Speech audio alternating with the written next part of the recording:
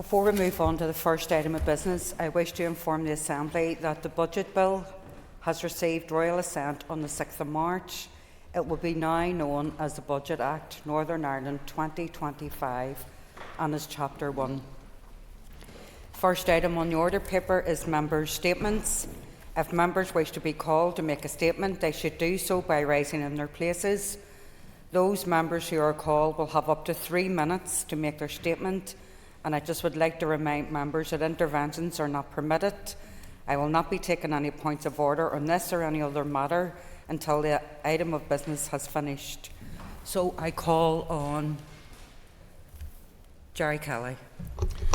As you might know, yesterday was a momentous day for North Belfast and the Reds fans across the north. The build-up to the final of the Bet McLean Cup was incredible, with thousands of fans getting behind the team, showing their passion and belief, and the players delivered when it mattered most. The final itself was a testament to the grit and determination which defines Cliftonville Football Club. And in a thrilling match at Windsor Park, North Belfast's own Joe Gormley etched his name deeper into the club's history with his incredible 289th goal for the Reds. Joe secured the victory in extra time and showcasing once again why he's affectionately known as Joe the Goal. Let's also mention the young substitute Ryan Corrigan for his pass to Joe, helping to set up the goal. But this victory, as they would say themselves, isn't just about the players on the pitch. It's about every supporter who filled the stands, every coach who dedicated countless hours, and every volunteer who worked behind the scenes. It's about the young fans who now dream of following in the footsteps of their heroes, and the seasoned supporters who've lived and breathed Cliftonville for all their lives. So in a spirit of good sportsmanship, I think there might be some Glentoran fans here, so let's acknowledge. There's one brave enough to put up the hands. Let's acknowledge Glentoran for their spirited performance, and matches like these highlight the passion and talent in the league. As this achievement is celebrated, let's carry forward this momentum. The Irish Cup awaits, and with the same passion, dedication and community spirit, there's no limit to what can be achieved. Let's continue the passion and support this team has earned and inspired the next generation of Cliftonville legends. Co-gorgeous to the players, the staff and all the fans. This victory is for all of them to cherish, and I should finish with up the Reds. Call Peter Martin. Thank you very much, Madam Principal Deputy Speaker. I want to congratulate Ballyholme Primary School in my constituency for winning in 4 very different events over the last week. This is an incredible achievement across a diverse range of both sporting and non-sporting activities. Ballyholme is my alma mater, and I am very proud that the school has retained the same values and ethos I enjoyed whilst there, albeit that a few years ago. On Saturday, the boys' football team won the Jerry Armstrong Cup at Bangor Football Club, and yes, I am old enough to remember that legendary goal by the big fella for Northern Ireland against Spain in 1982. Then the 10s and unders and 12s and unders both achieved first place in the relay at the Ulster Schools Cup and Championships. Their gymnasts competed in the Northern Ireland Schools Aerobic Gymnastics Championships and were also very successful. Their under-11 pairs placed second and third in their sections, and one of the under-11 teams of sixes was awarded first place and will now go on to the British Schools Championship in Stoke-on-Trent. Finally, the choir won the Barnardo's National Choir Competition on Tuesday of last week in the Birmingham Symphony Hall. Ballyholme were awarded junior winner in the popular music category with their rendition of I Can't Help Falling in Love with You. My wife wanted me to sing a few lines this morning, but I think that's probably a bridge too far for the Assembly. These outstanding achievements all happened in the course of a week.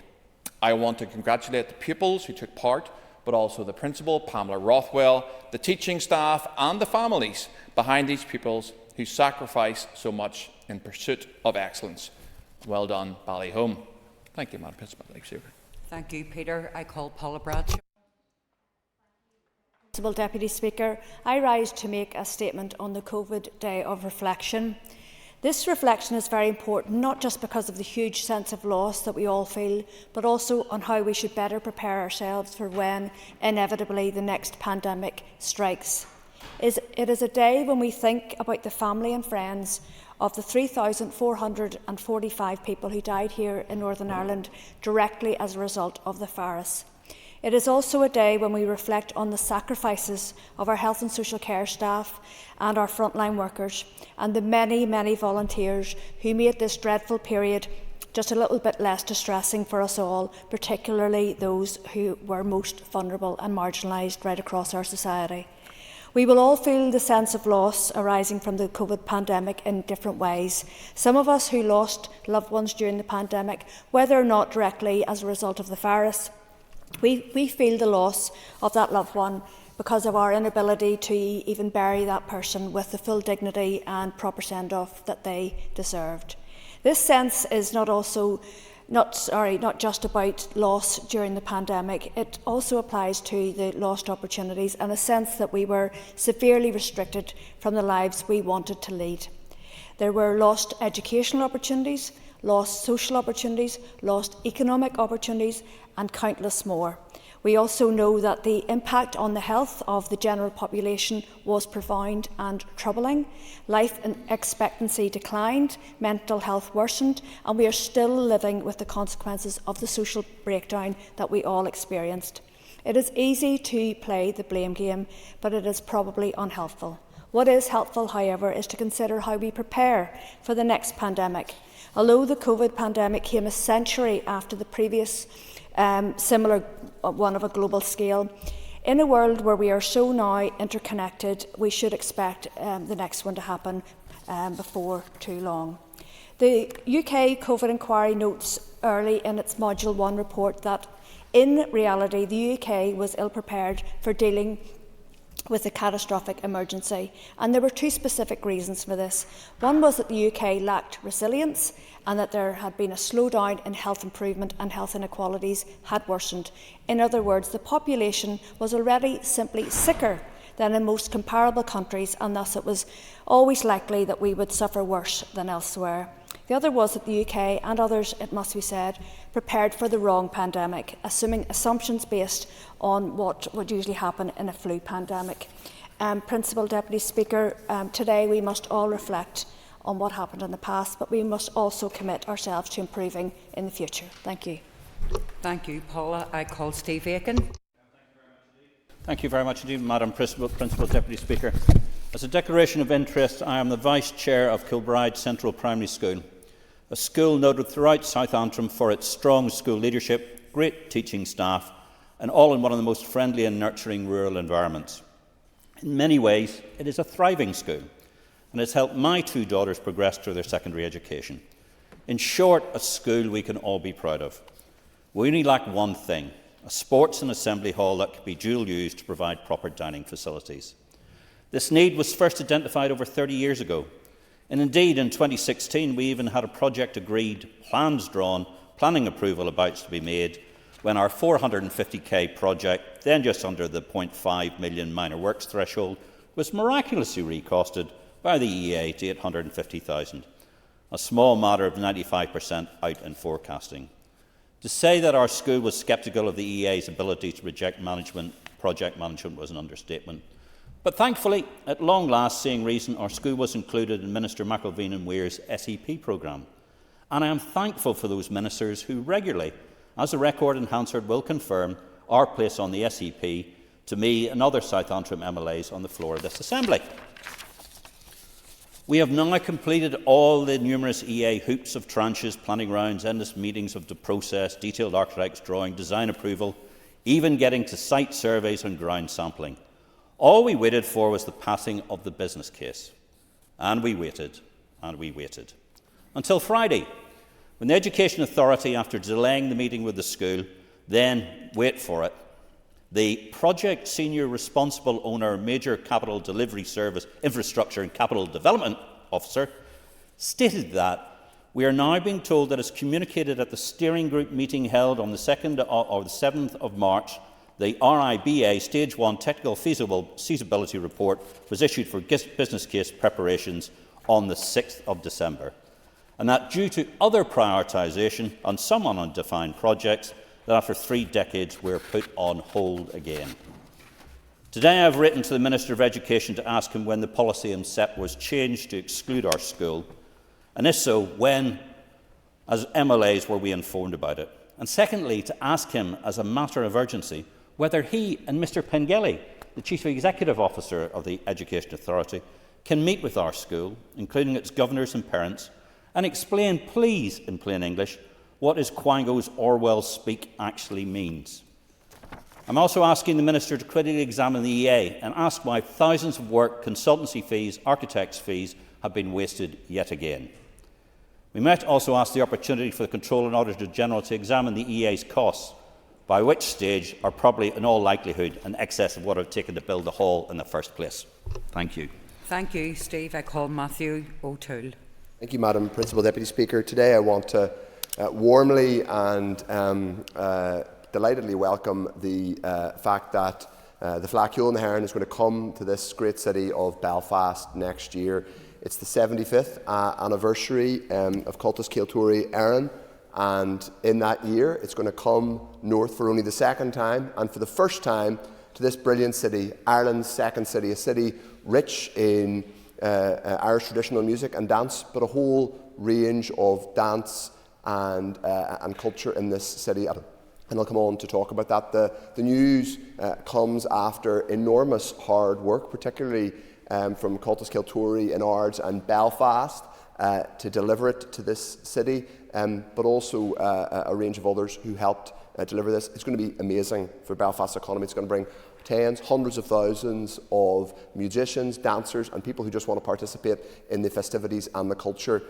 It's going to be truly brilliant. Anyone who's been to a Flacule, and there was famously a terrific one in Derry in 2013, the first one that had ever come north, will know how amazing an experience it is. It truly is a huge opportunity for the city. It's also an opportunity for us to proudly put on display the diversity of culture in the city, and I would acknowledge and indeed point to 2013 when the Londonderry Bands Forum was a huge and really emotionally resonant part of the Fla in Derry, and I'm sure that level of pluralism will be on display here in Belfast when the whole island of Ireland, indeed the whole world, will be able to see the extraordinary diversity of culture on this island and the way that this city best embodies that extraordinary culture. I am absolutely looking forward to the hundreds of events, the tens, in fact hundreds of thousands of visitors, the economic contribution, but also the huge cultural impact, Madam Principal Deputy Speaker.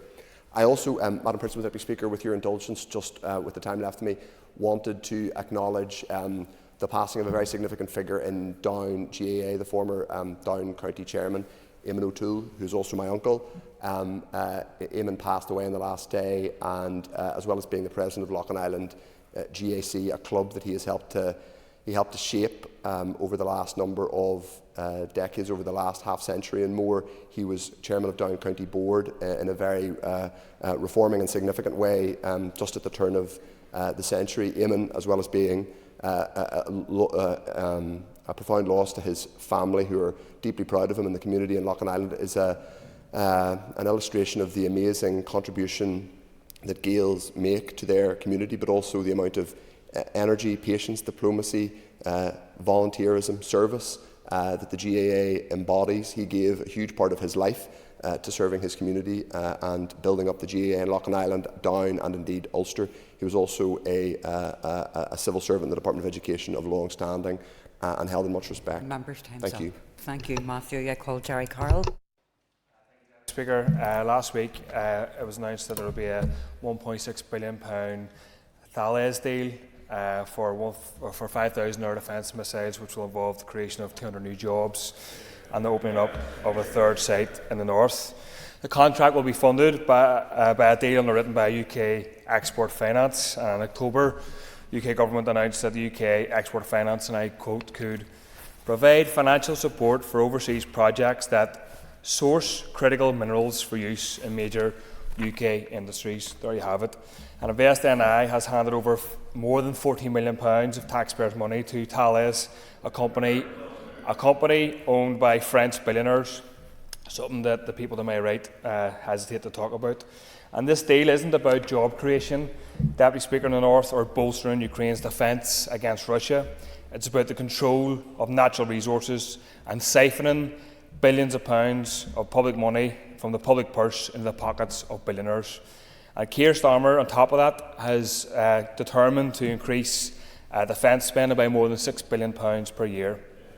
For £6 billion per year, the members may not like this, you could abolish the two-child limit, reinstate the winter fuel payment, and have £1.5 billion left to spare, so-called money not being available, they say. Or £6 billion could also pay for 26,000 nurses, 1,000 new ambulances, 28,000 social homes. No cheer to my right. People in East Belfast and across the north don't want boots on the ground and planes in the air. They want a social security system, Deputy Speaker, they can rely on when they need it. Safe, secure and affordable homes. Access to the NHS for their kids, and for their kids to be taught in schools they're not crumbling around them. And also there's questions, Deputy Speaker, about the Economy Minister. What about the Good Jobs agenda? Does good jobs involve the manufacture of weapons of war? Do they classify as good jobs? And 200 new jobs in an arms company in a so-called post-conflict society. There's massive questions to be asked about this deal. People working in weapons manufacturing could quite easily transition to working in green renewable energy, on wind turbine technology, solar panel installation and energy storage as well. So where are the 200 jobs in green and renewable energy? The jobs that would meet the zero goals, the net zero targets, and avoid literal climate breakdown. And instead, Keir Starmer and others are pouring fuel on the fire of imperialist competition in Europe. The people of Ukraine want a ceasefire, as polling suggests. And they always tell us there's no money for the poor, but this shows once again there's always enough money for war. And it's no coincidence. At the same time Keir Starmer, Deputy Speaker, found billions for war, his government is set on a new round of cutbacks on welfare and austerity tax on our public services. Time to stand up, time to fight back. Thank you. Okay, thank you. Cathy Mason. Agad Prílas Concordia, and if I may start by associating myself with Matthew O'Toole's remarks about Eamon. I am a blow-in to Loughin Island. I've lived there for 12 years from a neighbouring village, and we are harsh rivals on the football pitch, but Eamon was always so welcoming to me, and had many historical chats with him.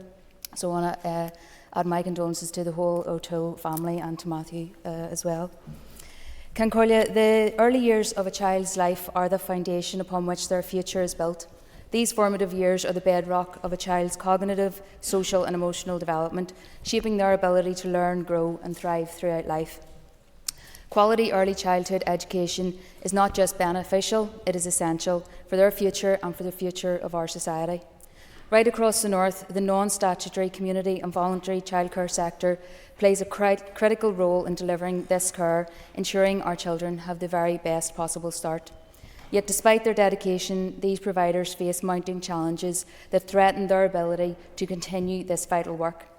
I have spoken with early years practitioners who are deeply concerned about the future of preschool education. The implementation of standardisation, whilst obviously well intended, has placed many preschools in an impossible position, both statutory and non-statutory.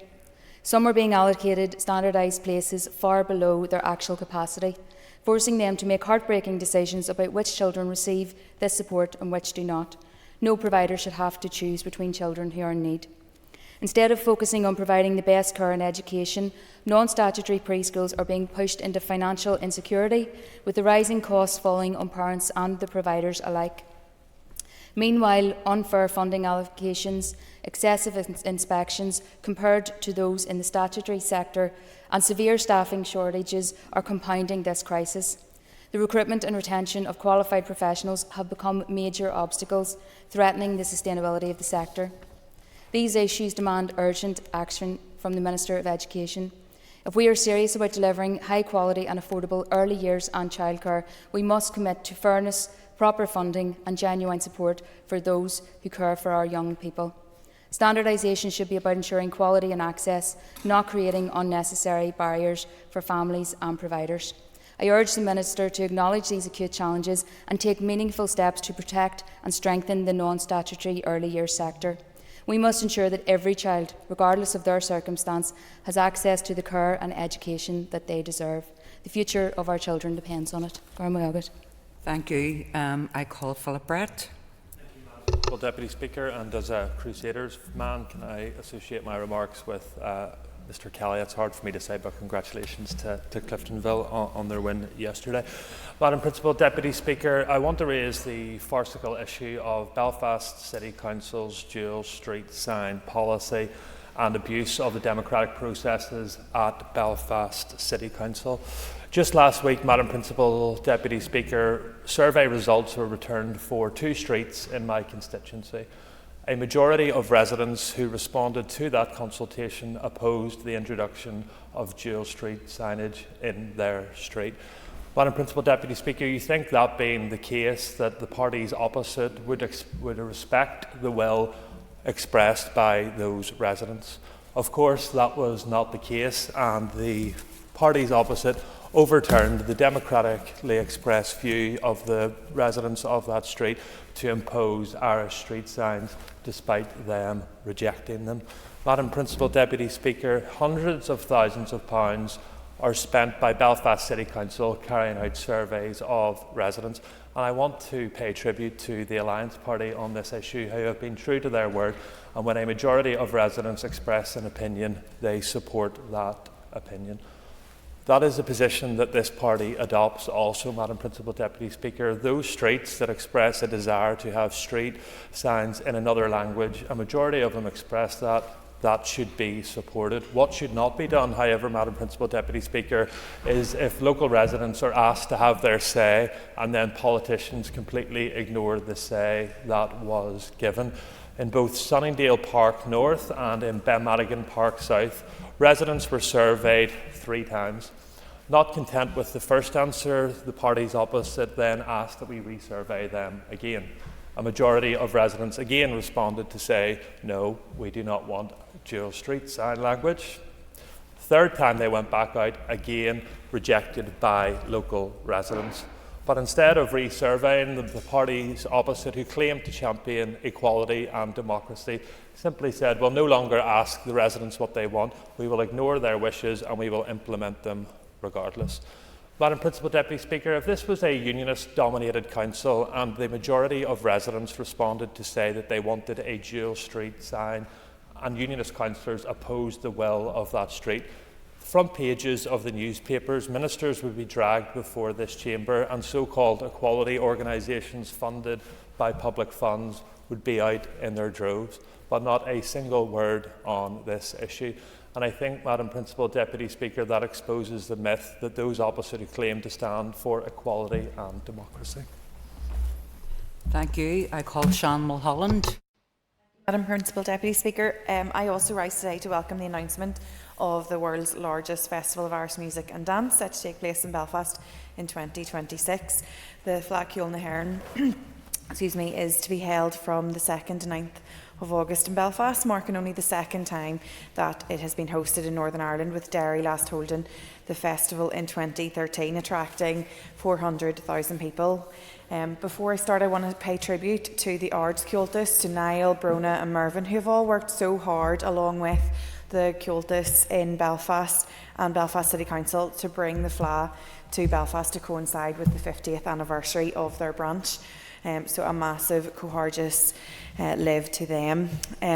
Dr. Lyra O'Murrahu, the Director General of Cultus Cultúrí Éireann, called the Fleadh the Olympics of culture and friendship, and predicted about 800,000 visitors for the Belfast event, including 20,000 performers from across Ireland and beyond.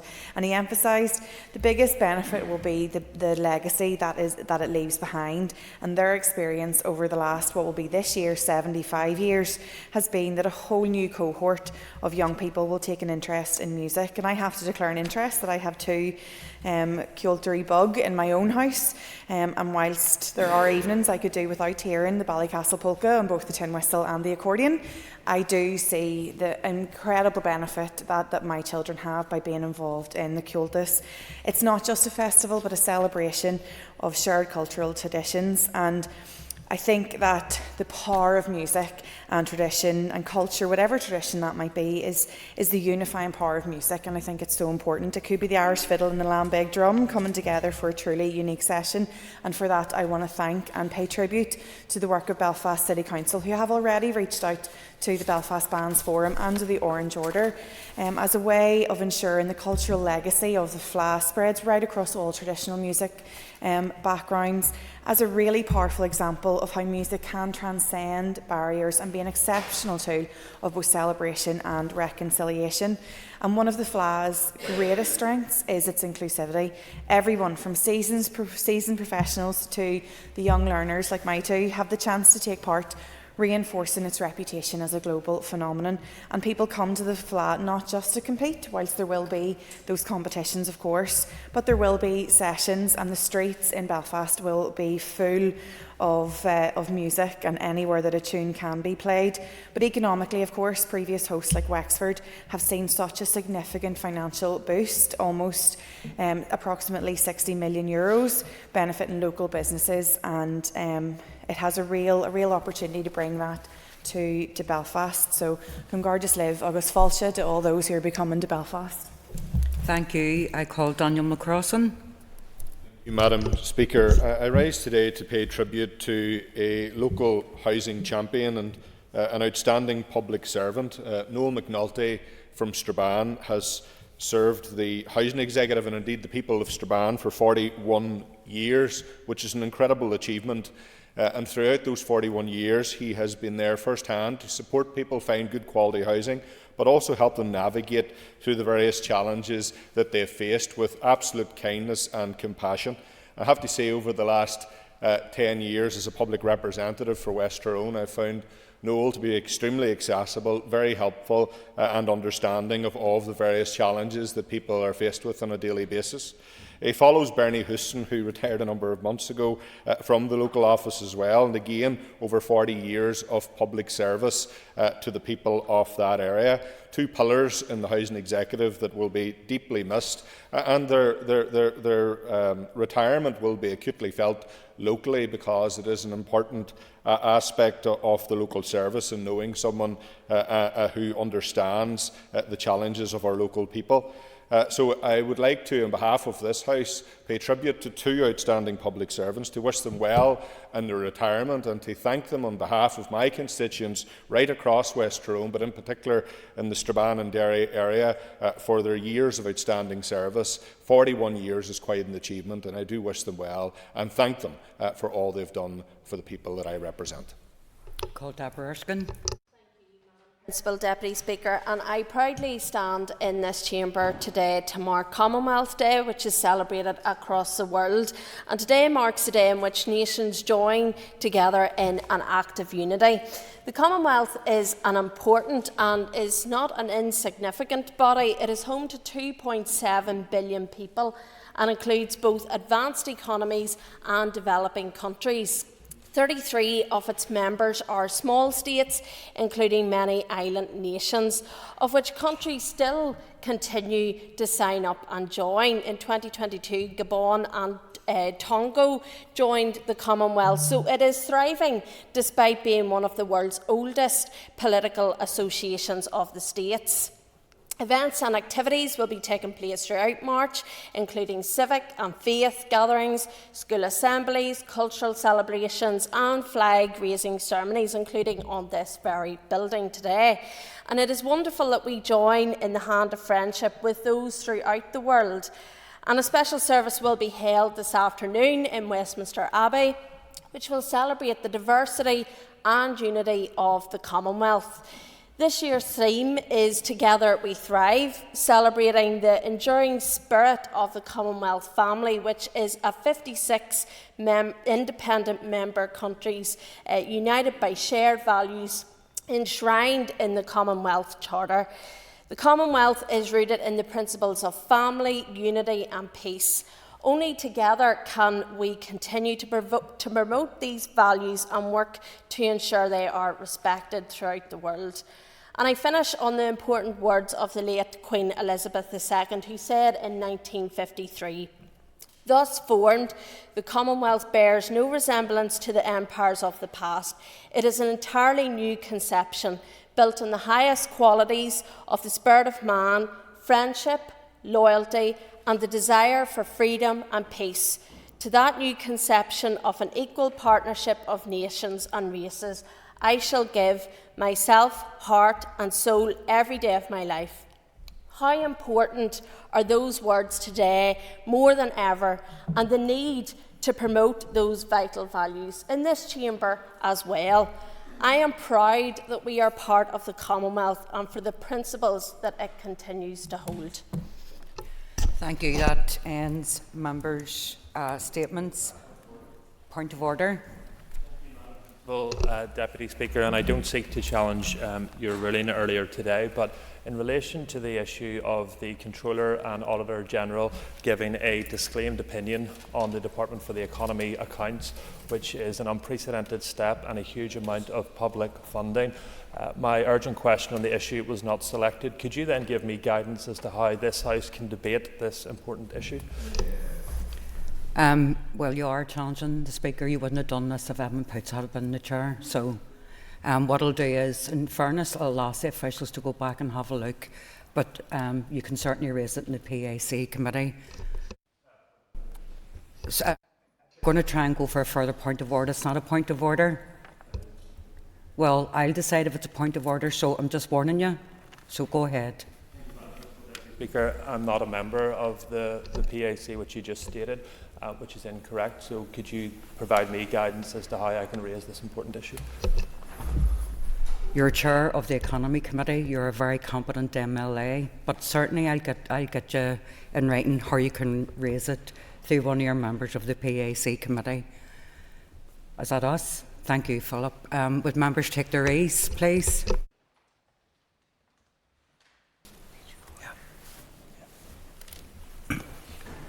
Members, the next item of business is a motion to affirm a statutory rule. I will ask the clerk to read the motion. That the Regional Rates Order Northern Ireland 2025 be affirmed. Thank you. And I call the Minister of Finance to move the motion. Moved. Thank you, Minister. The Business Committee has agreed that there should be no time limit on this debate. I now call the Minister to open the debate on the motion. Minister. As members will be aware, this order is brought forward annually to set the regional rate. Members will be aware from the written ministerial statement they received on the 19th of December 2024 of the regional rates levels upon which this draft budget was predicated. These levels were agreed by the Executive in January to ensure rates bills issue in time in April. These levels were agreed by the Executive in January to ensure today's debate now sees the Assembly undertake its role in the annual process, debating the parentage agreed by the Executive and reflected in today's legislation. Before moving to the technical detail of the legislation, I have a few points I want to make about the importance of today's order. The regional rate provides a vital source of income to fund public services. As members will know, it provides a supplement to our allocation via what's known as the block grant and constitutes between 4 and 5% of our overall spending power within the budget. The regional rate is expected to raise in the region of £730 million in the forthcoming financial year. This will raise revenue vital to helping fund our health service, childcare, education, public transport, roads and other essential public services and investment. The rating system as a whole provides significant revenue for both the Executive and local councils, with well over £1.6 billion now being collected in rates, regional and district, domestic and non-domestic. As well as the regional rate, the other part of the rates bill is made up of the district rates, set independently by local councils. Members will be aware the Executive has no direct role in that decision-making process, nor does this House. This year, the Executive has no direct role in that decision-making process. This year, both the Executive and local councils had to undertake the rate-setting process under the difficult circumstances brought about by the Chancellor's autumn budget at Westminster.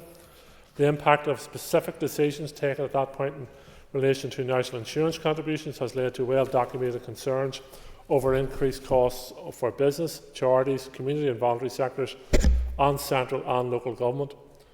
We are not alone in this, of course, with local authorities in England, Wales and Scotland increasing council tax at similar levels to the uplifts agreed by the local executive and our local councils. Given the impact of the Chancellor's autumn budget for businesses, the executive took the deliberate step to agree the regional rate increases for our local businesses should be 2% lower than those for households. The 5% and 3% increase for domestic and business rates, respectively, within today's order attempts to balance the clear need to raise money for vital public services while recognising ongoing challenges for businesses and households.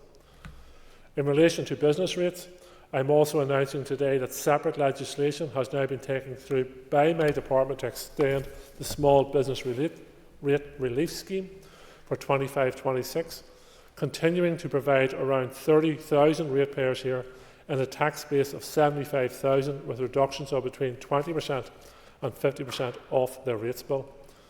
This is just one element of the over £250 million of support that is provided to businesses through the rating system. Likewise, later today, the Assembly will have the opportunity to pass the extension of the Back in Business scheme and the rural ATMs exemption, both of which were restored last year by my department.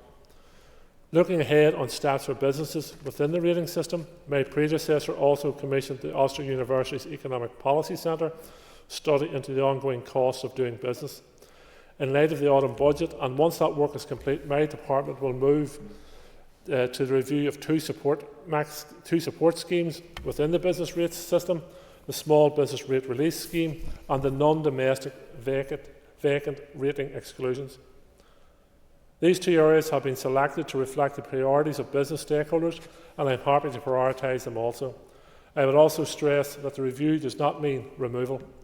For household bills, as I have said, before the domestic regional rate has increased at a similar level to the uplifts seen across England, Scotland and Wales. Indeed, the increases in some local authorities in Britain were considerably higher, as all jurisdictions face the challenges posed by the autumn budget. As an executive coming into 25-26, we continue to provide extensive support for both businesses and households, including mean-tested supports for those on the lowest incomes. Moving on to practical matters, today's legislation before the Assembly reflects the uplifts for domestic and business rates respectively that underpin the Executive's draft budget for 25-26. If the Assembly approves the order today, it will mean a domestic property with an average capital value of $123,000 would pay 60p a week more on the regional rate element of their bill. For businesses with a rateable value of $50,000, it will mean an additional £8.37p per week on that element. It will fix two regional rates in the pound for 25-26, one for households and the other for business ratepayers. As I have said, the new rates have been set carefully to strike the right balance between generating income for vital public services and limiting increases as much as possible. This order, alongside the extension of the Small Business Rate Relief Scheme, continued industrial de-rating, support worth over $70 million, the Back in Business scheme, the retention of the relief for rural ATMs, were all secured in the last year by my department and the Executive, and represents our ongoing delivery in less than 12 months to strike that balance. Our work continues in this area as we progress our strategic roadmap for rating outlined last year. We will continue that process as we move into year 2 of the strategic review of our rating system.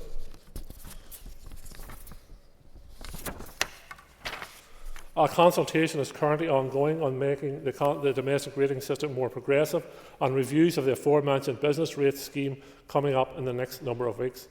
How radical improvement will be a matter for the Executive to consider as a whole. For my part, I will continue to progress policy to the point of Executive decision to build a progressive rates system based on the principles of fairness and equity, which aligns with and underpins the Executive priorities, stimulates our economy, supports the growth of our tax base by creating the conditions for businesses to thrive. Finally, then, to move on, in more technical terms to what is covered in the order, Article 1 sets out the title of the order and gives it the operational date as the day after it is affirmed by the Assembly. Article 2 provides that the order will apply for the 25-26 rating year through to 31st of March 2026.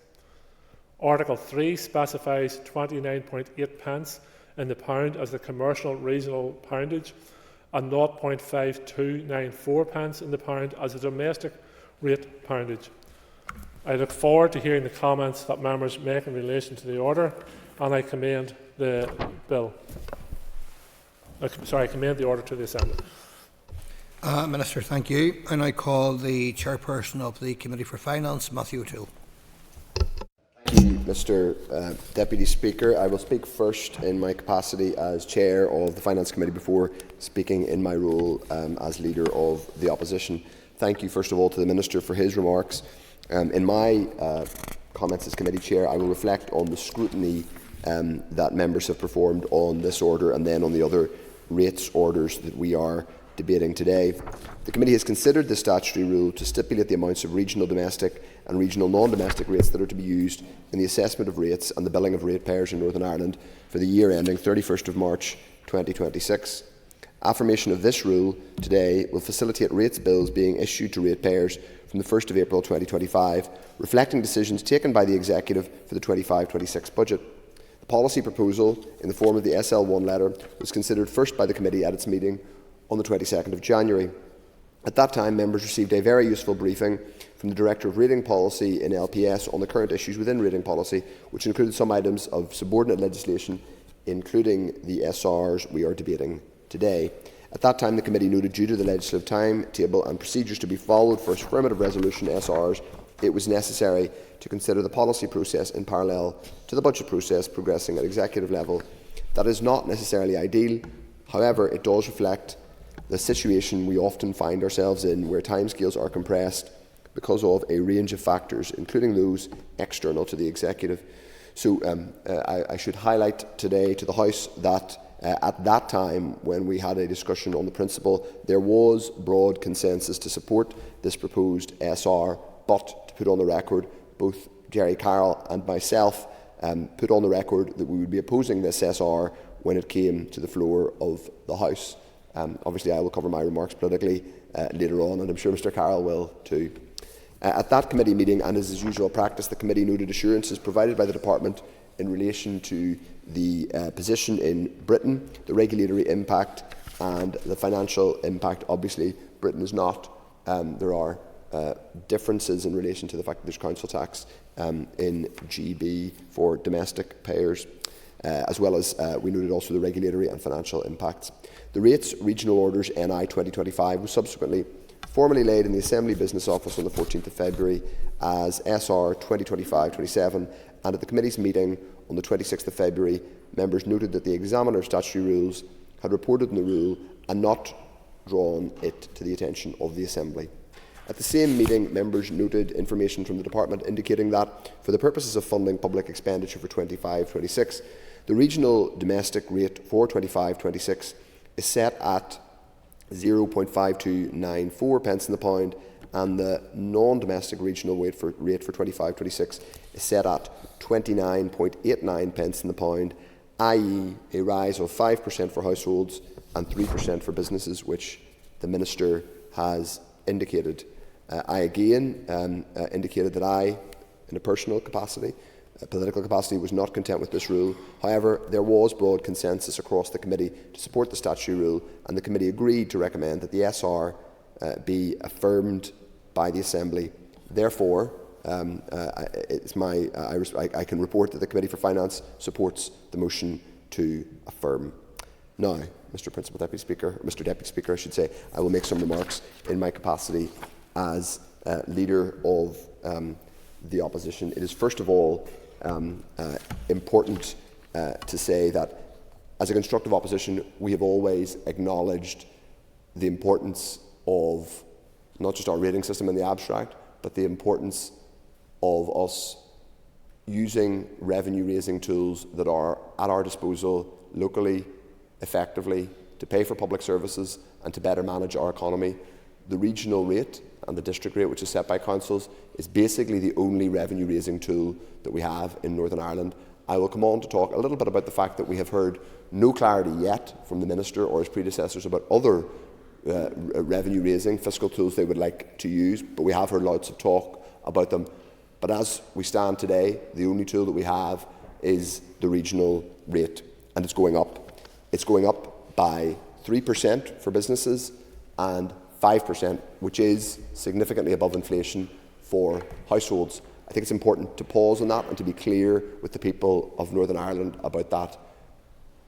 If you are out there, if you are a householder, your rates are going up in real terms, not just in cash terms. You are paying more than the current rate of inflation next year. The Executive has agreed to that. And this, by the way, is the first substantive debate we have had on the regional rate, which is, as the Minister said, was brought to us in a written ministerial statement. The entire 25-26 draft budget was in a written ministerial statement that was delivered to MLAs without an oral statement and no ability to scrutinise or challenge the Finance Minister or the Executive more generally on it. We still haven't had that, by the way, because we still haven't had a full debate on the 25-26 budget. That was slipped out just before Christmas, when this Assembly had ceased to sit in plenary. Then, after Christmas, we found out, in fact I found out via a written answer to a question, that the Executive had agreed that regional rate. Again, 5% for households, 3% for businesses.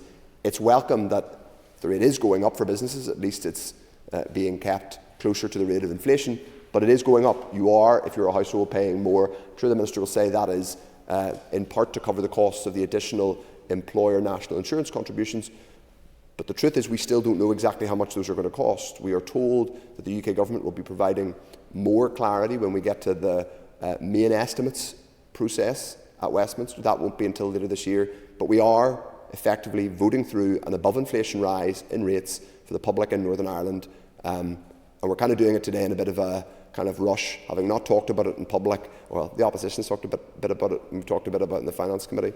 I think that is important to put on the record. It's also important to put on the record that last year, when the Executive returned, the First Minister was very clear when she was asked about revenue raising, and she and other ministers were very keen to run away from the concept of revenue raising. But revenue raising was agreed as a part of the process between the Treasury, the NIO and all the parties who form the Executive. It was agreed, and it was in black and white in the letters that were exchanged between the UK Government and the new Executive, that revenue raising would be part of that. Then the First Minister, the newly appointed First Minister, said last year she didn't think you could hit the people here in the north with new charges when public services were in the state they're in. I don't think public services have massively improved in the last year, but we are hitting people with new charges. Let's be clear, Mr Deputy Speaker, our role as constructive opposition has meant that we have never said, no, nay, never, don't ever look at taxes, don't ever look at how you raise revenue. In fact, we have been, I think, quite encouraging of the Executive to look at measures to raise revenue and to take more powers here. We want them to do that. We want them to take responsibility. We want them to be accountable for money that's raised here, and we want them to do that on the basis of a plan to produce public services, improve public services. But we haven't got either of those things. We've got a rushed-through regional rates order with an above-inflation increase, but no parallel set of clear plans to improve public services. I'm sure perhaps the Minister will say that that's all in the programme for government. I, of course, would say I don't think that is in the programme for government. I don't think the programme for government comes anywhere near being a clear, targeted timeline plan for improving public services. And if any member of the public, whether they are a business owner paying non-domestic rates or a householder paying above inflation rates, is going to be asked to pay more, and they are being asked to pay more, the least they can ask is what that money is going to be used for. And the Executive hasn't delivered it. Perhaps that's why there is a desire to kind of slightly subtly sneak this one through without any debate until today. Well, the official opposition will be opposing that. Not because we don't think rates should be raised ever, but because this is clearly an above-inflation rise being forced on households in the absence of clear, deliverable plans to improve public services. And I'm happy to give way to any member who is going to point me to where that plan is or when people can expect to see waiting lists come down. I also want to talk about something that was mentioned in the Minister's remarks, because we have encouraged, as I said, more ambition on revenue, more ambition in terms of fiscal powers. We've had lots of warm words, lots of, to use that old Irish language expression, plumos,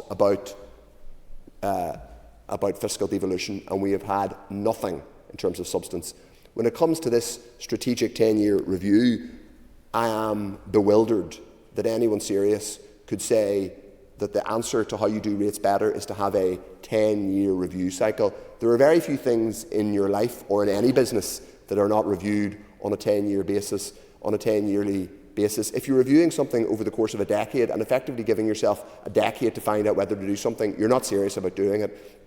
It, I'm afraid, isn't just platitude, Mr. Deputy Speaker, it's gaslighting people and it's not taking responsibility. So asking the people and small businesses, but particularly households, because they're the ones facing the above inflation increase, well, you can have an above inflation increase in the rate this year, but don't worry, we're looking at how it works, and we're going to review perhaps at some point in a decade's time when we have a little bit more information, is, I'm afraid, utter nonsense. I do want to come on and just talk about a couple of other things that have been said about rates reviews and fiscal policy. We've heard a lot about the fiscal framework, and we've heard a lot, in fact we need to hear more about the fiscal framework and what's actually happening with that. But in terms of rates and revenue raising, there was a lot said last year about how punishing the revenue raising increases were going to be. Well, I just got a written answer which suggested to me that the revenue raised by the executive after the restoration package was actually less this year than it was in previous years on the same measurements. So I'm intrigued as to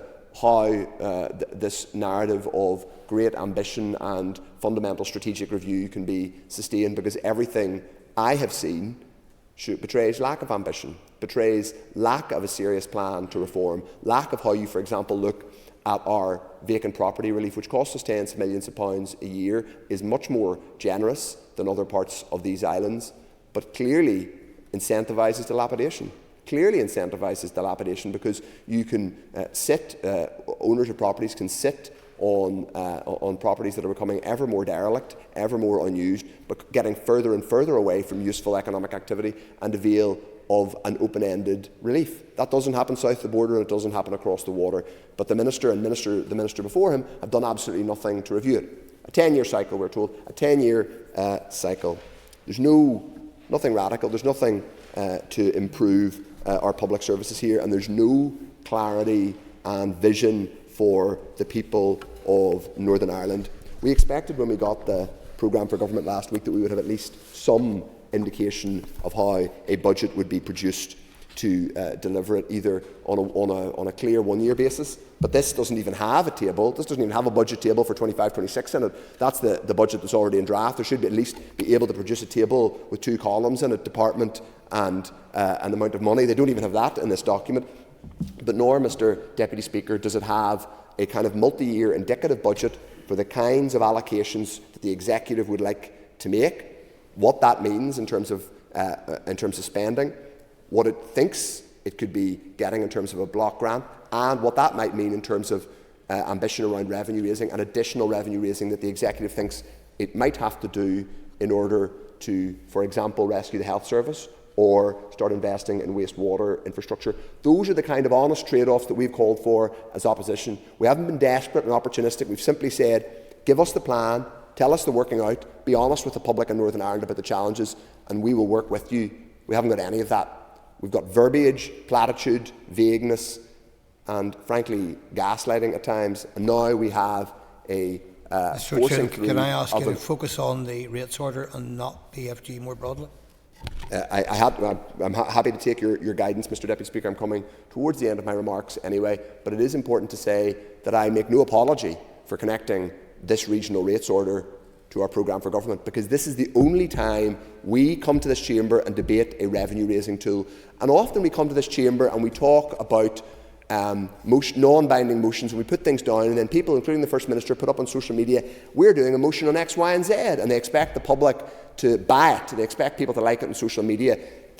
And what we're voting on today, the rates order, is actually voting through a taxation increase. This is serious stuff. This is what we come here to do. This is the power we have. People are voting to increase people's taxation. The social contract in most democratic societies is predicated on people who get to vote through taxation telling the people who are being taxed what the plan is for using the taxation. So I make no apology linking it to this flimsy, flawed document, the programme for government, because we haven't. The executive has not produced a clear, coherent plan. If they were to do that, and they were to say, this is why we want to raise revenue, this is what an increased rate is going to be used for, this, by the way, is how we need to find other sources of revenue to deal with the crisis in wastewater infrastructure, to get our health service transformed, then the opposition would have to be constructive in engaging with it. They haven't done any of that. They've simply plodded along, verbiage, gaslighting, platitudes, and then finally asking us to vote through an above-inflation rates increase for ordinary householders in Northern Ireland. There's an opposition now to call that out and challenge it, and we intend to continue doing that. So we will be voting against the regional rates order today. Thank you, Mr Deputy Speaker. Gemma Dolan. And I thank the Minister for bringing the regional rates order to the Assembly. As the only major tax that the Executive has control over, the regional rate is a vital source of income that supports the delivery of our public services. It is important that while setting the rates on an annual basis, that a balance is achieved which recognises the circumstances that local businesses and households are experiencing, while also providing funding that helps sustain frontline services that people rely on every day. An increase of 3% for businesses and 5% for domestic rates respectively, when combined with the district rate, will raise over £1.6 billion, which will be used to invest in areas such as the health service, education, supporting parents with childcare costs, and delivering programmes which help tackle serious issues in our society, including ending violence against women and girls. Recent decisions taken by the British Government, such as raising the cost of national insurance contributions, has put an additional strain on businesses, and therefore the lower increase for them is a recognition of this, and will help mitigate the impact that another rise in operating costs would have on those businesses that have also suffered through the pandemic and high levels of inflation in recent years. Small and medium businesses are the backbone of our economy, providing jobs and services, and therefore I am pleased that other measures to support them with the cost of rates, such as the Small Business Rates Relief and the Back in Business Scheme, are due to continue. As an MLA for a large rural constituency, I also recognise the value that the rates exemption for rural ATMs has had for my communities by helping them retain access to cash at a time when we see banks abandoning our high streets and villages. I am also conscious that many households continue to struggle with the cost of daily living, therefore maintaining measures which help protect the most vulnerable in our society is also welcome, as well as keeping the domestic rate at a level which is sustainable and recognises the need to raise revenue to provide for our public services. I support the order.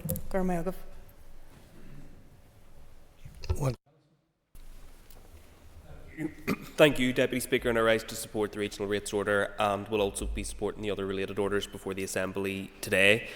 There will no doubt be some members in the course of the debate this afternoon who will oppose any uplift to the regional rate, and I would encourage any such member who takes that stance to articulate how they would fund their proposed approach. Rates are the most significant lever available to the Executive, as others have said, to raise vital funding for health, for education and for other vital public services, and is a crucial funding stream for local government in particular. Our focus should be on balancing value for money for ratepayers, the pressures facing hard-pressed households and businesses, and much-needed investment in our public services. The Department's target on gross collectible rates for 24-25 was set at 93%, translating to £1.8 billion by the end of the current financial year, and in the 25-26 draft budget it is estimated that rates revenue will generate almost £730 million for executive departments alone. But not only are rates important in terms of investment for public services, there is also a requirement on the Executive from the financial package to raise £113 million from local funding streams. Now, counter to what the Leader of the Opposition says, that is a requirement that was not agreed by any of the executive parties but was imposed. But there would be a consequence were we not to meet that, because that financial package has delivered an additional £430 million for public services. Yeah, well, of course, yeah. The member is right when he says that there was not necessarily a detailed discussion on this, but does he also accept, and would he agree with me, that lots of the things that were done to raise revenue were things like that there weren't difficult political decisions. There were things like operating ordnance survey fees and hospital canteen things. So the idea that all these difficult decisions had to be made is a little bit outre. Well, look, I'm not going to comment on the difficulty or otherwise of individual decisions, but the reality is that there's an onus on the executive to find that money, and I think that all executive ministers need to be going away and looking within their own department at the means to raise money through fees, for example, that they charge for services, so that we get a balanced approach and that we minimise the burden that we place on people through the rating system, and I think that's what has been attempted to date. However, I do agree in terms of the wider ambition in respect of going further in terms of fiscal devolution and progressive revenue raising in that respect. But I think it's just important to highlight that there would be a consequence were we not to meet that target. And, for example, the £129 million that was invested in GP services in terms of multidisciplinary teams, in terms of speeding up our justice system and in special educational needs, flowed from that financial package and is dependent on us reaching our conditions around revenue raising. So this is not an unimportant decision that we're taking today, and it's important that we take these decisions seriously and recognise the consequences were we not to meet those objectives. I support the approach of decoupling the domestic and non-domestic rates, given the enormous pressure facing businesses as a result of the national insurance hikes introduced by the UK Government. And, of course, part of the reason why this is so necessary is because of the huge costs that will be borne by our own public sector in that respect. However, it is regrettable that we are once again considering a rates order in the absence of any meaningful reform of rating reliefs. It remains the Alliance Party's view that the strategic review of rating policy over 10 years lacks the urgency or the independence that is necessary to deliver a progressive rating system that is fair and supports economic growth, and the Department should instead move to establish a holistic, independent review of reliefs without further delay. In addition, I do believe that interim support measures are absolutely necessary to support hospitality, retail and leisure sectors in particular, which have not been in a position to benefit from reliefs available elsewhere in these islands. And whilst I will be the first to acknowledge the huge funding constraints facing the executive, it is also the case that failure to intervene now could be more expensive in the long term, as otherwise viable businesses go to the wall as a result of the pressures that they are facing. And I do hope that in future years the rates order is not the only means of revenue raising that we debate in this Assembly, and I would invite the Minister, if he is in a position to do so, to update on his own position in respect of the powers that he is seeking through the Permanent Fiscal Framework. Thank you, Deputy Speaker. Right, Carroll. Thank you, Deputy Speaker. The Executive has finally agreed an inflation-busting increase, but it's not a pay increase for our public sector workers. It's a 5% hike to the domestic regional rate. Whilst the domestic regional rate has risen by 5% this year, the non-domestic regional rate has risen by 3%. This reflects the pressure faced by businesses as a result of the national insurance increases. But I would ask the question, why should ratepayers here face another hike, another increase in their bills for terrible UK economic policy? Once again, this executive is doing the bidding of the austerity enthusiasts in London. Labour refuses to introduce a wealth tax, increase corporation tax or equalise capital gains tax with income tax, and the executive has nothing to say on these matters. And rather than using revenue-raising powers at its own front door, Deputy Speaker, like ending industrial derating or completing the devolution of corporation tax to increase it, the executive is plunging people even deeper into poverty and destitution. How much more punishment can this executive inflict on working class communities? I'm almost afraid to ask that question. The Minister talked about a 60p increase on rates for some people. His figure was based on £123,000 average house price, but price of house, but average prices of homes are actually £221,000, and he didn't say the rents are actually rising faster than anywhere in the UK or Ireland, 10% in the last year. Almost 1 in 4 children live in poverty, and in my constituency, West Belfast, it's 1 in 3. The winter fuel payment has been cruelly stripped away from 250,000 pensioners. Now it looks like sick and disabled people in the north will suffer because of inhumane cuts to PIP and universal credit, and still people are told to dig deeper into their pockets even if they have nothing to give. The executive parties show time and time again they'll bend over backwards to enable British austerity, whether it's administered by the Tories or Labour. And when there's a demand, a call for revenue raising, it's always in the one direction: kick and hammer the poor. It's undeniable, Deputy Speaker, that our public services do need serious investment, but it's a lie that the burden of revenue raising must fall on households whose rates increase year after year after year. Why should working class people be landed with the bill while Coca-Cola, Moy Park, Kingspan get tax breaks to the tune of £73 million every single year? A truly just and fair rate system should be based on income on profit, and something that another Sinn Féin Finance Minister has refused to implement. It would see those with their broadest shoulders paying the most towards our public services. It's finally time for the rich to pay their way. That's the approach this Minister and the Executive hasn't but should take. I'm opposing this order. Thank you.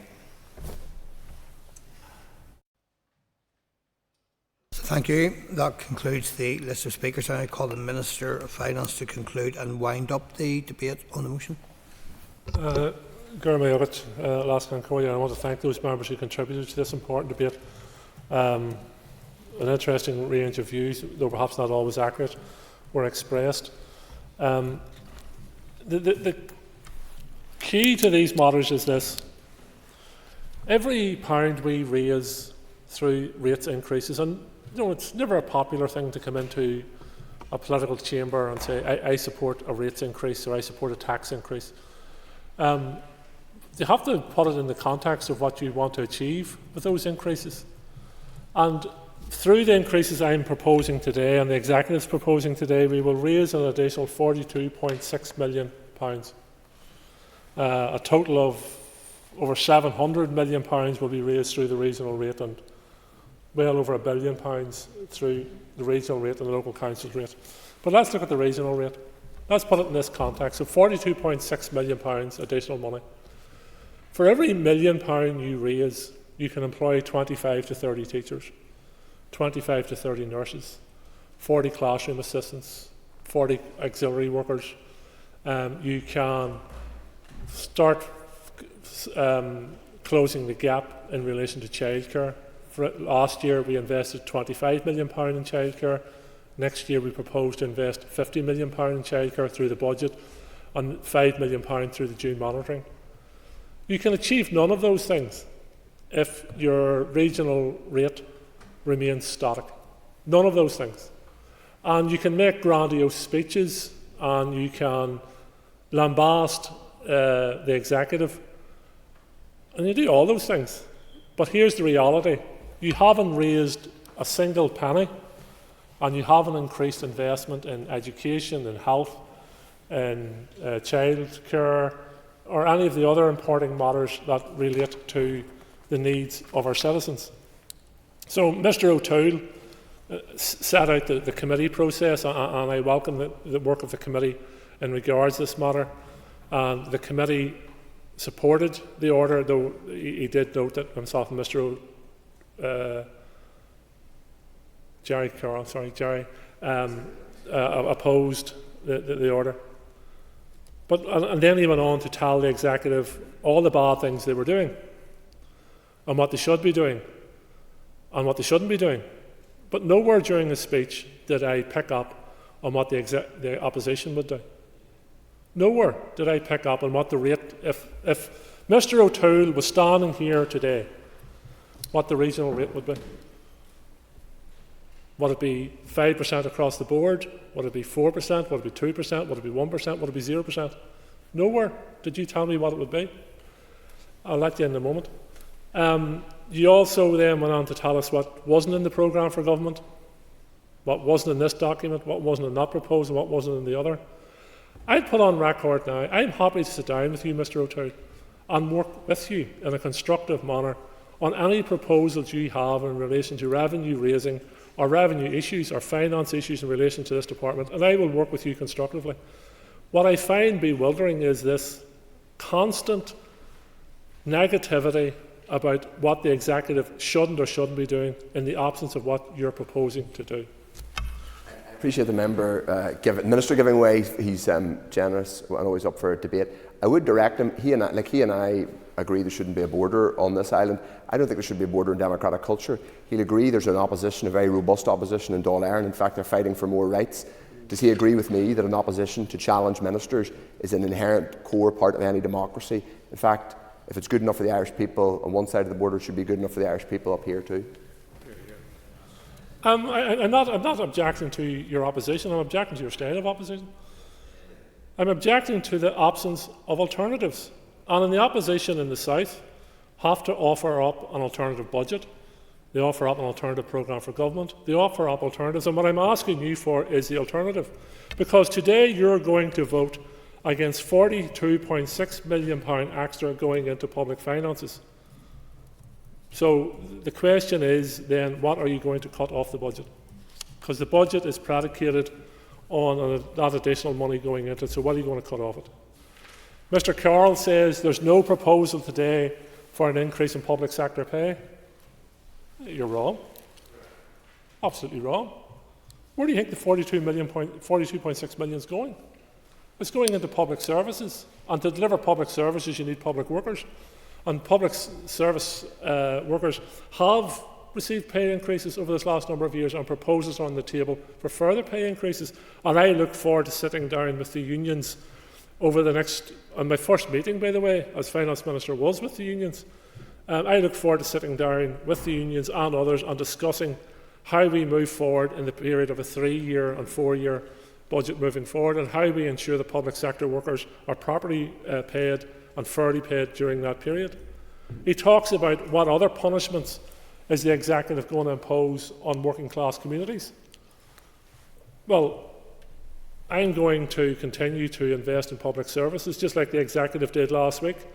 £61 million for multidisciplinary teams in health, £27.5 million for the Department of Education and Special Educational Needs, £20 million towards justice, £2.9 million towards justice, £15 million for the Department of Infrastructure's urban drainage, £3 million for the Department of Infrastructure for its transforming planning proposals. All of those are for the benefit of the public. So, as I say, I have no difficulty with an opposition being in the chamber. In fact, I think it could bring value, but it has to bring alternatives. It really does have to bring alternatives, yes. He said about there's no alternative was proposed. He mentioned the £42.6 million and where that money could come from. Is he content with the industrial derating policy, which gives a handout to corporations around £72 million a year, which includes Caterpillar, Coca-Cola, Moy Park and Kingspan? Is he happy to stand on that policy, or will he review it in order to fill this £42 million gap? All rating policies are under review and will be under review over the next number of years. But a saying which is very true, particularly when you're working in the Department of Finance, every action you take has both a positive and negative reaction. So if I take action in relation to one area of rating, what impact does that have on the sector on which we take that action on or against or for? So it may have a negative or a positive reaction to that.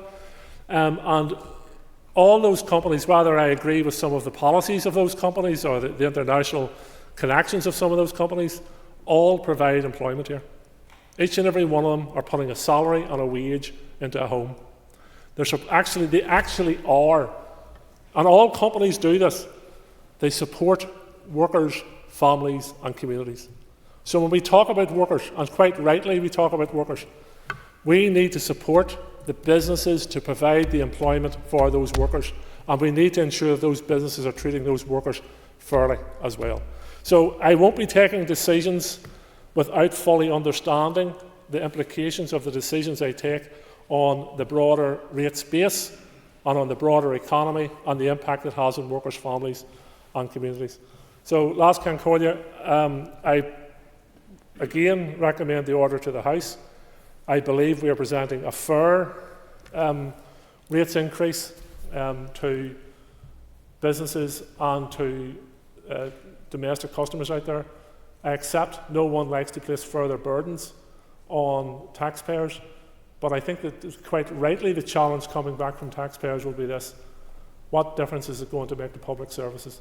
And we all have a collective responsibility, more so in the executive I accept, to ensure that our public services improve. Minister, thank you. Before we proceed to the question, I would remind members that this motion requires cross-community support. So, the question is that the Regional Rates Order Northern Ireland 2025 be affirmed. All those in favour say aye. Aye. Contrary, no.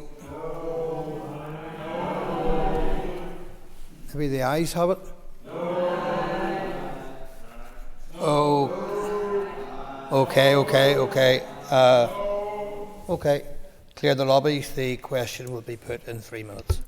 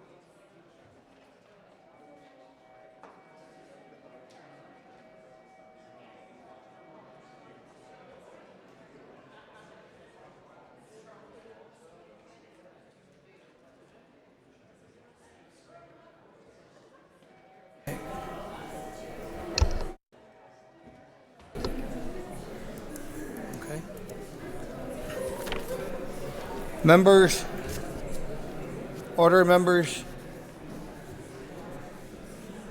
order members.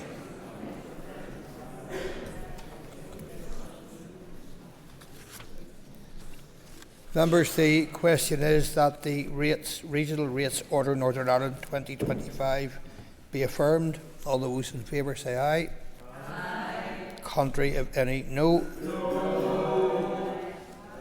Ayes have it. Okay, do we have tellers?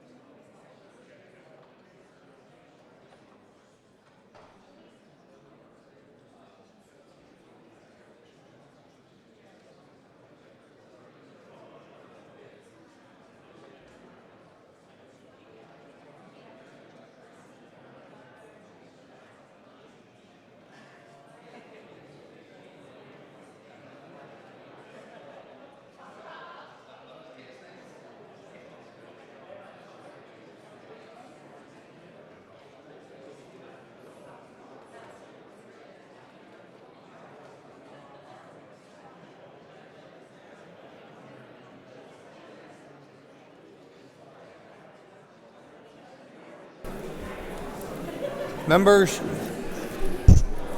Order, members. Members.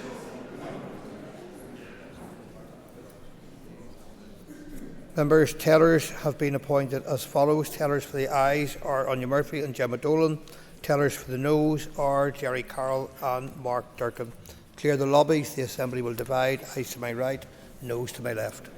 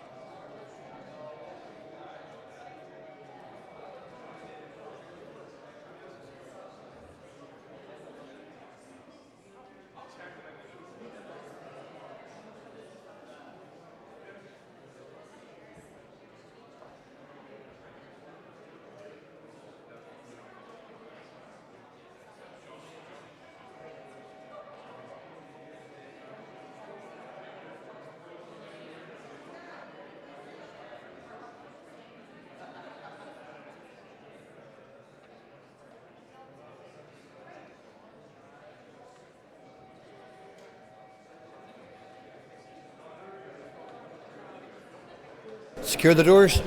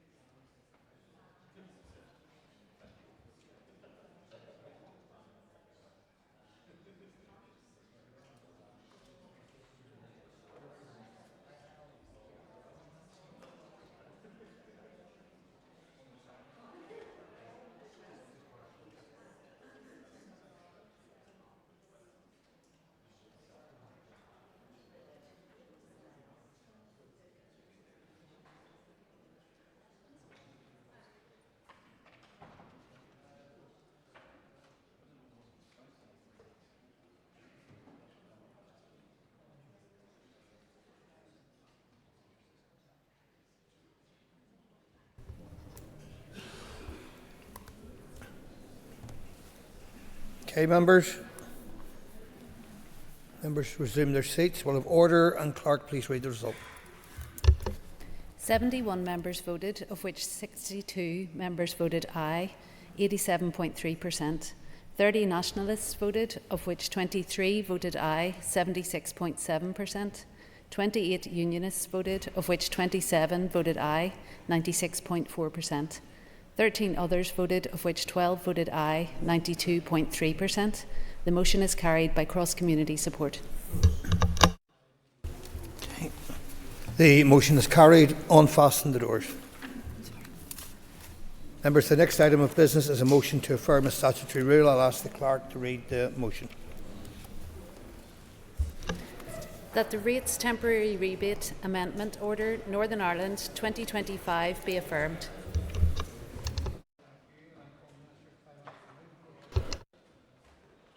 Mr. Speaker, I missed which order is coming forward. Is this the ATM one or back in business?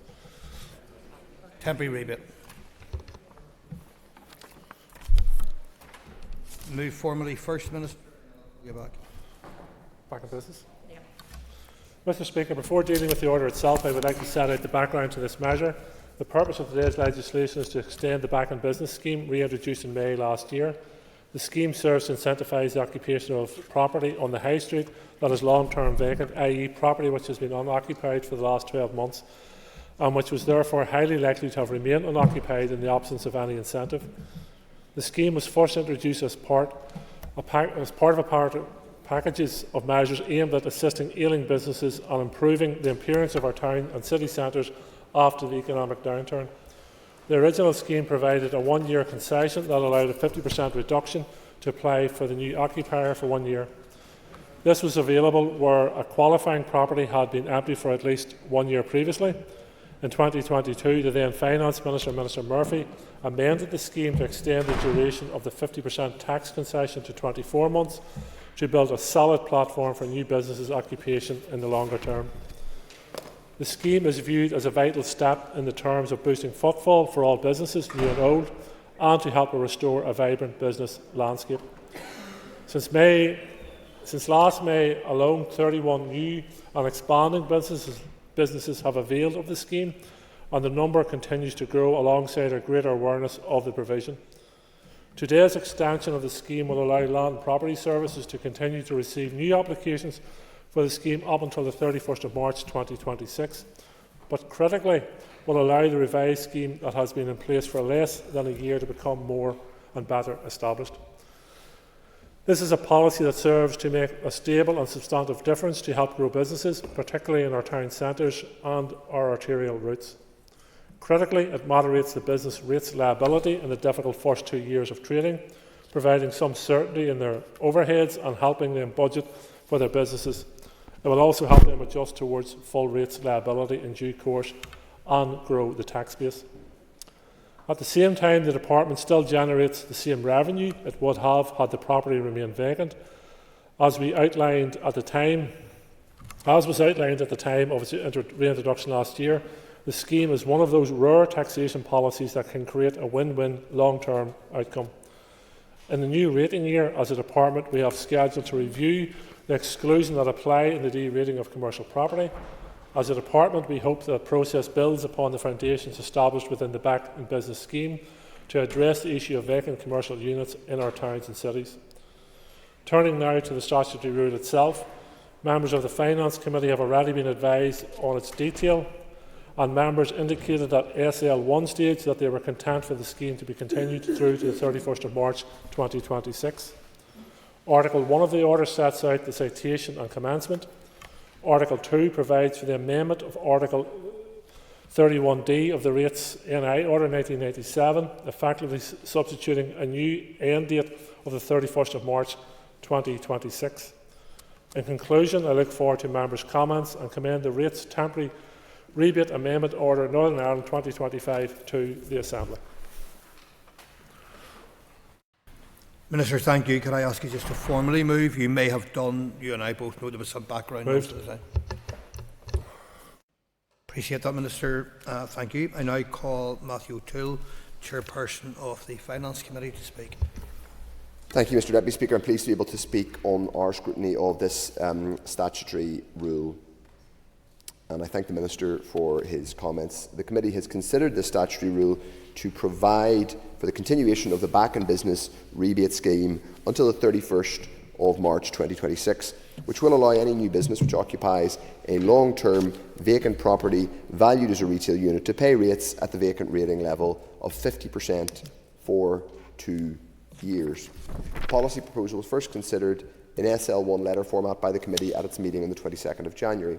At that time, members again received a useful briefing from the Director of Rating Policy on the current issues within rating policy, which included some items of subordinate legislation, including the SRs we are debating today. As is common practice, the committee noted assurances provided by the Department in relation to equality impact, financial implications and regulatory impact, as well as information in respect of similar schemes in Scotland, England and Wales. Members also noted the Department's position in relation to Section 24 of the Northern Ireland Act 1988 and EU implications. In particular, I would like to highlight information provided by the Department in respect of monitoring the effectiveness of the scheme. Members have noted and like myself, welcome the scheme's success in supporting 101 new businesses in its last period of operation. Since its reintroduction in 2024, it has helped a further 29 businesses with a good spread across 11 council areas, all the 11 council areas, and a further 13 applications in the pipeline. At the time of the committee briefing, the committee is encouraged to hear the work being undertaken to promote the scheme further in coming months.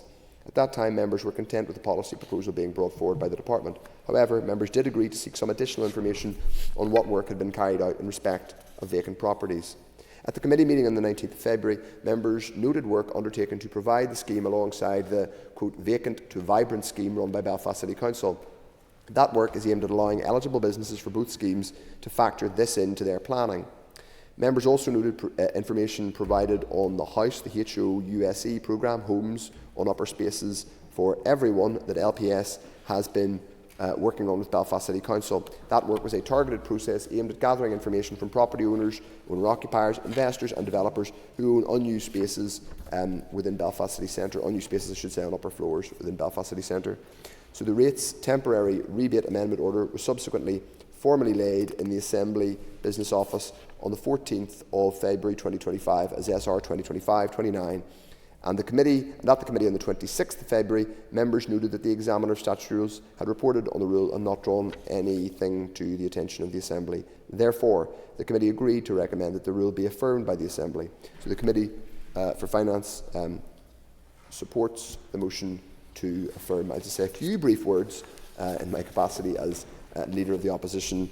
Mr Deputy Speaker, we do, as Opposition, support the extension of the Back to Business rebate scheme until the 31st of March 2026. As we've always said, of course, we support any measure that helps small business, particularly helps encourage and incentivise the take-up of vacant properties.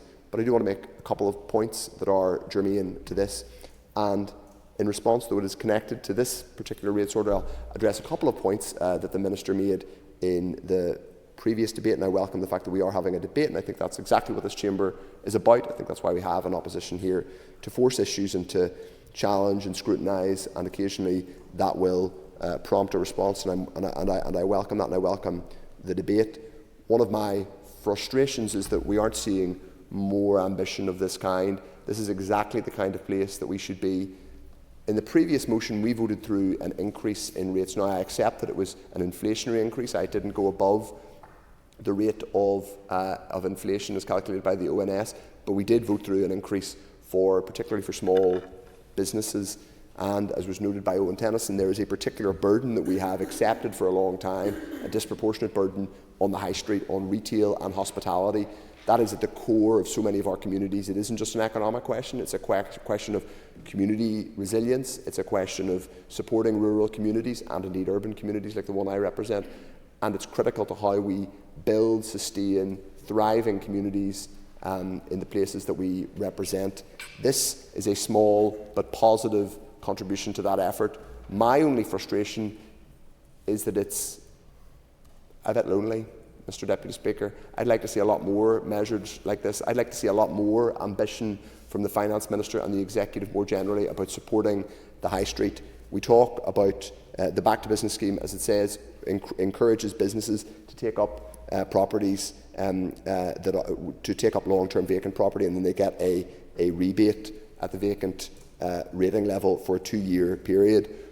The other side to that, the other way of looking at that, is what's happened for the years and years in advance of that, which is that those properties that have been vacant, sometimes straying in to dereliction, sometimes even falling into dereliction, have been getting a 50%, that 50% relief the whole time. Now, the Minister challenged me, and it's a completely fair enough challenge. In his previous remarks, he said, where's the opposition's ideas? Well, I could spend the rest of the sitting day telling you all the proposals we put forward last week. My colleague Colin McGrath brought one out on emergency departments, but specifically in relation to rates, we have said, I've said in this chamber, I've said outside it, let's look at reforming vacant property relief, because our vacant property relief is poorly targeted. It sustains and incentivises dereliction, frankly, but also properties to lie empty. This Back in Business scheme is one small part of encouraging people back into them, but clearly the fact that they're being given, people who are taking up the business, who are putting their own capital at risk, employing people to open a business on a high street, are getting the same relief that the person who just was the landlord and let it lie for years upon years. Now, there are specific economic circumstances. There are people who hold properties and they can't let them. I accept that. But shouldn't it be the case that we're looking at reforming the vacant property relief in order to redirect some of that money to encourage, stimulate and incentivise more of the kinds of people that we're supporting through this rates order? So there's a positive, constructive proposal that we've made before, and I make it again today from the Finance Minister. I hope that he's looking at it, and I hope he's looking at it with a little more urgency than the 10-year cycle. I think a 10-year cycle is such an absurd timescale, and I wish the previous minister had never brought it forward. I frankly think it's taken the hand out of people who want to see reform of our rates system. Saying you need to review something on a 10-year cycle means you're not really reviewing it at all, because there's no urgency and there's no real political deadline. So I strongly support the extension of the Back to Business scheme, but it is one small extension where we need to see much, much more. And I have given one practical proposal and suggestion that if the Minister was to bring to the floor of the Assembly, well directed, he would have the opposition support there. I've given him a very clear answer, and we've had a constructive, useful debate specifically in relation to that. But we do want to see much, much more ambition, and bluntly, Mr Deputy Speaker, much more support for people who want to open hospitality and retail and other businesses on our high street and simply aren't getting the support at the minute. They are the lifeblood of our communities. We place a disproportionate rates burden on them. We clearly aren't doing enough to support them.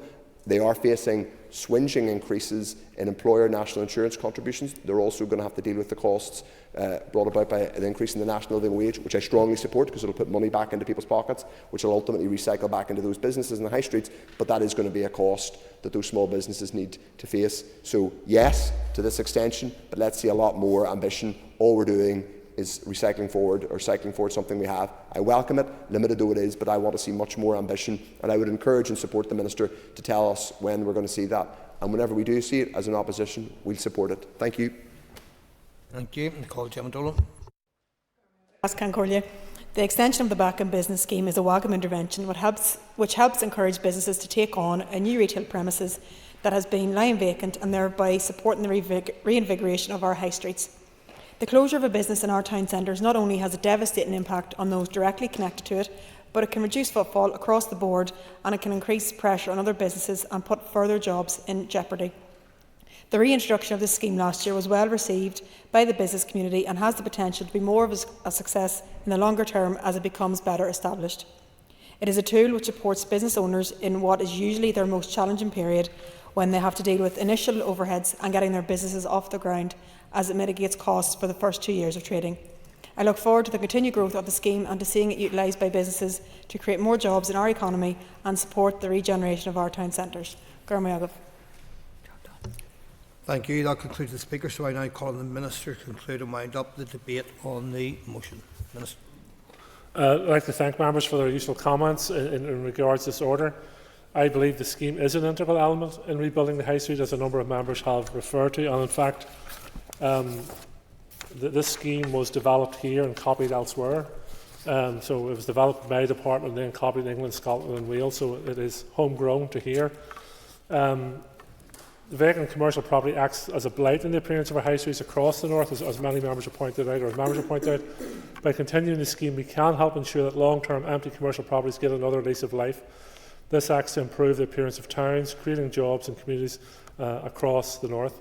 And just in terms of the review process, and it's been mentioned a number of times, taking over 10 years, that ignores the fact that we're looking at individual elements of the rating system rather than simply reviewing. What we're doing is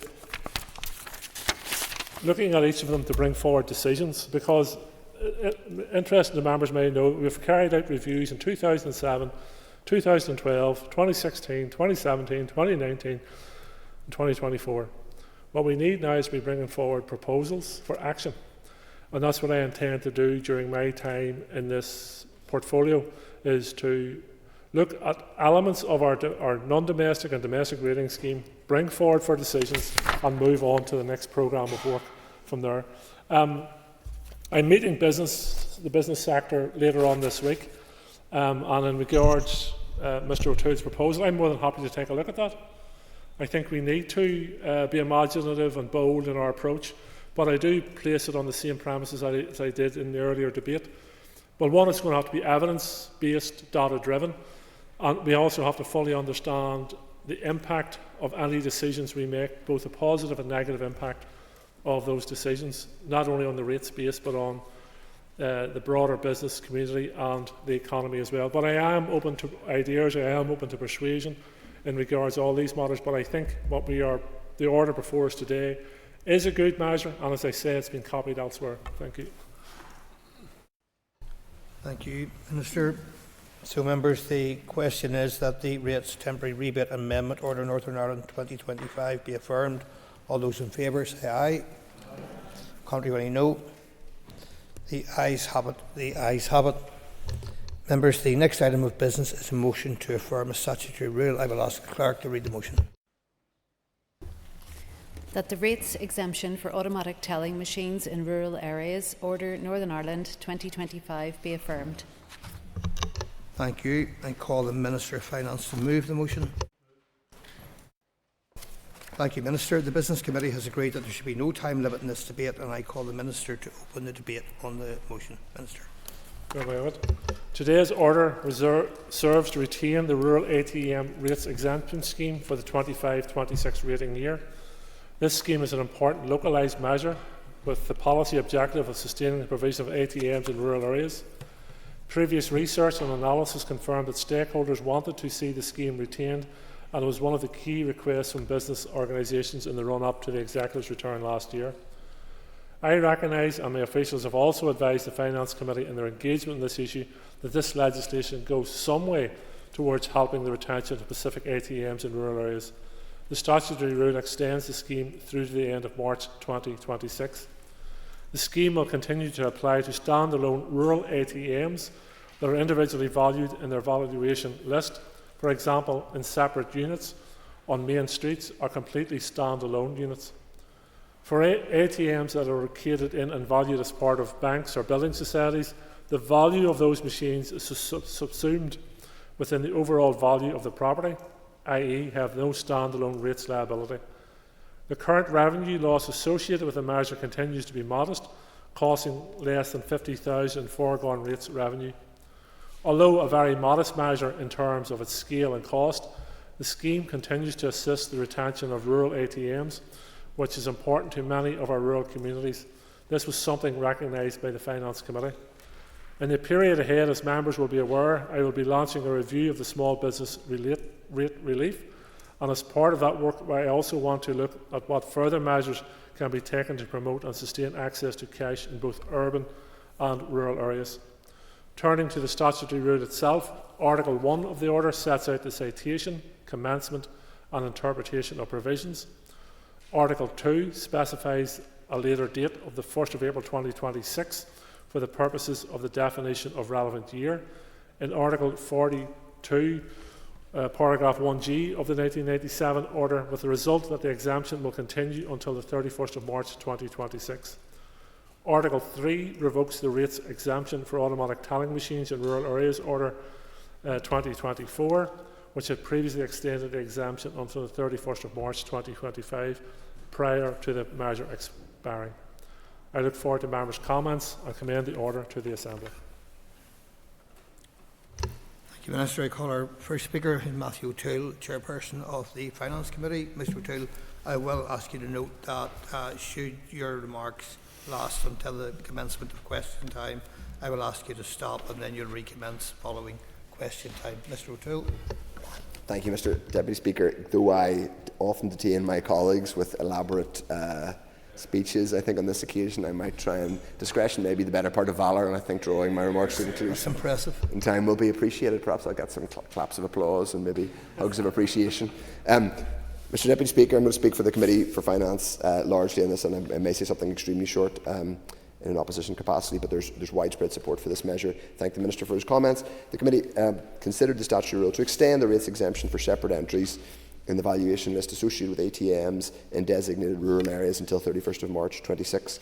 The policy was considered first by the Committee in an SL1 letter format at 22nd January 2025, when members noted that the exemption applies to any ATMs valued individually.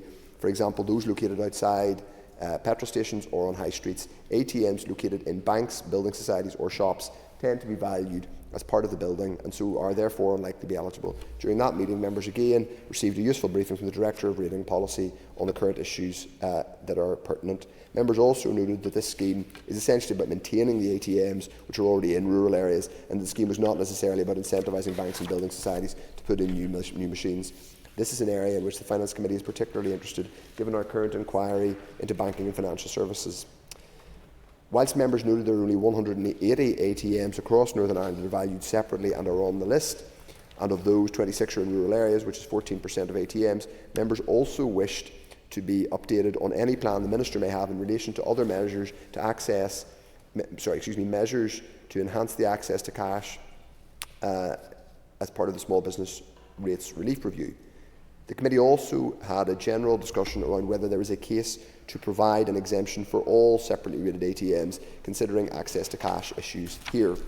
As per common practice, the Committee noted assurances provided by the Department in respect of equality impact and financial implications, the latter indicating that the maintenance cost for the scheme for 25-26 was estimated to be under £50,000.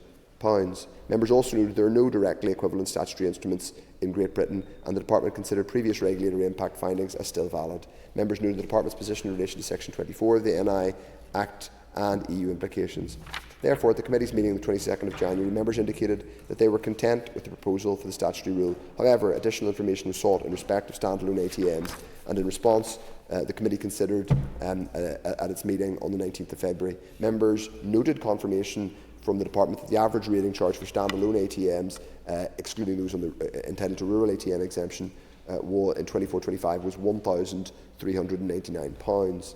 The rates exemption for automatic telling orders machines in rural areas, Order Northern Ireland 2025, was subsequently formally laid in the Assembly Business Office on 14th February as SR 2025-28, and at the Committee's meeting on the 26th of February, members noted that the Examiner's statutory rules had reported on the rule and not drawn anything to the attention. Therefore, the Committee unanimously agreed to recommend the rule be affirmed by the Assembly. The Finance Committee supports the motion to affirm. I would just say briefly that it would be helpful if the Minister could give an indication of whether the Department is looking at the measure for other standalone ATMs that are independently rated. It's not just an issue in rural areas. On the Ormer Road, we are losing ATMs, which is a very famous and busy thoroughfare in South Belfast in my constituency. There's an ATM in a particular shop which effectively serves as the ATM for the large part of the road. If ATMs like that could be exempt from rating, I think it would improve access to cash, and I would draw members' attention to the ongoing sterling work being done by my committee into banking and financial services landscape. Otherwise, commend and support the motion. Thank you. And I call on you, Murphy.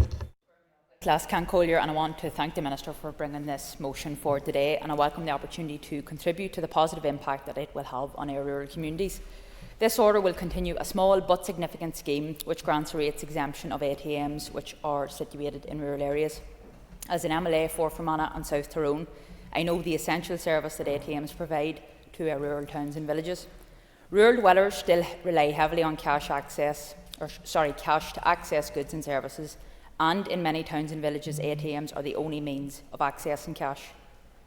Many people prefer to use cash to pay for things, and that's a personal choice that must be respected.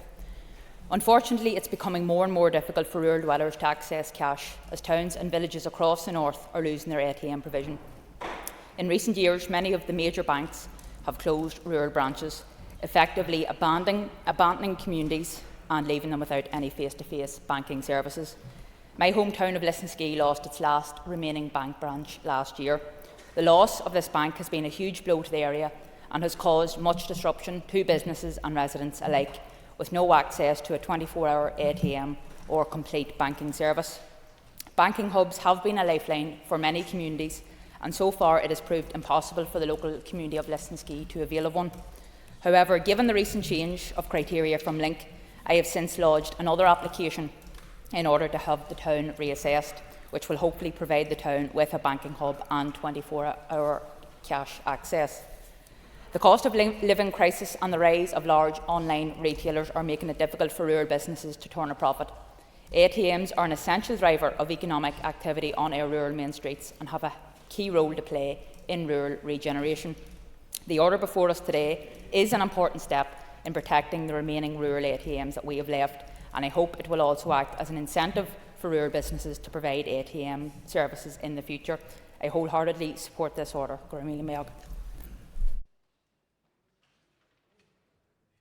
Thank you. Members, as question time begins at 2 p.m, I suggest the Assembly takes its ease until then. This debate will continue after question time, when the next member to speak will be Diane Forsyth.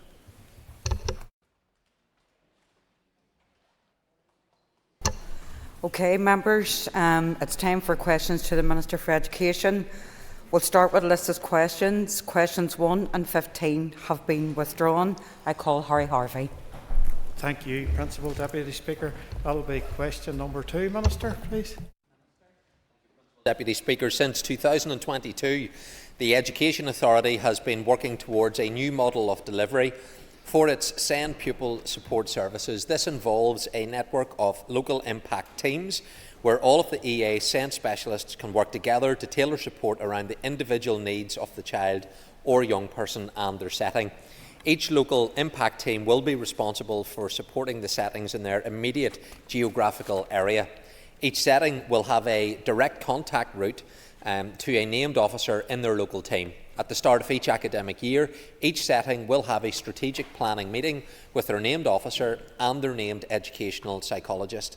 Throughout the year, the setting's special educational needs coordinator will also be able to request involvement from their local team, either in respect of a specific child or young person or in respect of training and guidance. Since January of this year, all such requests can be made via a digital portal, allowing schools to track the progression of the request. In September 2024, the EA removed the need for an education psychology assessment prior to requesting Stage 2 support services, and an enhanced support offer was put in place for settings. The network of local impact teams will be overseen by a single regional management unit, which will be responsible for performance management, quality assurance, service development, administrative management and resource deployment across all of these local impact teams. Thank you, Minister. Harry Harvey for supplementary. Thank you. Minister, how do the local impact teams fit with the SEM reform agenda and delivery plan? Well, can I thank the member for that question, because he will know, as will colleagues in the House, that I published the Special Educational Needs Reform Agenda and Delivery Plan on the 4th of February this year. The reform agenda is about moving the focus to actions which are needed to ensure that our children and young people with SEND can benefit from greater inclusion and receive the right support from the right people at the right time, and importantly in the right place. This is the most ambitious programme of SEND reform in a generation, which will see our children with SEND truly thriving in education. The successful rollout of the local impact teams, they are integral to that. Thank you, Minister. Donnelly Baker for supplementary. Can the Minister tell us if there are currently enough qualified allied health professionals available to the Education Authority to service these local impact teams? Minister. Well, the member raises the important point of AHPs being available. That is something that we are working not just with the Education Authority on, but importantly with the Department of Health. So these local impact teams are to be stood up and in place later this year. Some of them are making progress, but we want them all to be up and running, and having AHPs available is going to be important to that. But we also recognise we need to have more. That's why my department is working with the Department of Health to get a greater pipeline of allied health professionals coming through to support the work of education, because where you have young people in settings that need that additional medical support, we need to have the health professionals there available to carry out that work. Thank you, Minister. Michelle Guy for a supplementary. Thank you, Principal Deputy Speaker. Can I ask the Minister for his assessment of what can be delivered in this mandate following the allocation his department have received through the Transformation Board to deliver on his SEN reform plan? Well, can I thank the member for the question, because she highlights the funding that was secured through the Transformation Board. That will provide some of the funding that is needed to get things started, but it is only a start. The SEN reform and the delivery plan I indicated in the Assembly would require additional funding in the region of just over £100 million per year, each year for the next 5 years. The transformation funding comes to less than £30 million, so I think that indicates that, yes, welcome, but it is only a start in terms of what we actually need to deliver upon, but I'll be able to provide more details as to the outworkings of that allocation in due course. Cara Hunter for supplementary. Thank you, Principal Deputy Speaker. Thank you, Minister, for your answers so far. As SEN needs grow across the North, I'm being contacted by parents, by teachers and young people who are waiting up to 4 years for autism and ADHD assessments. Minister, can you detail to this House today what your department is doing to quicken these waiting lists up? So the member again raises an important point. It's why I published the detailed SEN reform and the delivery plan on the 4th of February this year. We carried out the detailed work of the end-to-end review. We've moved in towards what is the implementation of how we're going to address these issues. And I have indicated that we need to get to a place where we're providing those services at a much earlier stage through that early identification. We shouldn't have to have recourse to a statement of educational need to get the support in place. And even when you get that, we're still not able to provide the support. So the system hasn't been working, but the detailed plan that I outlined would allow us to get to a much better place with the appropriate resources being allocated to it. John Blair. Thank you, Principal Deputy Speaker. Question number 3. Minister. Thank you, Principal Deputy Speaker. I intend to bring forward a comprehensive and ambitious early learning and childcare strategy for executive consideration and public consultation by the autumn of this year. While I understand the anticipation around publication of a strategy, I think it is important to reiterate the tangible progress that has been made over the past year. We've invested more in a range of existing early years programmes and embarked upon a major expansion of preschool education programme. One of the key initiatives that I've introduced is the Northern Ireland Childcare Subsidy Scheme, which has provided eligible working parents with a 15% reduction on their childcare bills. To date, the scheme has provided over £6.5 million in savings for working families. This is £6.5 million Northern Ireland parents have in their pockets as a direct result of a scheme which we introduced just 6 months ago.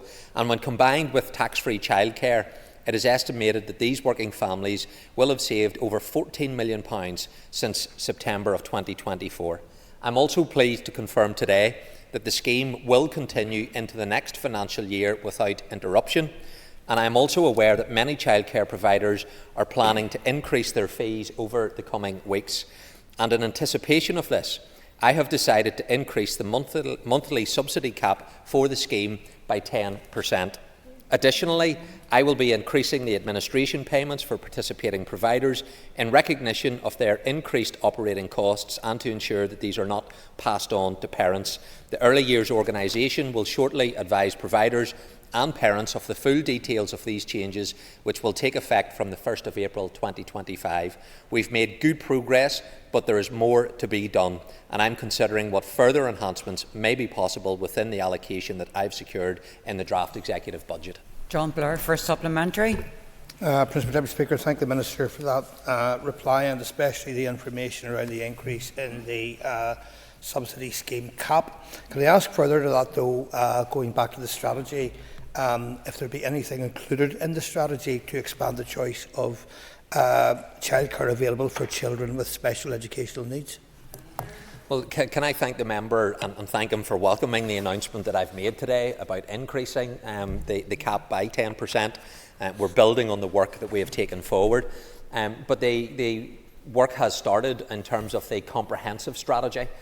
We have got on with the job of delivering those measures that are now up and running, but there is work now to take forward in developing the strategy.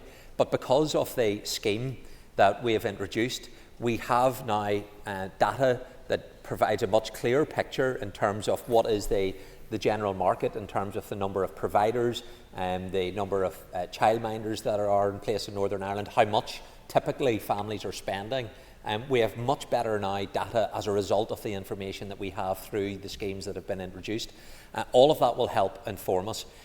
But as part of that strategy, this has to be supporting all of our children, including those that have additional needs that require that support. So, of course, when it comes to special educational needs, the childcare strategy has to make sure that it is representative of everybody's needs in our society. Deborah Erskine for supplementary.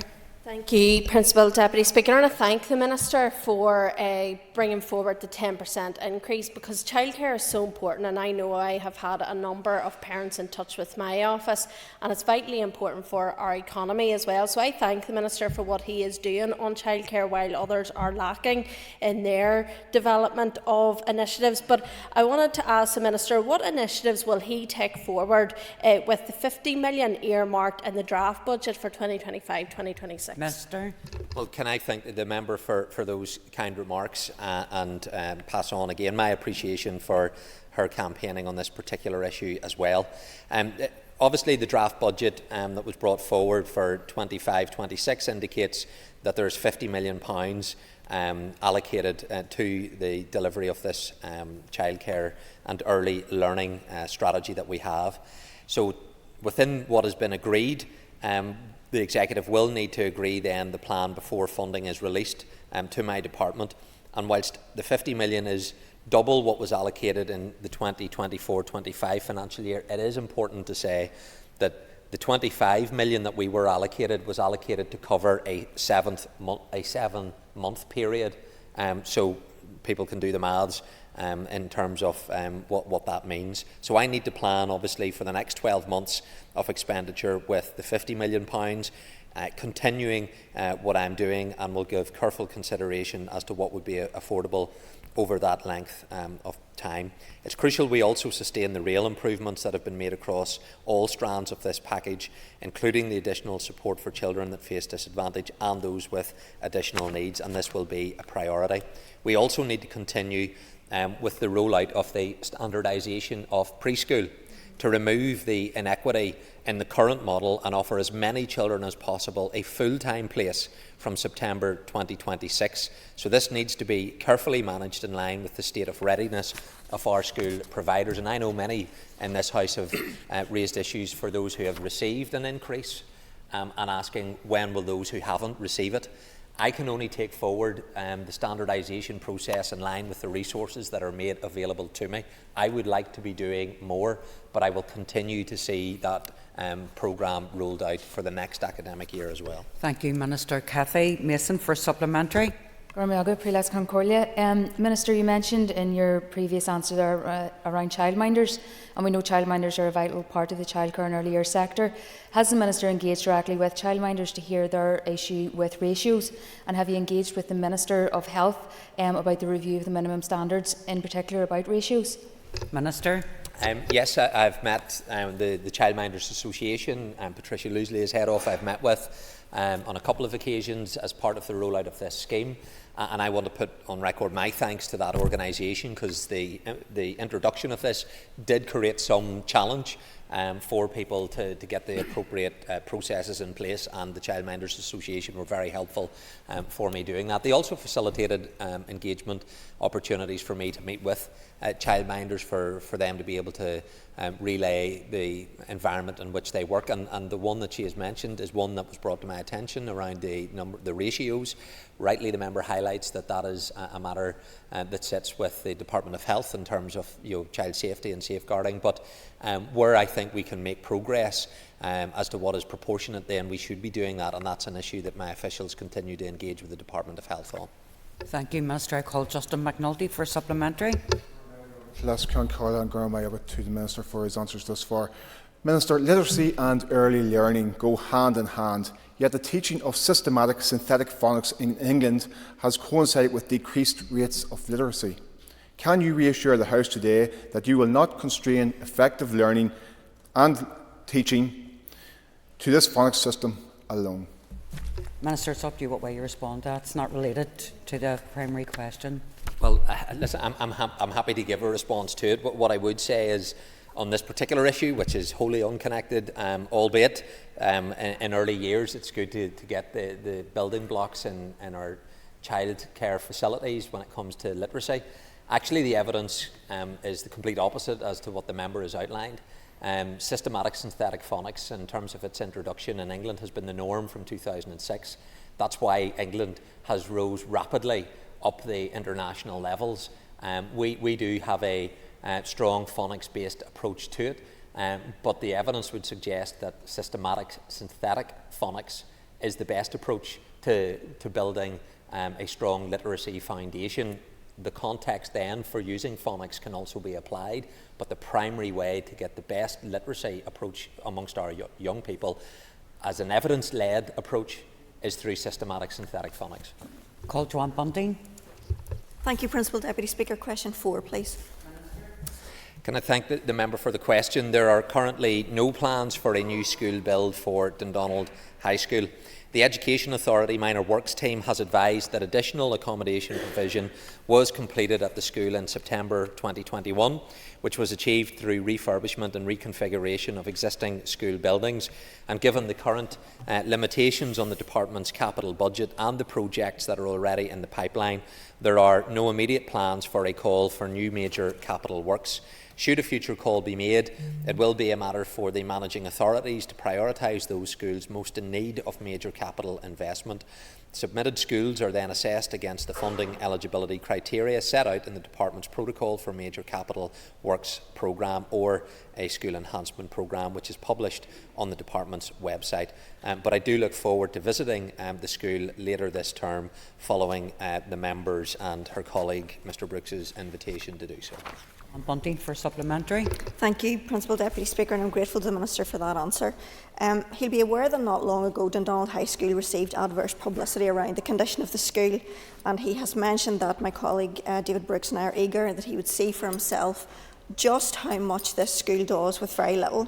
I fully understand his budgetary pressures, so what reassurance can he give parents of existing pupils that Dundonald remains on his radar, and for those looking at schools that this is a school most certainly worth considering as it is a good school? Minister. Well, I very much look forward to visiting the school, as I have visited now well in excess of 150 schools across Northern Ireland. Dundonald High School, like many other schools, are rightly asking and indeed demanding that we as elected representatives support them. I want to be able to support all of our schools right across Northern Ireland, including Dundonald High School, but we are not able to do so in the current financial environment that we operate in, and only through significant increased investment in our school estate are we going to be able to make the difference. Despite that, Dundonald offers an excellent education to our young people, and the member is rightly proud of the school within her constituency, and she is a strong advocate for the school and certainly has made the case to me, and I look forward to joining with her on this visit. Thank you, Minister. Stuart Dixon for supplement. Thank you, Principal Deputy Speaker, and thank you, Minister, for your answer so far. Minister, given as you've set out very clearly that it requires finance to both build and repair schools, can you explain your recent decision or the reasoning behind the decision to pull finance from the School Enhancement Programme, and specifically in relation to Green Island Primary School in my East Antrim constituency, where the school has been waiting for quite a number of years for a School Enhancement Programme, and indeed many thousands of pounds of public money have already been invested in preparation for that project, yet last week that project was put on hold. You've asked your question, Stuart. Minister. Can I thank the member for the question? And he and some other colleagues have raised concerns in other schools about this. It's a matter that I discussed with my officials today. I have not taken any decision to end the work that was taking place in school enhancement projects. My officials are urgently engaging with the Education Authority to find out why they have taken this approach. I certainly do not agree with it. Matthew O'Toole for supplementary. Thank you, Madam Principal Deputy Speaker. Minister, back 3 years ago, your predecessor's Education Minister announced nearly 30 schools to be put on the major capital works list. That included an amazing school in the Ravenhill Road in my constituency, St Joseph's, which awaits, like all those other schools, or most of those other schools, any developments. Can you give them any hope as to whether when there's going to be progress? Now, you will say that there's budget constraints, okay, that's Matthew, fine, but was it the right thing to do to create all that hope 3 years ago? Minister. Well, the member answers his own question around the financial resources that are needed.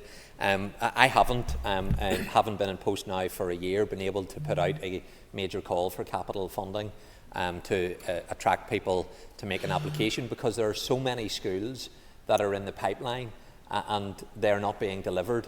It would be false hope for me to make such a call, given how many schools currently are waiting to get support. So I do want to support all of our schools. We also face a very real challenge, and this is part of the tension within the Education Authority, the increase in our special educational needs provision. In this financial year, at least £50 million has been spent on putting in place specialist provision in mainstream settings, enhancing some of our special schools, and that will continue to be the case in the next financial year. We have not had a corresponding increase in the department's allocation of funding, so special educational needs takes priority, rightly so, understandably so, but there are many other parts of the school estate that requires capital investment. I put forward a bid of hundreds of millions of pounds more than what has been included in the draft budget. So I appeal to members, join with me in the efforts that I am making to enhance the financial resources that are available to my department, so that I can deliver for the schools that the member has outlined and for the schools that other members bring to my attention that need support. Moving on to question 5, I call Timothy Gosson. Question 5. Principal Deputy Speaker, the Education Authority is currently in the latter stages of procuring the new term service contracts for maintenance and minor works. 2 contracts have been awarded with a planned commencement date of 1st of April, and the other 4 are well underway.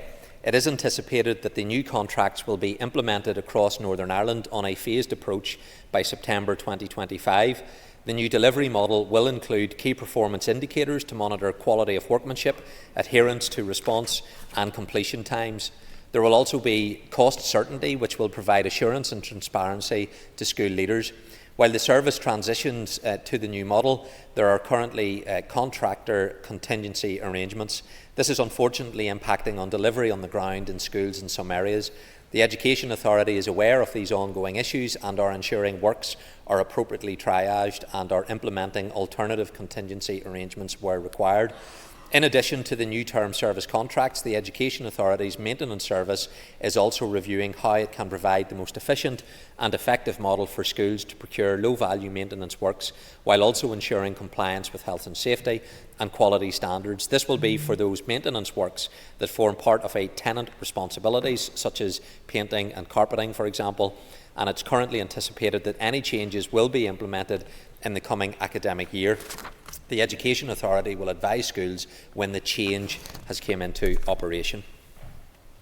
Call Timothy Gosson for supplementary. Thank you very much. Principal Deputy Speaker, I would just like to declare an interest as the Governor of Buick Memorial Primary School.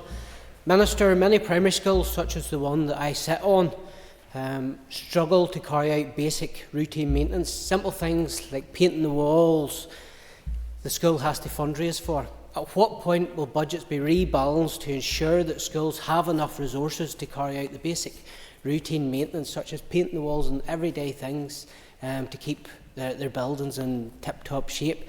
The budgets are there at the minute, the money that's there at the minute simply isn't enough. Okay, thank you. Minister? Well, the member highlights a real challenge, and you now have a scenario where approximately at least 60% of our schools are in a deficit position.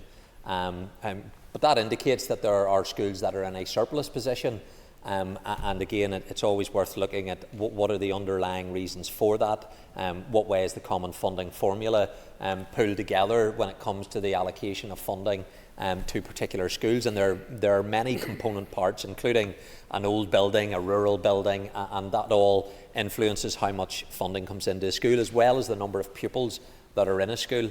That's why it's important that we have sustainable schools.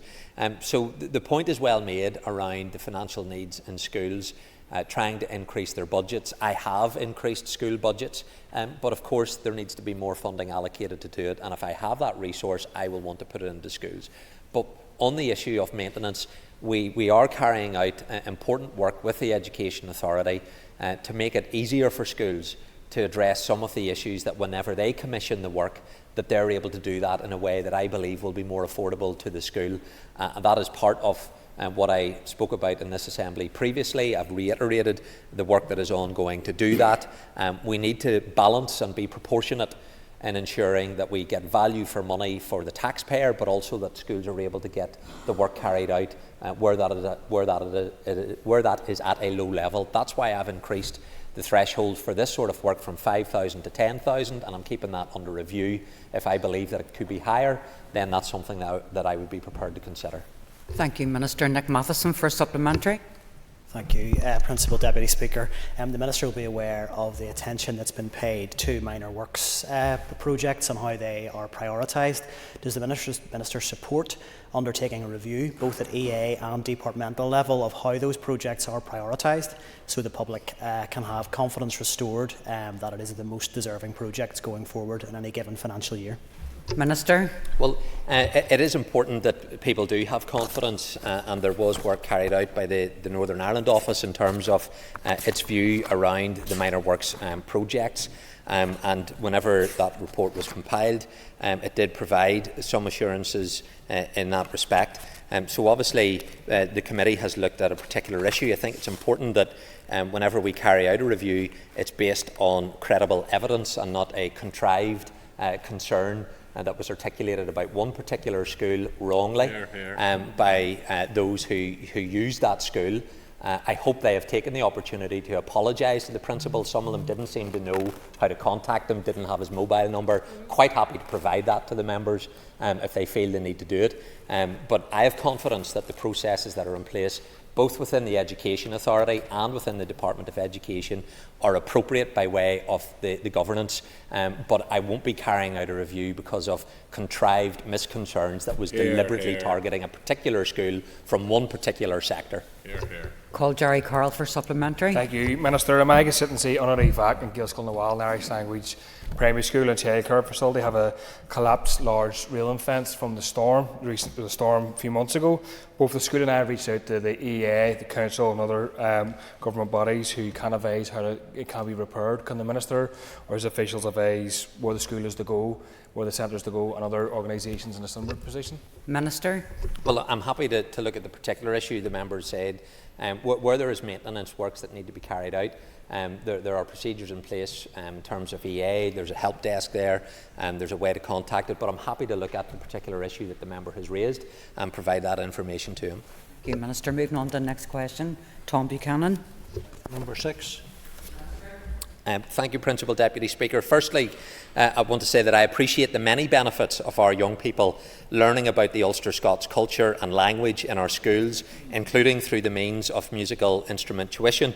In terms of the benefits of instrument tuition more generally, music is a statutory requirement of the Northern Ireland curriculum under the arts area of learning. Encouraging pupils to love and play music in schools is important, and providing opportunities for them to learn musical instruments should also be encouraged.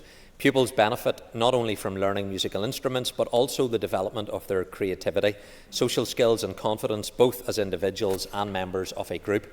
Playing an instrument can also enhance memory, attention and problem-solving skills. Music education provides more than just short-term benefits. It fosters a lifelong appreciation of the arts.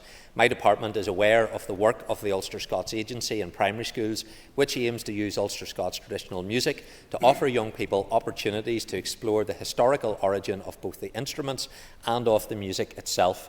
Pupils also have other opportunities to learn about the Ulster Scots culture and language in the classroom.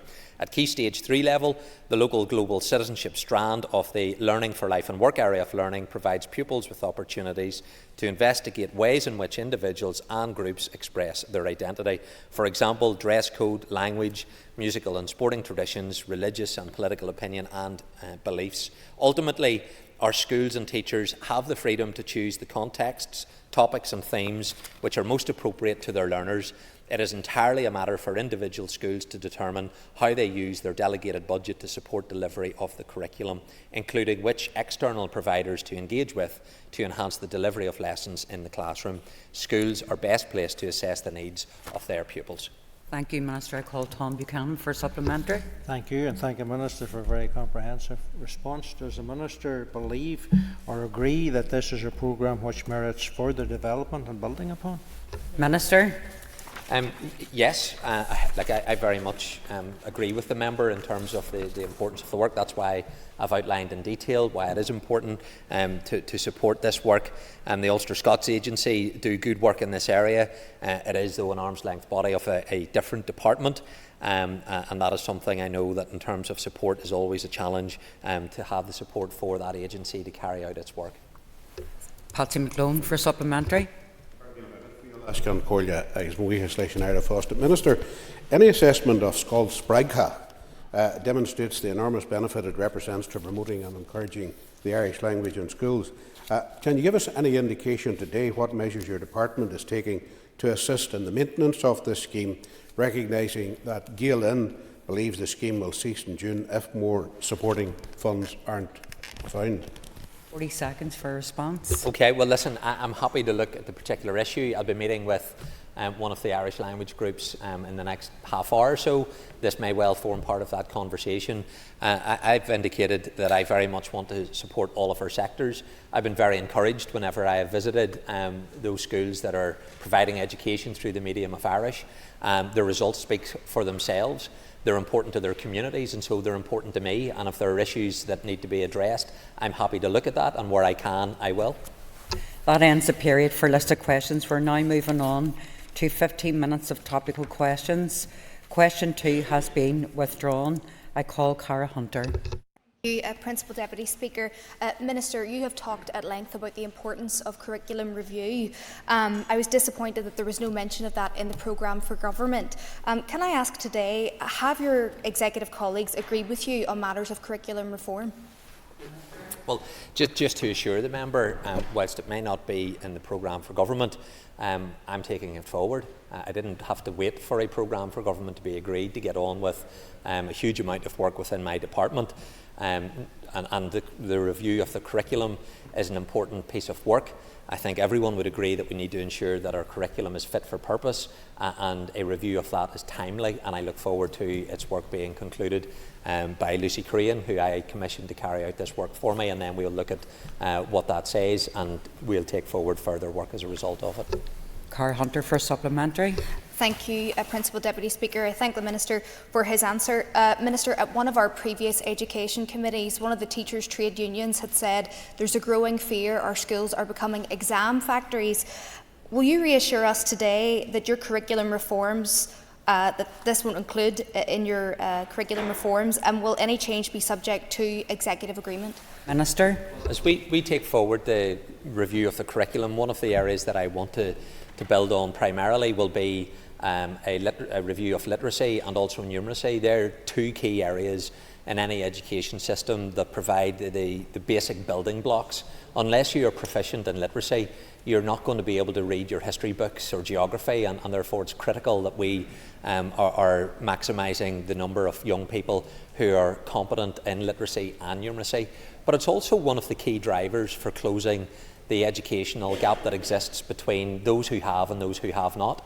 You know, we have the opportunity in our schools where young people coming from disadvantaged backgrounds, it is their only hope, and we need to make sure that we are providing the right support to every single school in Northern Ireland, because if we can do that right, we will be supporting the life opportunities of those young people. And so, of course, where there are issues that I then need support from executive colleagues in terms of how we carry through our work in the Department of Education, I'll seek that support. But there are many pieces of work that I'm able to take forward within my department that fall within my purview, and I'm determined to continue to drive forward that progressive review that I'm carrying out around our curriculum. Thank you, Minister. I call Robbie Butler. Thank you, Madam Principal Deputy Speaker. I was delighted to hear the Minister mention life opportunities, and the Minister hasn't been afraid to speak into the space. So I'm going to ask the Minister for an update in regard to the interministerial talks around Caleb's cost and post-19 provision for children with an SEN, please. Minister. Well, can I thank the member for raising that? And there will be an event, I think, on Wednesday evening up in the Long Gallery, which I will attend and speak at. I've met with Alma, Caleb's mum. I absolutely understand the concerns that she has, and it speaks to that need for all of our departments, Education, Department for Economy and Department for Health, to be working together on this issue, so that whenever children and young people are coming through the formal education process, that whenever then they are transitioning to post-19, there needs to be the proper support and the pathways in place to do that, and that has to be achieved through that collaborative approach across those three departments. Robbie Butler for a supplementary. Thank you, Madam Principal Deputy Speaker. I thank the Minister for his answer, and I know he is absolutely honourable in his commitment to this. However, we only have 2 years left of this mandate. Can the Minister outline what he believes is achievable in this mandate, and does he agree with me, because this would have been my pursuit, is that the Department for Education could actually take the lead on this in the next mandate, perhaps? Minister. Well, I think whenever I look at this issue, I look at how do we support our children and young people that are currently coming through that education system. And I've been in schools where they demonstrate and show me that as they create those pathways post-19, they work with the Department for the Economy and in some cases Health, that transition process can work and work very well.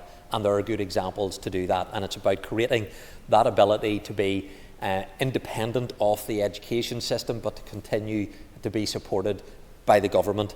I also look as the Education Minister, though, and say in the last academic year we had to create over 1,400 new places for children with additional needs. I am engaging with EA because the environment that we are facing for the next academic year presents real challenges. And so as we have hundreds of young people coming forward that currently don't have placements in that age of 3, 4 and 5, we also need to make sure, though, that there is support for those young people that are leaving the formal education system and transitioning into the responsibility of other departments. I believe there's more work to be done to get those pathways right, but I look forward to the event on Wednesday in the Long Gallery, where we will be able to see some of the young people, hear from them, and it's important that their voice is heard in all of this. Call Philip Brett. Thank you, Madam Principal Deputy Speaker. Minister, could I ask you to update the House on your budget for this year and the position that the Department currently sits at? Minister. Well, can I thank the member for that question, because he does raise a really important issue whenever it comes to the financial needs that we have, and I've spoken about that already. In this current financial year, the challenges that we're facing are difficult.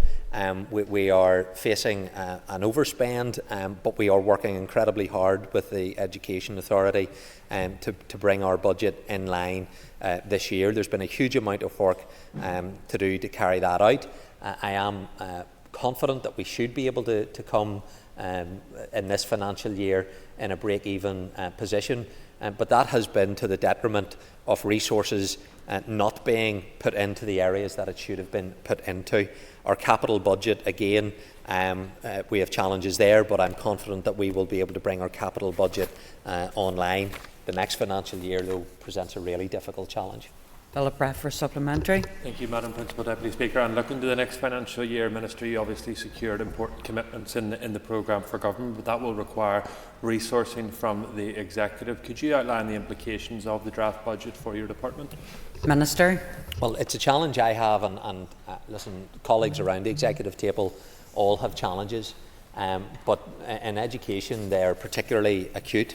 The latest assessment of the draft budget for my department indicates an inescapable resource pressure totalling £261 million. The £261 million shortfall means that the department won't be able to fund a number of areas, including the EA's block grant when it comes to SEN non-pay pressures, maintenance pressures.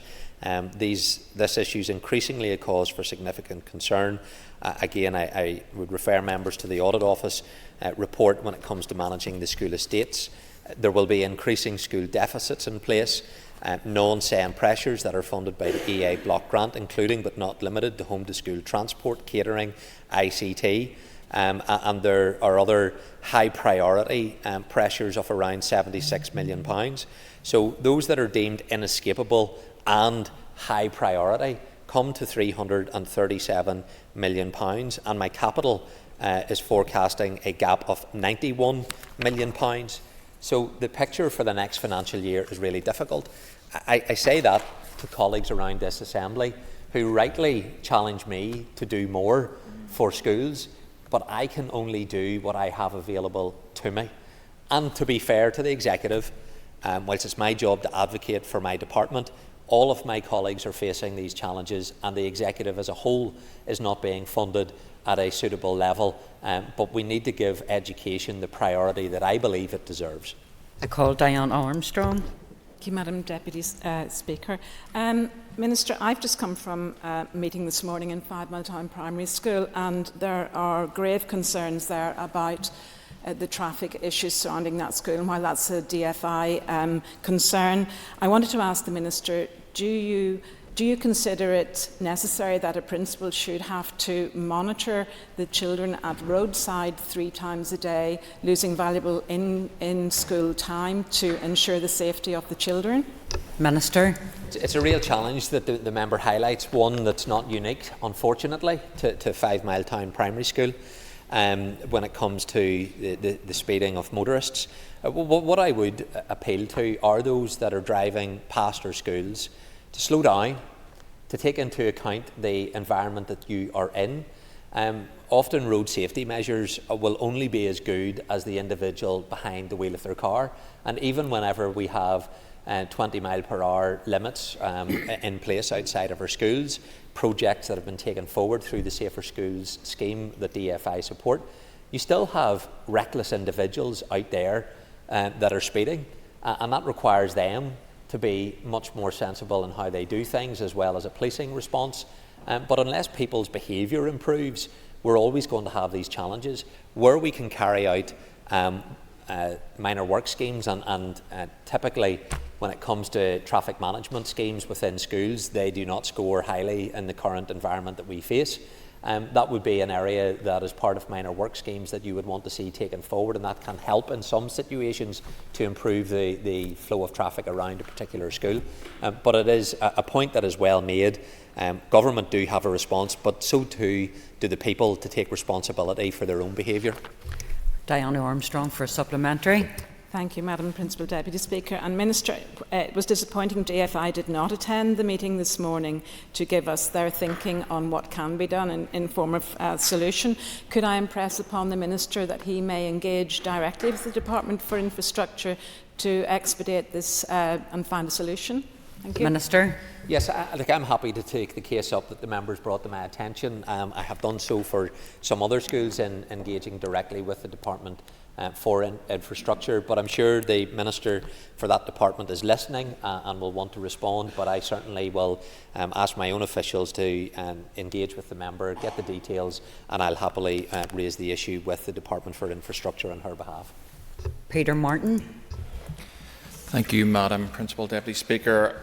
In terms of addressing the crucial area of education underachievement, can the Minister inform me of any positive interventions or lessons that he believes we can learn from other jurisdictions? Thank you, Peter. Minister. Well, it is always important to reflect not just on the expertise that exists in our own country, of which there is expertise, but also to see what's happening in other areas. And I have had the opportunity to visit a number of different schools, the Michaela School in London being an example. I think the principal there is heralded as the strictest principal in the United Kingdom, currently is engaged in a bit of a battle with the Education Secretary. I don't want to weigh in on that particular issue. I've got enough of my own challenges.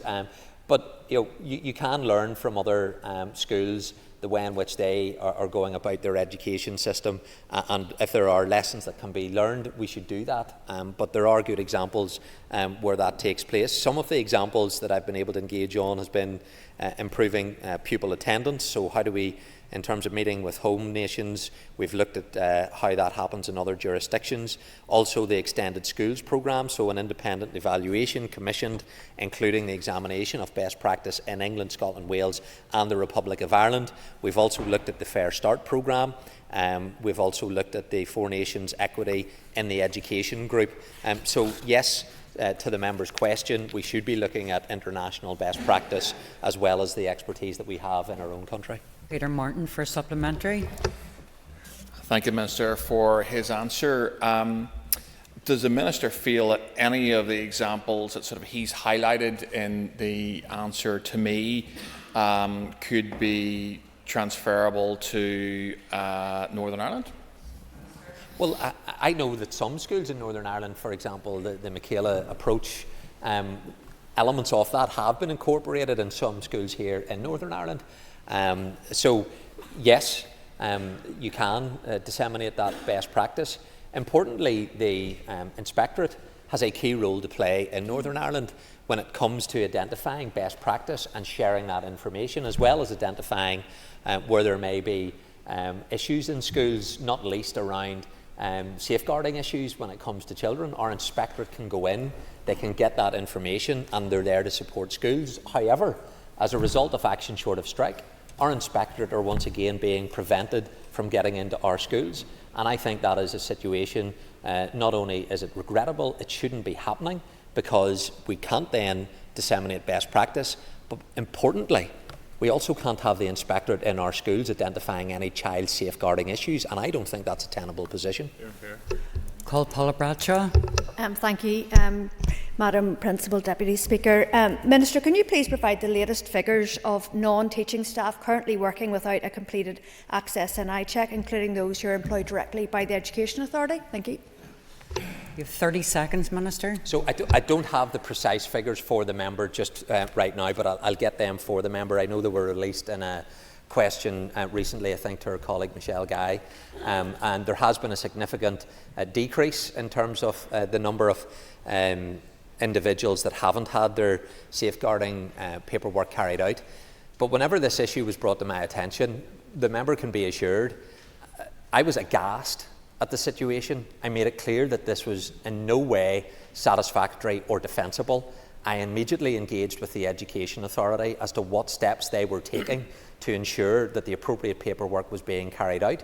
But individuals should not have commenced their employment, and I have raised the issue about their employment status. And if they have not completed the paperwork, why are they continuing to be employed by the school? So there is work taking place to address this issue.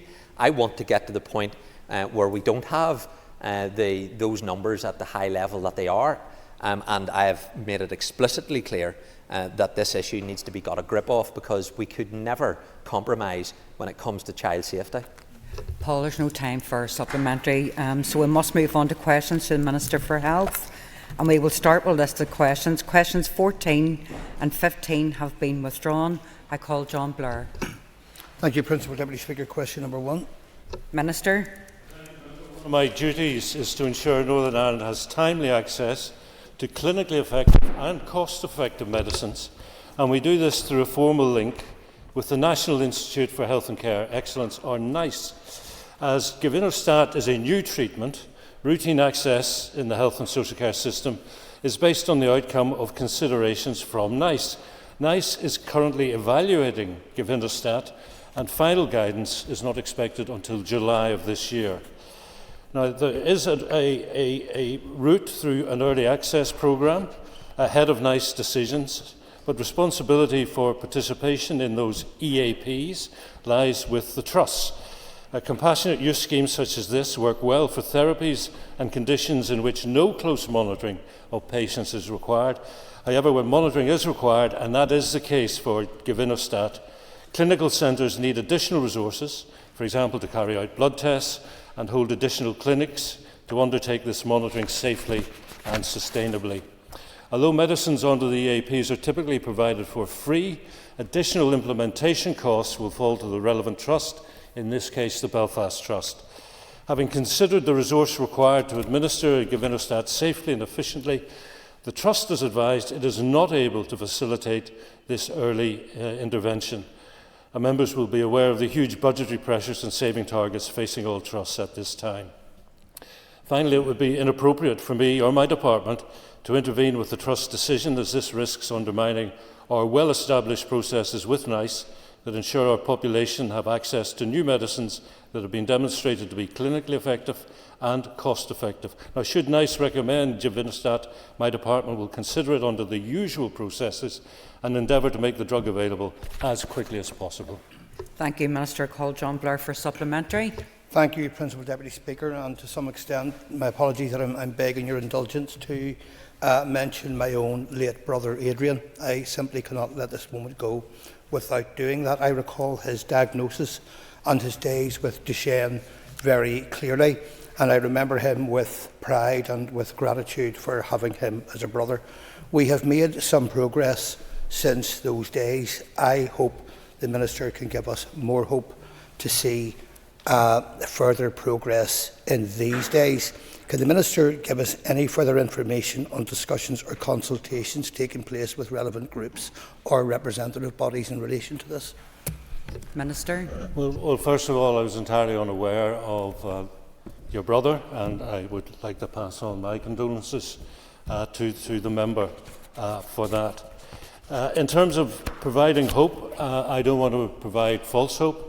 It is the case that it is up to NICE to decide whether it is safe to administer or to recommend. The body, NICE, all I can say, it's a non-departmental body. It's sponsored by the Department of Health and Social Care in London. It produces national guidance on the promotion of good health and the prevention and treatment of ill health.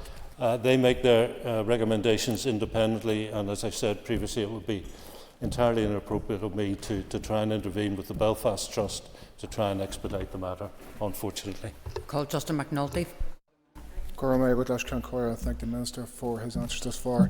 Minister, 12-year-old Nuri boy Alfie Penny has inspired all of us with his impassioned and courageous campaign to raise awareness of Duchenne muscular dystrophy. Access to the drug, Givinostat, would dramatically improve outcomes for children like Alfie. But given your earlier comments, Minister, what action can your department take to actually give hope for families like Alfie's? Minister. I'm aware of the young boy that the member mentions, and obviously my sympathies lie with him. However, I have to progress within the rules, within the recommendations, and do so safely. What I can say to the member is that the Belfast Trust provides a regional paediatric neuromuscular service, and that's through the Royal Belfast Hospital for Sick Children, and that would include the boy that the member refers to. While there's currently no cure for DMD, a variety of treatments can help manage the condition. Treatment and intervention is provided within the Royal Belfast Hospital for Sick Children through a multidisciplinary team approach, and that includes specialist clinicians from urology, cardiology, respiratory and endocrinology. Physiotherapists are also involved with the patient's care, and I hope that gives the member some idea of the attention that is paid to young people who are unfortunately suffering from Duchenne muscular dystrophy. Call Linda Dillon for supplementary. Thank the Minister for his answers so far, and just want to thank the member for sharing his own personal experience. Unfortunately, a number of families in my own local area of Coal Island also have children with Duchenne muscular dystrophy. Just in terms of, there is obviously a pathway to bring in medication prior to NICE Question, Linda. Can you outline if it's possible that this could be looked at under that guidance? Well, I thank the member for a supplementary question. As I've said, there is an EAP for APA, but it's only available one of 23 participating so-called North Star clinical centres in the United Kingdom. That programme is a clinical network of UK-wide healthcare professionals who are focusing on the best clinical management of DMD. As I said previously, the Belfast Trust is the regional provider of paediatric neuromuscular services here, so it's the only clinical centre eligible to participate in the North Star programme. Provision of Givinostat EAP is only being offered by the drug manufacturer through the Belfast Trust in Northern Ireland, and they have said that because of the follow-up and the monitoring required, they are not prepared to do it, and I cannot intervene. Call William Irwin. Question number 2, Principal Deputy Speaker. Minister. With your permission, Principal Deputy Speaker, I'll answer questions 2 and 12 together. So I acknowledge the challenges facing many patients, particularly those not registered with a dental practice, in terms of accessing dental care when they need it. One of the underlying reasons for this is that general dental practitioners are spending less time treating health service patients and more time meeting the strong demand for private work, and as independent contractors they are able to do that. As independent contractors, dental practitioners are under no obligation to register new health service patients, nor does the Department have a role in deciding the location of new practices. That's a business decision made by the practice owners. Access to health service dentistry remains a focus for me and my department, and we are specifically targeting investment this year at improving access for priority groups. An investment package of £9.2 million has supported general dental services in the current financial year. That includes £1 million for newly registered child patients through the re-establishment of the Enhanced Child Examination Scheme, £4.3 million to fund a 30% enhancement to fees paid for dentists for priority treatments, and £3.9 million for the treatment of high-priority unregistered patients through a dental access scheme. There are currently 30 practices participating in that access scheme, 7 of which are in the Southern Trust area, with 2 in Newry itself. Efforts to improve access for all patients will continue to be the short-term focus as dental reform is progressed. And I met with the British Dental Association last month to discuss the issues facing the industry. Officials had a follow-up meeting on investment options for financial year 25-26, and this is targeted at improving access. William Irwin for a supplementary. Thank you, and can I thank the Minister for his response. The Minister has said he has met with the British Dental Association, whose representatives have outlined the concerns around the funding of the service. What action will the Minister take to put in place a general dentistry model that reflects the true cost of the dental care? Well, I thank the member for his follow-up question, and indeed I meet regularly with bodies who are representative of the various branches of health and social care, and they all have concerns. They have concerns about the budget, they concern about the cost of service, they have concerns about the amount of money that we are able to devote to them. They are, to fairness, they are all determined to deliver better outcomes. One of the agreements I came to in that meeting was that we would undertake a cost of service survey, because I don't think any of us around that table were particularly aware of what it costs to deliver dental services in Northern Ireland in 2025, and I think that is the fundamental research which gives us the evidence base on which to move forward. Call Joanne Bunting. Principal Deputy Speaker, the Minister mentions demand for private practice, but that demand is impacted because people aren't able to register for NHS services. So what can he do to make it easier for people to find out which local dentists accept new NHS patients without having to ring around up to 10 practices to find out what is available in their local area? It's increasingly difficult, and this is a matter of significant import given that NHS dentistry is becoming extinct and people are being priced out of being able to visit the dentist. Thank you. Minister. Well, as I said, the dentists are independent practitioners. It is up to them to decide whether they want to take new patients and register them for health service work. I'm afraid our position is we will provide a list of local dentists to anybody who's approaching the department seeking to be registered with an HSC dentist. And it is for that individual, I'm afraid, to phone around and see if they can get themselves registered. It would put quite an enormous burden, administrative burden, on the department if we were to be doing that for every individual and every family who contacted us with that problem. Colin McGrath for supplementary. Thank you, Principal Deputy Speaker. Can I ask the Minister, you detailed to me previously that in June 24 there were 40 whole-time equivalent dentists employed in hospitals across the north, but yet there's just over 1.5 full-time equivalent employed in the Southern Trust. Why is there such a disparity? Minister. Well, those decisions are taken by the trusts. I will certainly go away and look at what appears to be a disparity with the Southern Trust. As a matter of principle, what I would like to see is the 5 geographic trusts moving to a point where they have got standardised regional services so that there's no question of a postcode lottery, be it in dentistry or any other part of the health and social care system. So it's an interesting point that the member raises, and I'm certainly prepared to take that one away. Call Cheryl Brownlee. Question 3. Minister. I thank the member. My department has taken a leading role to prepare the cross-departmental strategy to address long-standing inequalities across our public services. And despite a very challenging financial and political context, my department continues to develop a new cross-departmental autism strategy, 2023 to 28, which was published in late 2023 and make it align to legislative requirements. My department continues to deliver against the duties set out in the legislation to develop, to implement and to monitor the autism strategy. Along with the autism strategy 23 to 28, a 2-year 23 to 25 delivery plan was published, and that focuses on the implementation of the requirements of the Autism Amendment Act Northern Ireland of 2022. My department recently published a monitoring report for the first year of implementation.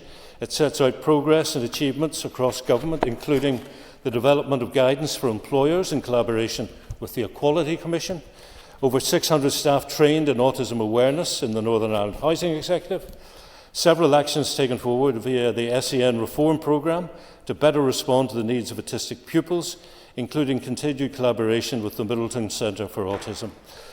Also, the launch of GP training videos to improve equity of access and outcomes, and 2 significant reviews undertaken by the HSC Leadership Centre. The outputs of this work, wider Year 1 progress and the next monitoring report for 24-25 will inform the development of actions and measurable targets for the remaining years of the strategy. It's also important to stress that input from the Autism Reviewer, Emma Cubitt, will be crucial to informing the next 3-year delivery plan, and work on this is due to commence shortly. Thank you, Minister. I call Cheryl Brownlee for a supplementary. Thank you, Madam Principal Deputy Speaker, and thank you to the Minister. I think we can all agree that all we want to do is improve the lives of those with autism. So I just want to touch on what steps are being taken to ensure that sensory-friendly adjustments such as quiet areas, sensory toys, trained staff and better changing facilities are available within the hospital environment, particularly that of A&E, to better accommodate individuals with autism and their families. Minister. I want to thank the member for a supplementary. As she may be aware, following the additional winter pressures after Christmas, I visited 7 of our emergency departments, and certainly one of the takeaways for me was bright light and excessive noise. 2 things which, if you are suffering from autism, would be extremely off-putting. So I believe work is ongoing. Work is ongoing in terms of trying to create an environment which would be much more appropriate for those who are having to present at hospital, and particularly in an emergency department, who are suffering from autism. Phil McGuigan for supplement. Minister, what support is available to individuals and their families whilst they're waiting for an assessment? Minister. Well, once again, it will be up to the trusts to put in place the sort of facilities that the member is referring to. But the strategy is supported through increased collaborative working across sectors. We have a 2-year delivery plan, and that contains a range of actions, and that's across health, but also education, communities and the economy, and a range of statutory and independent sector delivery partners. So there is a cocktail going on, and I do believe a cross-departmental monitoring and funding approach is what is necessary. A report has recently been published, and that sets out progress, including the outcomes that have been achieved and how they've been measured. The report also captures funding where possible, which has been allocated to support and deliver the commitments of the strategy. So I believe there is good work being done on that cross-departmental and cross-sectoral platform to try and deliver better outcomes. Call Donny Donnelly for supplementary. Principal Deputy Speaker, I would just like to say to the Minister that people with autism don't suffer with autism, they have autism. I would like to ask you just what discussions you've had with the Minister of Education about provision of nurses in special schools. Minister. And I take the admonishment from the member that was loose language and inappropriate language from myself, and I do apologise for the use of it. The Education Minister and I have met the principals of a number of special schools in this building. We had a discussion about the issues they are facing, and on foot of that, the Chief Nursing Officer and I have visited at least 2 special schools to see for ourselves the sort of health requirements that some of the pupils who present with pretty severe learning difficulties are experiencing. I believe that community children's nurses have a role to play, and I've asked the Chief Nursing Officer to look at the way forward and to bring forward some proposals at pace. Thank you, Minister. I call Mark Durgan for supplement. Minister, you mentioned the autism reviewer, and her appointment is also progress, and she seems to have hit the ground running. However, could you give us some detail on the support, the resourcing and engagement provided to the reviewer from the Department of Health, and if you feel that it is adequate? Minister.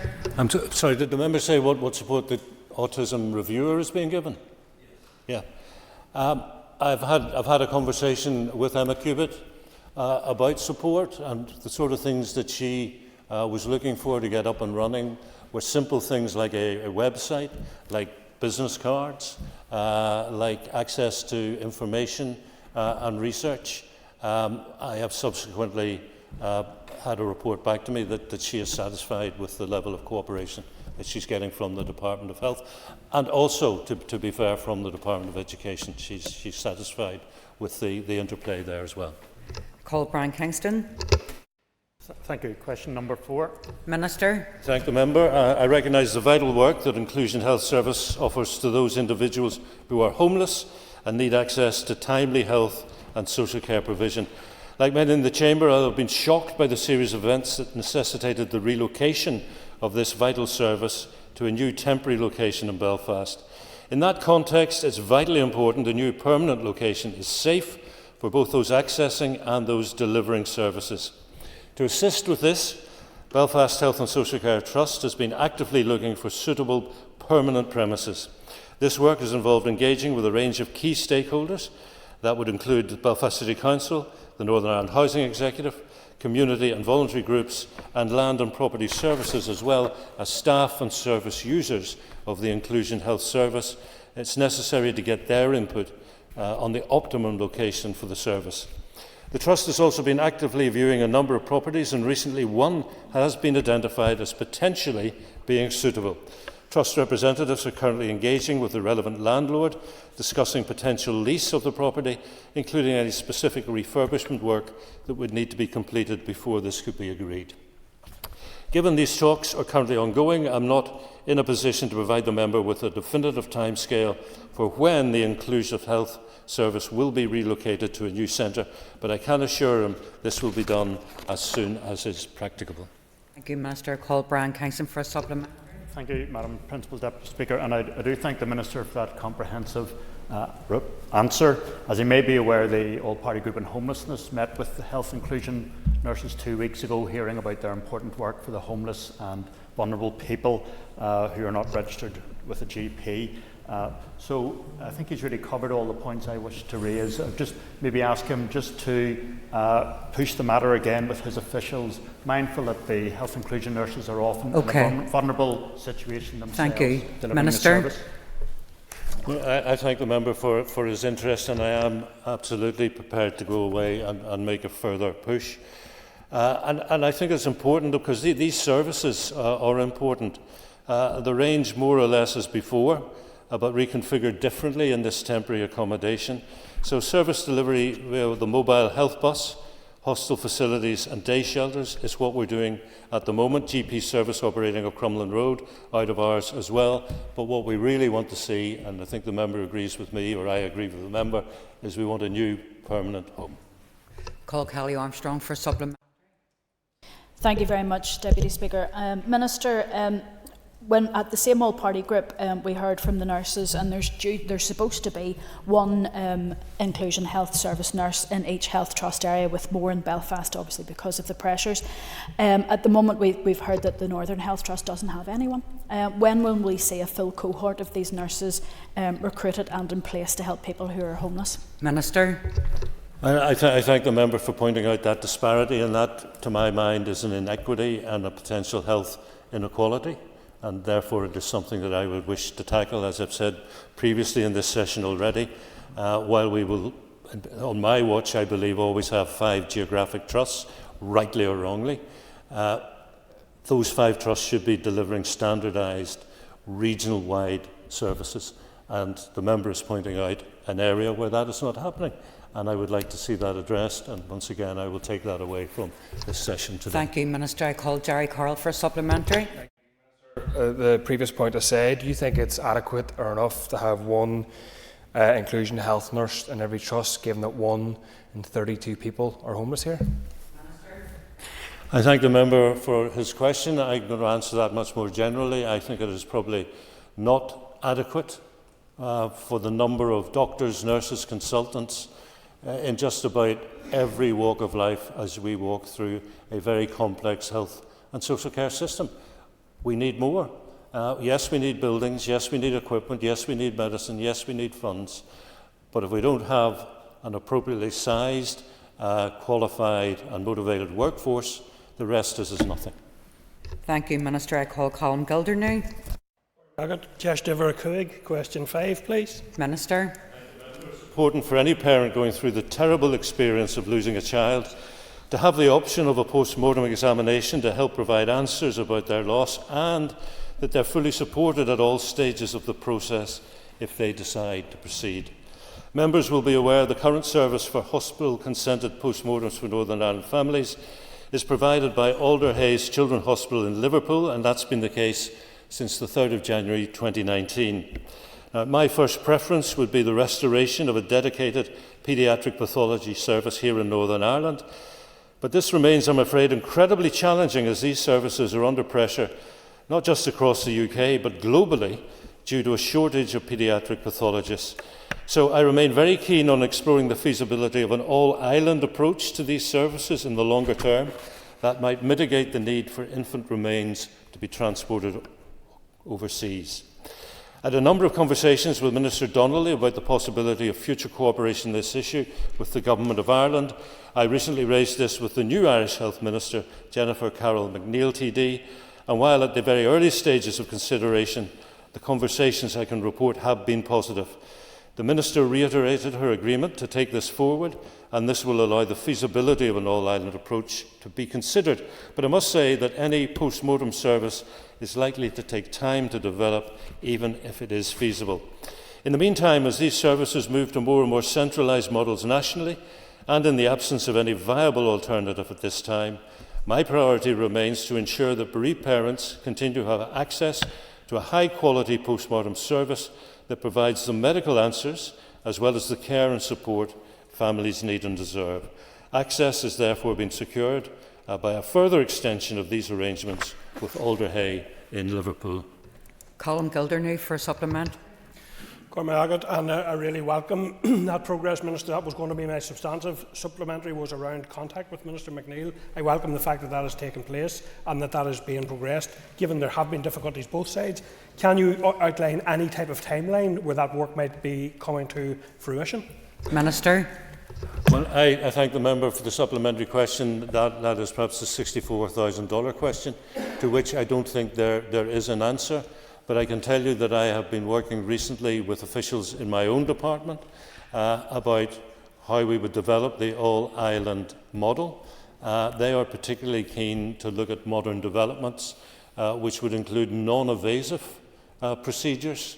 And the first thing we want to do is make sure that the thinking of officials in my department aligns with officials in the Department of Health in Dublin, because this is going beyond post-mortems into a broader sense of paediatric pathology.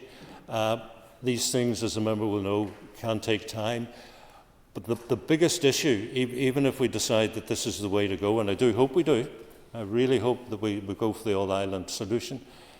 It is the recruitment of a sufficient number of pathologists to service the whole island. In fact, getting enough to service one jurisdiction is going to be a challenge. To do both is going to be not just double, probably treble or quadruple the challenge. Call Sean Mulholland for supplementary. Thank you very much, Minister, and thank you very much, Deputy Speaker, and thank you very much, Minister. In terms of the barriers to the recruitment and retention of pathologists, what do you see as I suppose, the biggest barriers in terms of that skills deficit there seems to be with paediatric pathologists at the moment? Minister. Well, I thank the member for her supplementary question. I believe it is just not proving to be an attractive profession. And as I said, this is not just for us. I think we had 2 paediatric pathologists who both retired in recent years. We have made several efforts at recruitment, unsuccessfully. And as part of our research into that, it has been made clear to us that it's not a Northern Ireland problem, it's not even a UK problem, it is a global problem. And so everybody is tending now to specialise. Alder Hay is being asked to absorb more work elsewhere from beyond the northwest, the Liverpool area. They're content to continue with us. Our deal lasts well into 2027. Hopefully that will be enough time for us to work with the Government of Ireland to see if we can bring in a new service. But it just seems to me it's just not a particularly attractive line of work within healthcare. Thank you, Minister. I call Doug Beattie for supplementary. Thank you, Madam Principal Deputy Speaker. Like the member who asked the question, I'm glad the Minister has recently met his Irish counterpart. Can the Minister detail what support is actually out there for bereaved families? Minister, you have a minute to respond. Right. I thank the member for his question. And the answer is a lot of work has been undertaken in partnership with key charities and also with families who have been affected by bereavement.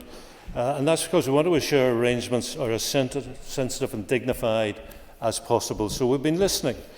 Thorough oversight continues to ensure any baby or child who requires a hospital-consented post-mortem, as well as their family, that they're all treated with the utmost care, respect and compassion. Thank you, Minister. That ends the period for listed questions. We'll now move on to 15 minutes of topical questions, and I call Colin McGrath. Can I ask the Minister to detail the engagement that the Department has had with NIPSA regarding social work engagement as part of the mental health order duties, especially in the Belfast Trust? Minister. And I thank the member for a very detailed question to which I am not in a position to answer, as he may well have suspected. I'm sure he thought the Minister was waiting for a question about ambulance services and W45, so you've got me. Colin for supplementary. Thank you very much, Minister. Would the W40... No, not I'll go sector. What assurances can the Minister give that the resources up to and including inpatient bed facility will be available to social workers that are undertaking mental health order assessments? And will you intervene urgently to ensure that the action that is suggested by NIPSA from Wednesday can be averted in the interests of everybody's public health? Minister. I can guarantee to the member that I will go away and look at this and engage, certainly at official level, with NIPSA, and I'm more than happy to meet with the member and discuss it one-to-one. Thank you. I call William Irwin. Madam Principal Deputy Speaker, can I ask the Minister, he will be aware of the concerns around ancillary care, most particularly in rural areas where in many cases it's difficult for care packages to be administrated. What plans has the Minister to improve the delivery of care packages, particularly in rural areas? Well, I thank the member for his question. He will be aware that over the course of the winter that the flow through our hospitals was not as it should have been, and while the focus was on emergency departments, that's only where the problem was manifesting itself. The problem was actually at the back door, getting patients who were medically fit for discharge either into a care home bed or to provide for them a domiciliary care package. On Tuesday of last week, we had what I believe a very successful, certainly a very well attended opening session in terms of looking ahead to the winter of 2025. Around 120 people in the room, all professionals with things to say, and a waiting list. So we're going to be working on that over the course of the next few weeks. And in terms of trying to make the profession more attractive, I have committed to introducing the real living wage for social workers during the course of this calendar year. William Irwin for a supplementary. Can I thank the Minister for his response. The Minister will be aware, and he has touched on this, at any given time there's between 500 and 600 beds being occupied by patients that are deemed fit to be discharged. Would the Minister agree with me that delivery of care packages is key to addressing the bed shortage in our hospitals? Minister.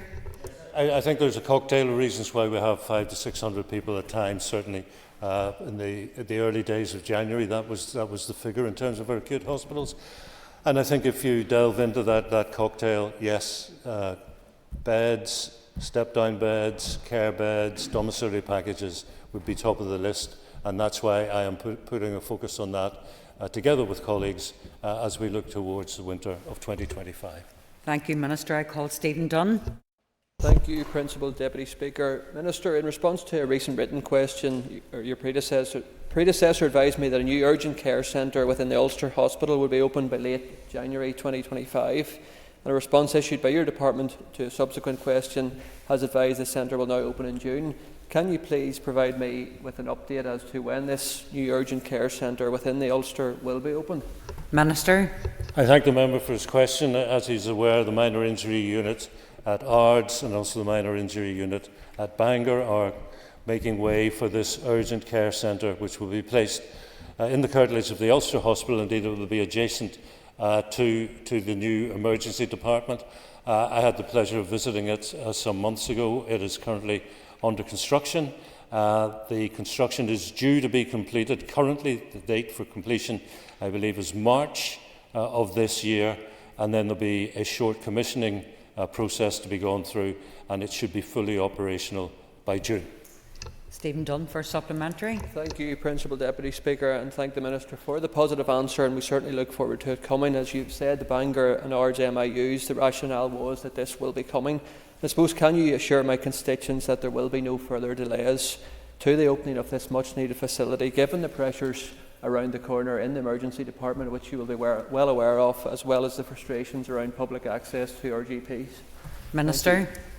Well, I can't give the member an absolute guarantee that there will be no further delays because I can't look into the future, but what I can say to the member is I am not aware, I have not been briefed in terms of any potential hiccups or banana skins between now and the completion and the commissioning of the urgent care centre.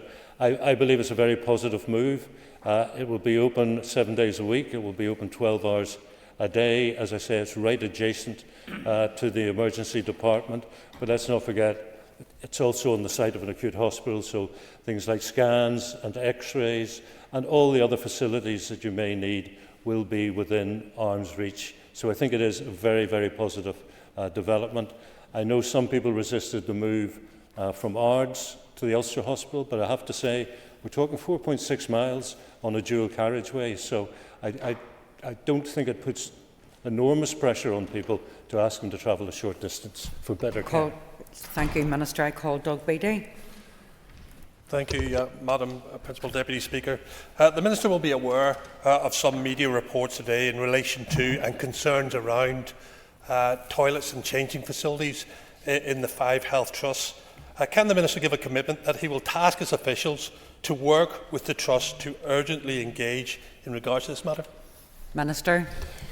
I thank the member for his question. Yes, media coverage today relates to existing gender identity and expression policies in the Health and Social Care Trusts. In relation to changing in toilet facilities, these refer to putting in place arrangements which everybody is comfortable with and which also respects everybody's dignity. That, of course, is the ideal and probably easier said than done. Achieving it is going to be the challenge, and we're dealing with conflicting rights in some cases. More widely, the whole issue of trans rights has become wrapped up in what I believe is quite a toxic online culture war, where any notions of sensitivity and respect have been totally abandoned. I very much understand the argument for single-sex spaces in certain circumstances, but I also want the health and social care system to be a welcoming and a supportive place for everybody who works there, regardless of class, creed, race or identity. I understand gender identity policies are under review at a number of the trusts, and that will be an important process. I'll be seeking more information on that and what else may need to be done to provide greater clarity and protection. Doug Beattie for supplementary. Thank you, Minister, for your clarity on that. But can I just ask, does the Minister agree that it's important to take on board as many views and concerns as possible in developing such policies? And on that note, can I welcome his recent agreement to add the Northern Ireland branch of the Women's Rights Network to his department's consultation list?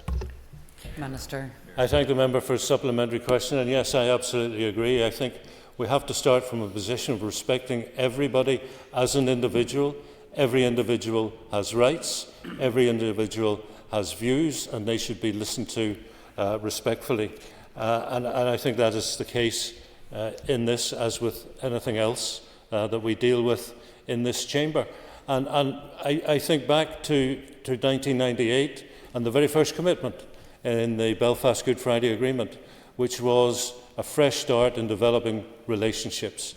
And we're going to have to develop relationships with people and make sure that we are offering them the best that we can possibly offer them. And I think on this specific, part of the way forward may involve the development of single-use and stand-alone facilities that can be used on an individual basis, and that again is regardless of gender, regardless of that view, but to be done with privacy and with respect. Call John Blair. Thank you, Principal Deputy Speaker. Can I ask the Minister what engagement he has had with the UK Government around the pending Hillsborough Law? Minister. I want to thank the member for the question. Yes, we have had, I think, significant and ongoing engagement with the UK Government over the Hillsborough Law, and it falls into a broader set of policy considerations that are currently underway. I think the member may be aware that we're currently consulting on a being open framework. I have also made a commitment to look during this mandate at the possibility of a duty of candour on an organisational basis. I know a significant number of members of this House would also like to see a duty of candour on an individual basis with criminal sanctions. And I have to say again, I think that's a very negative way in which to phrase the concept. And the Hillsborough Law will play into that. So there's quite a complex picture developing, and I just assure the member we've got a real focus on this, and we are liaising constantly with the UK Government about their proposals, which will be coming in a short number of weeks, remembering the Prime Minister promised to publish a bill before the next anniversary of the Hillsborough disaster. John Blair for supplementary.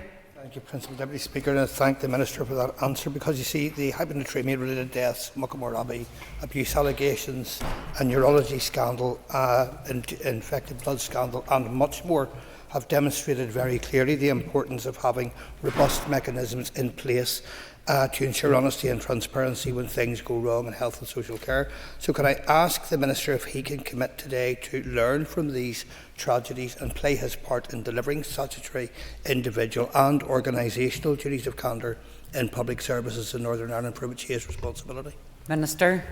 I can certainly promise the member that I am determined that we all in health and social care delivery learn the lessons, and the member has given us a long list, a very long list to my mind, of where things have gone wrong, and I certainly don't want that list to be added to on my watch.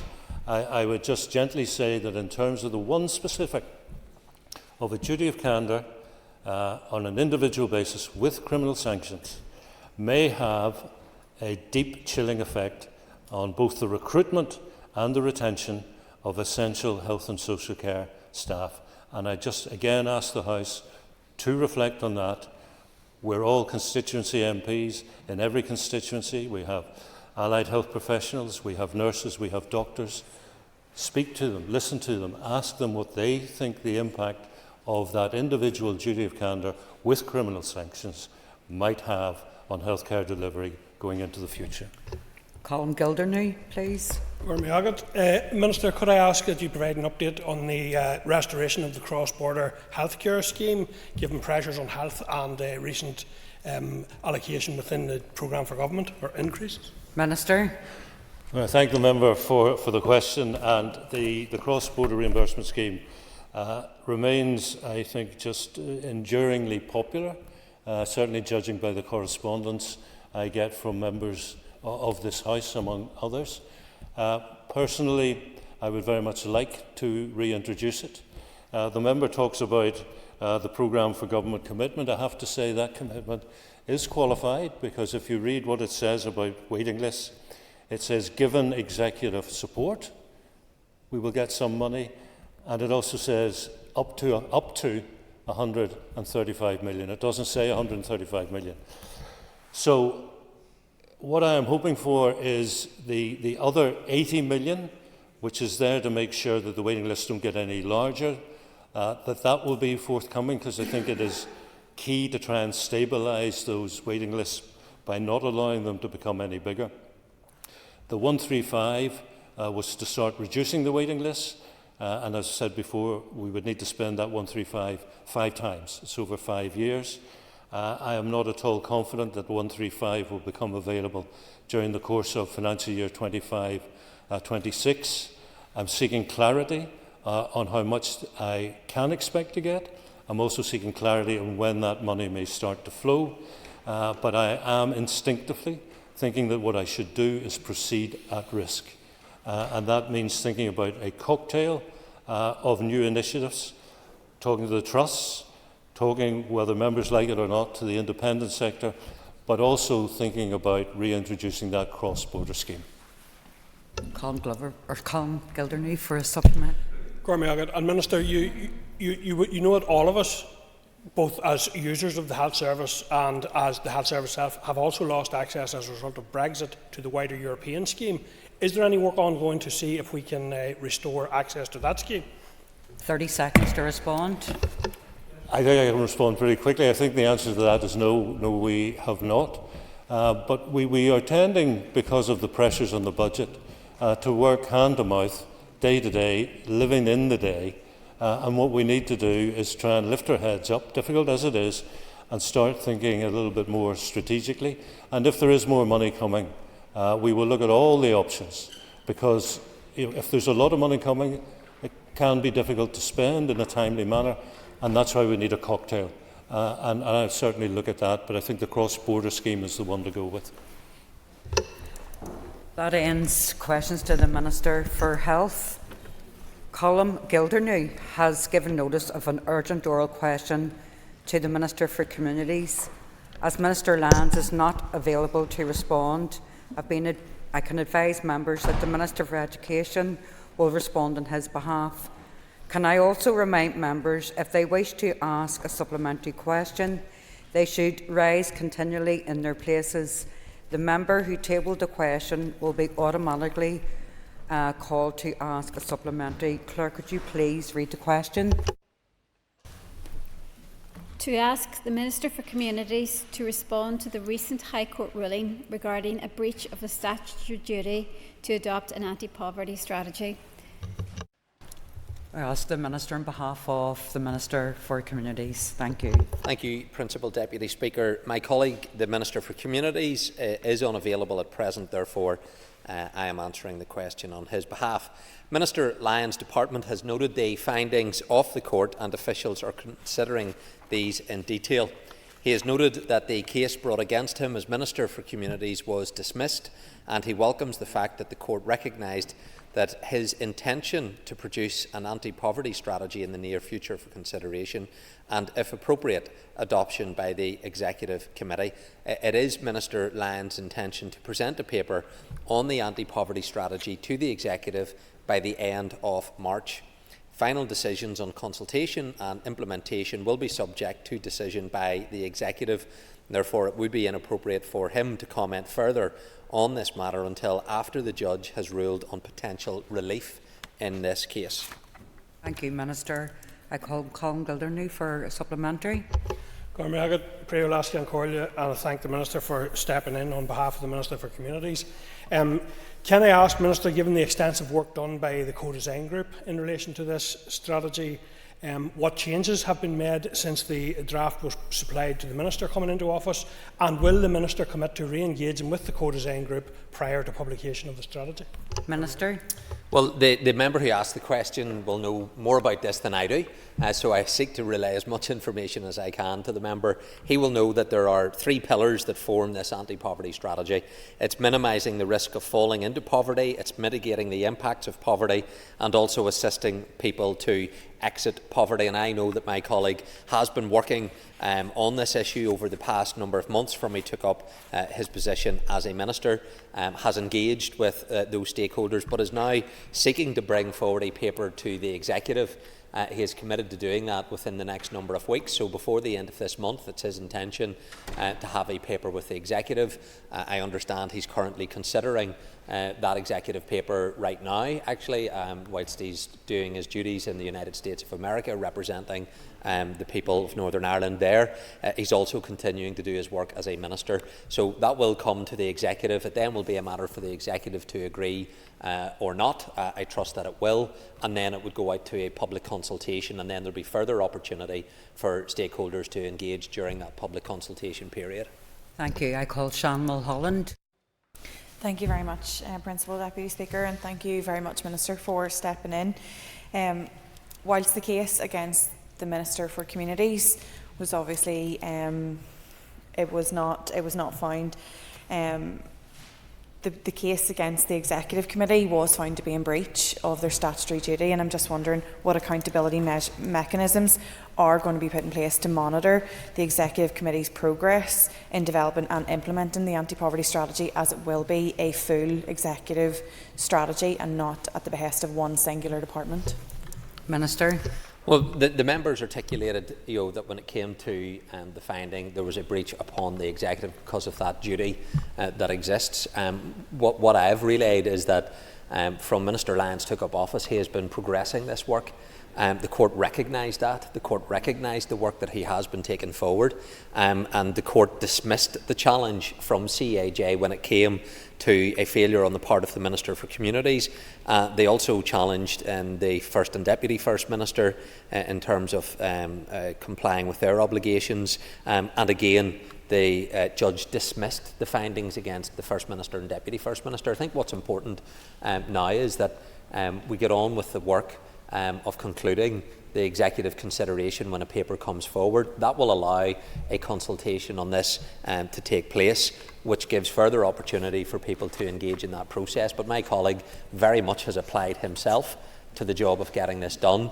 It didn't need a court case for him to do that, because he has been getting on with the job, and we'll see the fruition of that over the next number of weeks. Thank you. I call Brian Kingston.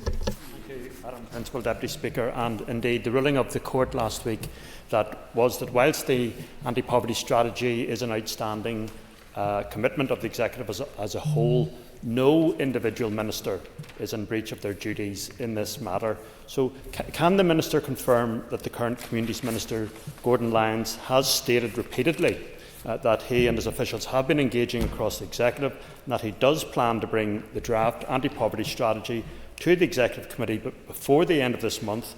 So in all these years, it has never been closer to actualisation. It's not speech time, it's supplementary question time. Minister, if you don't mind. Thank you, Principal Deputy Speaker. I can confirm that this issue has been raised by Minister Lyons at executive meetings. I can bear testimony to that he has raised it. He has kept executive colleagues updated in terms of the progress that has been made to get us to the stage where we are now very close to having, I believe, an executive paper presented, and then hopefully a positive decision taken on that, and we will be able to make progress, because this is something that I know Minister Lyons very much believes in terms of providing support to people that need to be supported. He believes in it, he's been acting upon that, and I believe that we're very close to making the progress that we need to see. Minister, I call Matthew O'Toole. Thank you, Madam Principal Deputy Speaker. It's slightly bizarre to hear members and indeed the Minister fall over themselves to say that no Minister was found in breach, the Executive was found in breach of its legal obligations to produce an anti-poverty strategy. That is shaming, Madam Principal Deputy Speaker, shaming for this House. Can I ask the Minister, standing in for his colleague who is across the water, the big water as it were, has his colleague, the Communities Minister, had any conversations? He said he's going to bring forward this paper by the end of the month. Has he had any conversations with the Finance Minister about whether this anti-poverty strategy will actually be funded?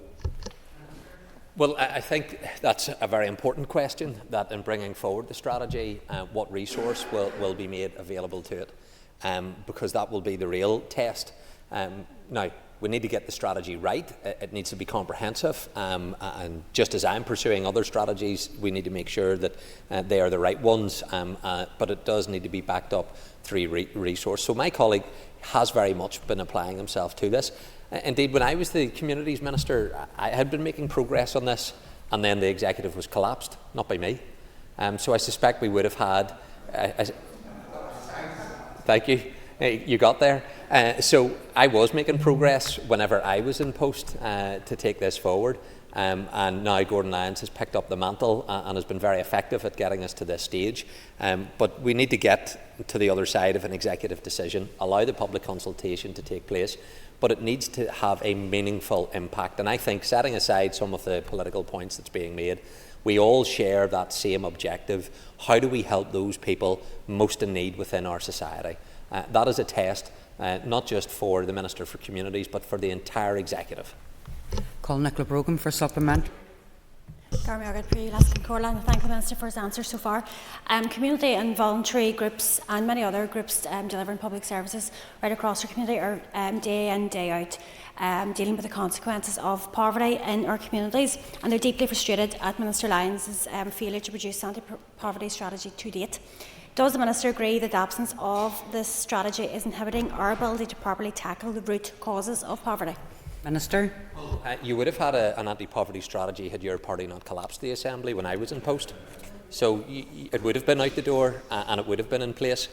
So Minister Lyons is very much applying himself to addressing this issue. He's engaged extensively around these issues. He's bringing a paper to the Executive within the next number of weeks, and I trust it will be supported.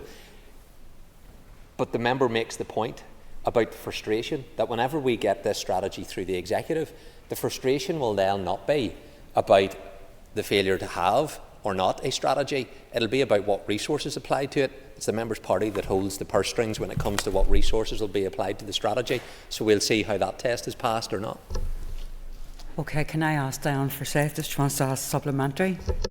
Thank you, Madam Principal Deputy Speaker. Can the Minister confirm that the Communities Minister has engaged across the Executive Committee regarding the forthcoming anti-poverty strategy, so it will include actions for every department and it will ultimately be a strategy for the entire Northern Ireland Executive, not just one department? Minister. The member's absolutely right, including my own department when it comes to education. I've engaged with the Minister when it comes to this strategy. I've indicated the need to try and facilitate the outworkings of this when it comes to the Department of Education. One area that members have raised as a concern, for example, is the holiday hunger payment, which the Department of Education cannot take forward, doesn't have the resource to do it. I've highlighted, though, can the Department of Education and our schools play a role in helping to address some of these issues. So this will be a strategy, once it's agreed by the Executive, it becomes an Executive-endorsed strategy. It'll be for our collective efforts to see it being taken forward. But Minister Lyons has very much been leading on this, and I trust that in the next number of weeks he will secure executive agreement for the paper that he intends to bring forward. Call Kelly Armstrong for supplementary. Thank you, Principal Deputy Speaker. Minister, I appreciate that you're not Minister for Communities, but can I just ask for clarification? An executive strategy is within the remit of the Executive. The Minister for Communities is not in charge of the Executive. Can you explain how we will monitor and measure the effectiveness of the anti-poverty strategy when it eventually appears, albeit 18 years late, whenever other departments will be involved and committees are blocked off from asking those departments questions? Minister. Well, I would hope that no committee or members will be prevented from asking questions when it comes to the implementation of this strategy or indeed any other strategy. I know the member is very tenacious in how she goes about her work, and I would be confident that she will get the accountability and the answers to the questions that she wants. I would expect departments to be providing those answers to members whenever they ask them. So when it becomes an executive agreed strategy and what commitments are there for other departments to follow, because the member highlights again, the Minister has led on this, but then it becomes a collective, cross-cutting, departmental commitment made by the executive, then all of us will be held to account, my department included, in terms of how we go about meeting the objectives that will be contained within this strategy. And I would expect departments to be facilitating members, as in any democratic institution. MLAs are elected to seek answers on behalf of their constituents, and I'd expect them to be facilitated. Thank you, Minister. I call Jerry Carroll.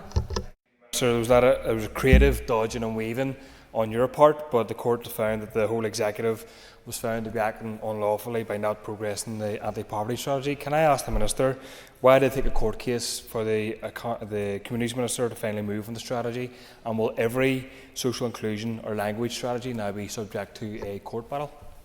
Minister. Well, listen, we live in a democratic society where people are entitled to take legal recourse to the courts. That's an entitlement of any citizen if they wish to hold the executive branch to account through the courts. So I welcome the opportunities that our citizens have. Many places across this world do not provide such freedoms to their own citizens. We do. But it did not take a court challenge for my ministerial colleague, though, to get on with the job of bringing this forward, nor should it take court challenges in other areas. So to assure the member, this work has been taken forward by Minister Lyons. Paper should be presented, I trust, as he is committed to, before the end of this month to the Executive. We will allow the public consultation. That will give people an opportunity to provide feedback. And let us get on then with the job of helping those that I believe he and I both share in our objective of protecting and supporting our most vulnerable in this society. Thank you, Minister. I call Mark Darkin. The Minister for coming in here and stepping in for his colleague. Minister Given has been quick to point the finger squarely at Sinn Féin and blame them for their collapse of the Assembly for this delay. Does he accept, therefore, the role that his own party's subsequent 2-year collapse of these institutions has played in the lamentable lack of an anti-poverty strategy that we have, and that there is collective fault for this collective failure? Minister. Well, I think test the commitment that Minister Lyons has shown on this. He has brought it forward, he's engaged in the work, and he's now bringing a paper to the Executive to do that. And we will have this strategy, I trust, out and available for the public to be able to see what is contained within it, and then we'll have the responses to that consultation process. So there is good work that has taken place. There's more to do, and I have every confidence in my colleague that he will continue to drive this forward. Thank you, Minister. That concludes this item of business. If members would just mind just taking your ease for a moment. Okay, ladies and gentlemen, we're now resuming on the rates exemption for automatic telling machines in rural areas order in Northern Ireland, and I call on Diane Forsyth. Thank you, Mr Deputy Speaker, and I welcome this motion today. Cash is king in Northern Ireland, and I welcome any motion that does its best to secure that. Individuals and businesses here in Northern Ireland should have the right to access their cash and access it free of charge, especially in rural areas like South Down, which I represent. This motion bringing an exemption for the rates bills on ATMs in rural areas is so much welcome, but I would urge the Minister, if there's any potential to do any more, it would be greatly welcomed. In areas like mine, where you have to travel quite far often to get cash, individuals and businesses are quite cut off, and in times like the recent storm, there are prolonged periods without power and without internet, so electronic banking and access to people's own finances has been a challenge. So I just want to speak to welcome this today and encourage the Minister, if there's anything else he can do to help people in rural communities continue to access their cash and access it free of charge, it'd be most welcome. Thank you. Minister, to wind. And I welcome the contribution from members today in relation to this order relating to the extension of the exemption for ATMs in designated rural areas. I believe that the scheme is, as things stand, worth continuing for those living in isolated rural communities and who still depend on the availability of cash from ATMs. It can help ensure that eligible ATMs are preserved in rural areas, providing greater access and support to these communities. I have listened to members' comments in relation to can we extend this scheme both to urban settings and perhaps further afield in terms of rural settings, and it's something I will look at in terms when we look at the Small Business Rates Relief Scheme as well.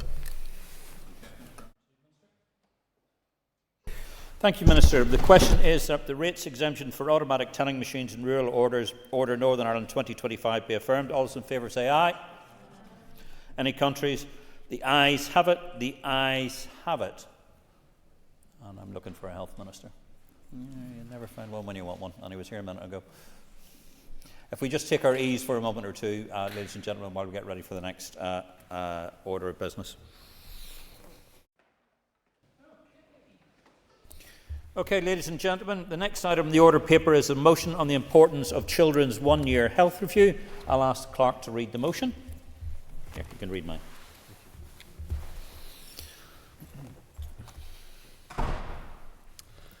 That this Assembly commends the vital role that health visitors play in supporting the health and development of children under the age of 5, expresses alarm that 15% of children in Northern Ireland were not seen by a health visitor for their Year 1 review in 2023-24, notes with deep concern that this figure rose to 46% in the Southern Health and Social Care Trust, highlights the critical need to end regional inequalities in the provision of child health reviews in order to ensure that every child and young person has the best start in life, and calls on the Minister of Health to urgently work with all health and social care trusts to drive down the number of health reviews that take place outside of the accepted timeframes or not at all. Okay, thank you. And I call on the motion. Okay, thank you very much indeed. Thank you. The Business Committee has agreed to allow up to 1 hour 30 minutes for this debate. The proposer of the motion will have 10 minutes to propose and 10 minutes to wind. As an amendment has been selected and is published on the Marshall list, the Business Committee has agreed that 15 minutes will be added to the total time for the debate. Dan, please open the debate on the motion. Thank you, Mr Deputy Speaker. And I am going to make some important points at the start of my debate, and it is to be regretted that the Minister is not here to hear those. Sorry, Minister, thank you, good to see you. I tabled this debate because I do believe that it is a hugely important debate, not just for the Department of Health, but also for other executive departments.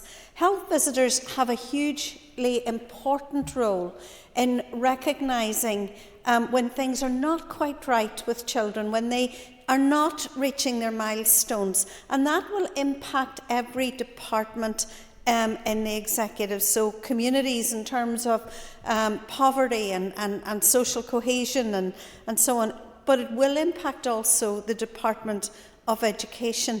And we cannot in this chamber throw up our hands in horror and pretend that we didn't know that these children had all of these difficulties and required statements when they arrive age 3 or 4 into nursery or P1 if we're not actually documenting those difficulties from within the 1 year review. So I do think it is really important.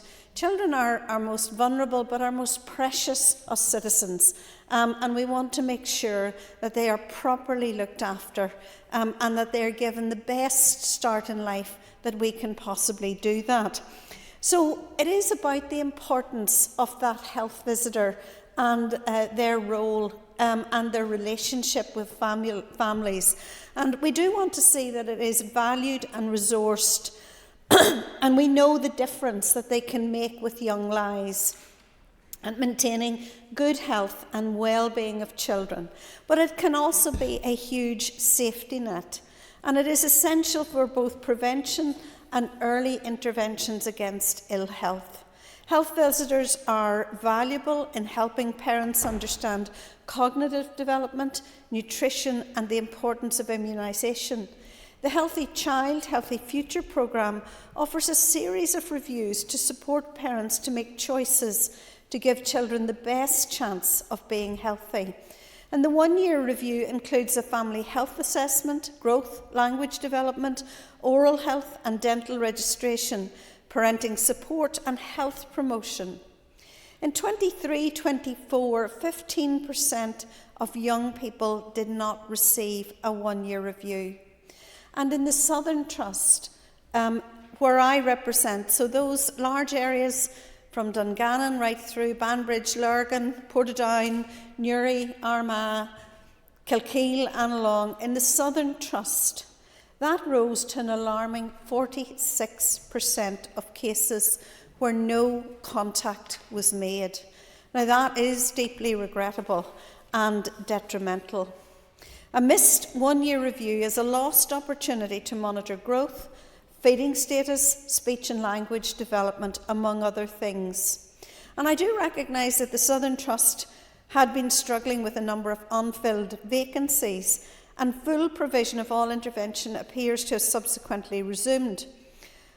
There have been commitments that everyone gets a yearly review, and I would appreciate the Minister's confirmation that this continues to be the case.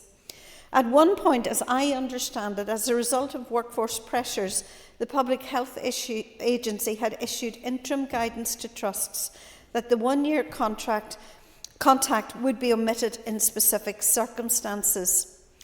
I understand that these interim measures have been stood down, with the number of contacts on time rising markedly thereafter. In situations like this, when one trust is trailing so far behind other areas, consideration also needs to be given at a Ireland-wide level how we can do more to ensure an equivalent level of service. And this goes back, Minister, to what I continuously reference in this House. Yes, there are social and economic inequalities in health, but there are also deep structural inequalities in health, and these are perpetuated by trusts not having the same level of service across a variety of different parts of the health service. And I do think that we should have a situation where staff can work across boundaries. There is not a magic wall between the Southern Trust and the South Eastern Trust, or the Southern Trust and the Western Trust, and they should be able and should do work across boundaries. It is absolutely important. And just as there was a regional approach, and you've looked at a regional approach to breast cancer referrals, maybe this is something that we should be looking at as well. In September, there were 23 vacancies across our trusts, and they were being actively recruited, including six in the Southern Trust and the South Eastern Trust. Now, I've been recently contacted by parents and have been looking into this issue of skeletal dysphasia and the support children receive so that they can engage in daily activities in as similar a way as possible to their peers, to thrive and realise their full abilities. And I have tabled a number of questions on this issue, Minister, which I think are really important. And so far, I have been really discouraged by the answer to some of the question. But this is an area, for example, where health visitors, through those kind of developmental reviews, will help to ensure that children are referred to the appropriate services for assessment and are receiving the appropriate additional support. The findings of the Institute of Health Visiting survey of health visitors across the UK, unveiled in January, showed the rising need with families facing increasingly complex health and developmental challenges and support becoming harder to access. Service gaps were also flagged, with massive differences in the availability of services across the United Kingdom. Health visitors describing under immense pressure with challenging workloads, and that is no different in our part of the United Kingdom. Mental health problems were considered the main reason for increased demand, with child behavioural problems, including growing concerns about developmental issues like autism and ADHD, with the second most common reason why families need extra help. Practitioners have also said work was more dominated by social concerns, with more families impacted by poverty and safeguarding concerns. And this goes back also, Minister, to that sort of kind of coherent service that children and young people should be expecting from the department, including the lack of social work access for many, many families, and particularly acute in families where children have disabilities. And again, in the Southern Trust, I've had a number of conversations recently with families who have real concerns about the development of their children, but have not been able to access appropriate social work help.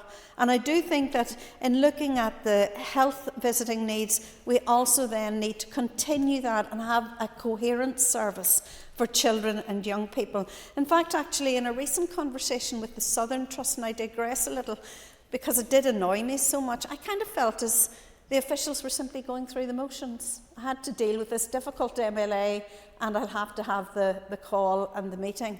But behind that call was a family in real distress. And I think it is really important that while everybody is under pressure, that we are looking at how we help children to access services at the earliest stage, but also as they progress through their lifetime. And I think that that is really, really important. There's also those issues around helping mothers who may have difficulties around the birth and development of children. And I know that you've been doing some work on exclusion in areas of social and economic deprivation. And I do think that this is also one of those areas that could neatly fit into that programme. Because I want children, no matter where they are born in Northern Ireland, to have an access to services and to be able to grow up and develop and thrive in the best way possible. In Northern Ireland, unlike some parts of the United Kingdom, we have had some rise. Could you bring your remarks to a close? Yes, I will, of course, Deputy Speaker. Minister, it's a really important debate. It attacks the most fundamental of a child's development and progress, and I hope that you will have some positive things to tell us. Thank you very much indeed. I call on Michelle Guy to move the amendment. Moved. Guy. Thank you very much indeed. Thank you. Thank you. You will have 10 minutes to propose and 5 minutes to wind. All other speakers will have 5 minutes. Please open the debate on the amendment. Michelle, thank you. Thank you, Deputy Speaker. This is a great motion, really worthwhile, and I thank the proposers for bringing it forward. I am proposing our amendment, which does not seek to remove anything from the original motion, but seeks to do two other things. Firstly, to make reference to the importance of delivering an updated Healthy Child, Healthy Future framework, which I know is advanced in its progress. Secondly, to recognise and underscore the important intersection between health and education in relation to child development. The intention of the amendment is to strengthen and reinforce the central tenet of the original motion, that the one-year assessment is a vital tool for tracking a child's development progress in terms of health, but also early education. We reference to important credible reports. The Independent Review of Education and the Executive-endorsed A Fair Start both highlight how crucial the health visitor role is in terms of the educational outcomes of our children. I'm sure members on the Health Committee will share a frustration of those of us on the education portfolio of the sheer volume of evidence that shows how vital early intervention is, but how relatively little it happens in practice. But these early years assessments provide a perfect opportunity for effective collaboration. Health visitors are one of the clearest examples we could have of the power of early intervention. They play such a wide-ranging role, from parental education and support, providing positive parenting advice and health advice, safeguarding, assessing development milestones, and ensuring early identification of additional needs and interventions. They are there for the child, but they are importantly also there for the parents and carers.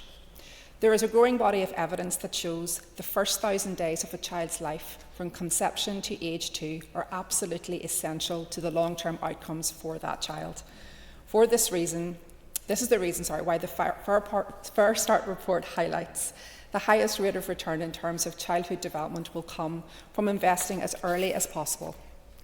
It is crucial to reducing the educational attainment gap, which begins at a very young age and continues to widen. Parenting can be incredibly difficult, especially for those who are maybe struggling financially, dealing with health issues, who have little family support. Health visitors can guide and reassure parents.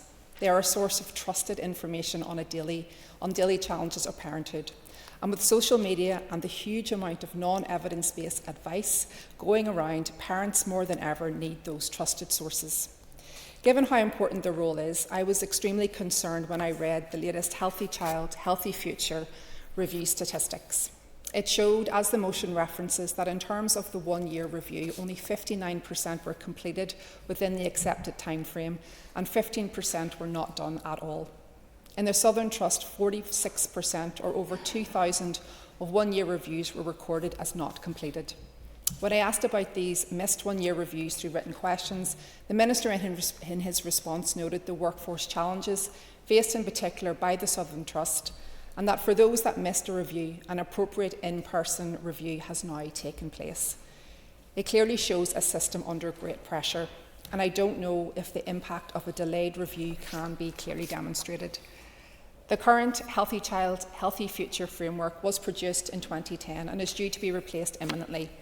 It notes that one-year review is to include an updated family health assessment, monitoring growth of the child, review speech and language development, and promote oral and general health, including dental registration. These are all vital, let alone the issue of safeguarding, which I've already mentioned, and the role health visitors play in ensuring issues are prevented or reported. Through our amendment, we are keen to understand from the Minister whether the new Healthy Child, Healthy Future framework, which has been long delayed, has taken on board the recommendations from the Fair Start report and the Independent Review of Education. The Fair Start report noted how parents and families need support to understand the child's development milestones and the importance of play-based learning, and they recommend that the Department should expand the developmental role of the health visitor to provide that early support, education and signposting. The report specifically highlights the importance of the 1 and 2.5 year reviews from an early education perspective, noting, while these reviews may be of lesser significance than early reviews from a health perspective, they are crucial in relation to cognitive development, for example, in relation to speech and language. In a similar vein, the Independent Review outlined just how vital health visitors are and recommended that the programme of assessing beyond 6 to 9 months should be reviewed to ensure that cognitive development is properly tracked.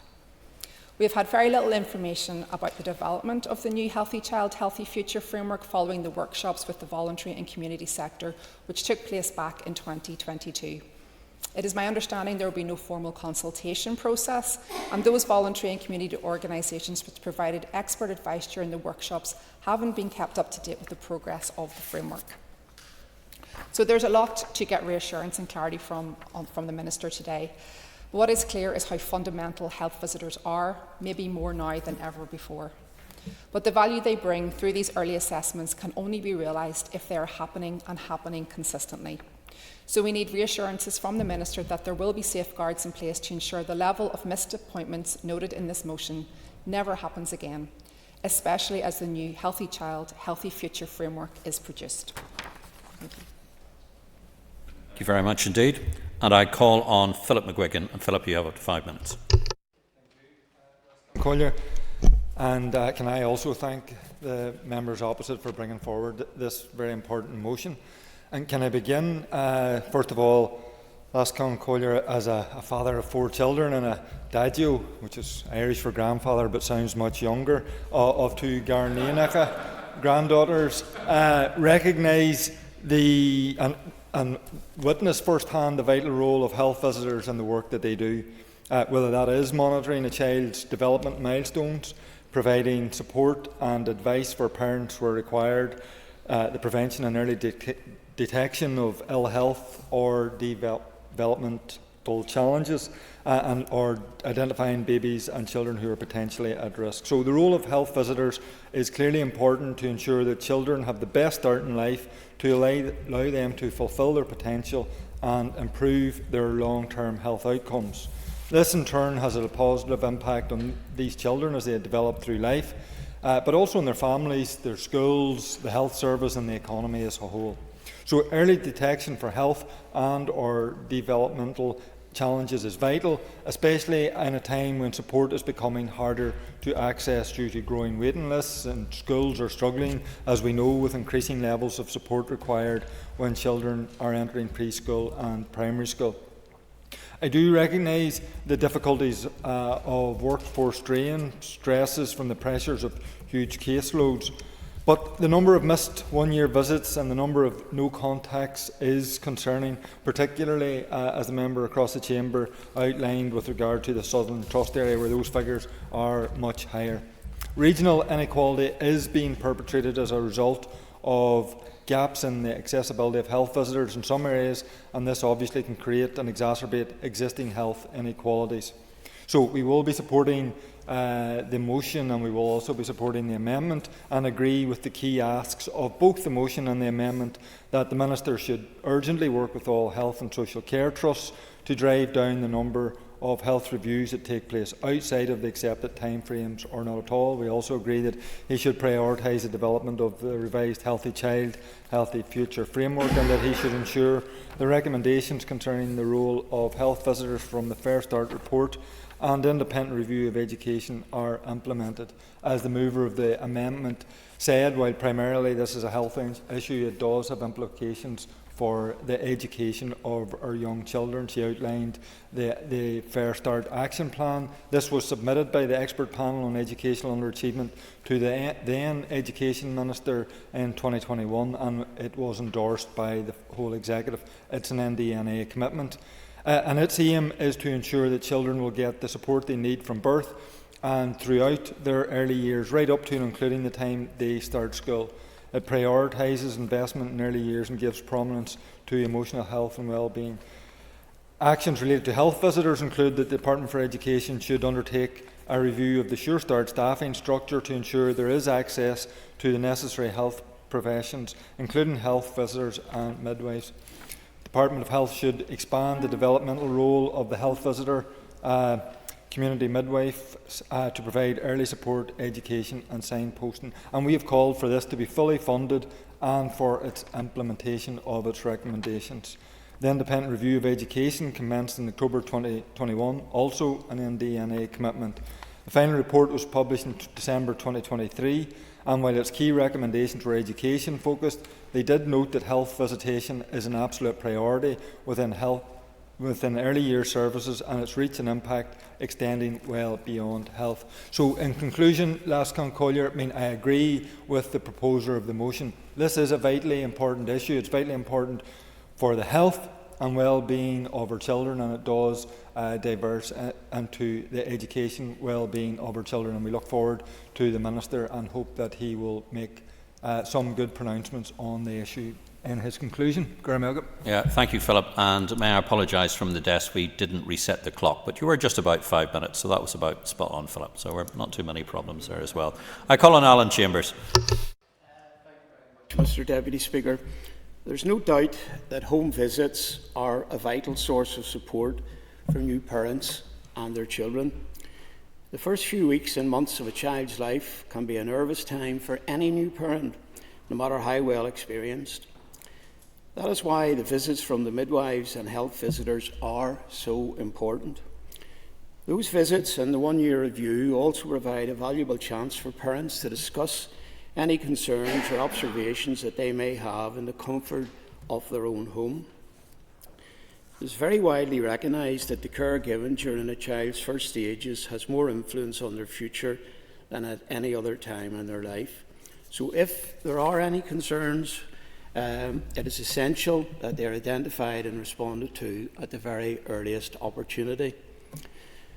No doubt, the longer the Minister is in post, the more staggering he is finding the true scale of health inequalities to be. The outcomes for children are no more immune from health inequalities. Whilst there are a multitude of explanations, children living in households in the lowest socio-economic groups have significantly worse health outcomes than other children. Therefore, it is a matter for concern that a number of one-year reviews are being missed. The Department have told me that they were very alert to the problem and that steps were being taken to resolve it. And having recently received a further update on the matter, I was glad to see that real progress has been made. And whilst I hope that the Minister can today provide a further similarly positive update, I would urge his department to maintain sufficient monitoring and oversight mechanisms to ensure that such variants don't appear again at a later date. Thank you.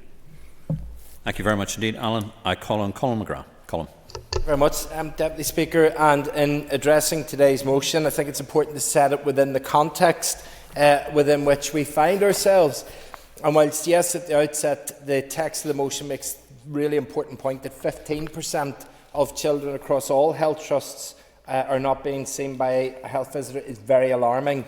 That figure rose to 46% in the Southern Trust is deeply, deeply concerning.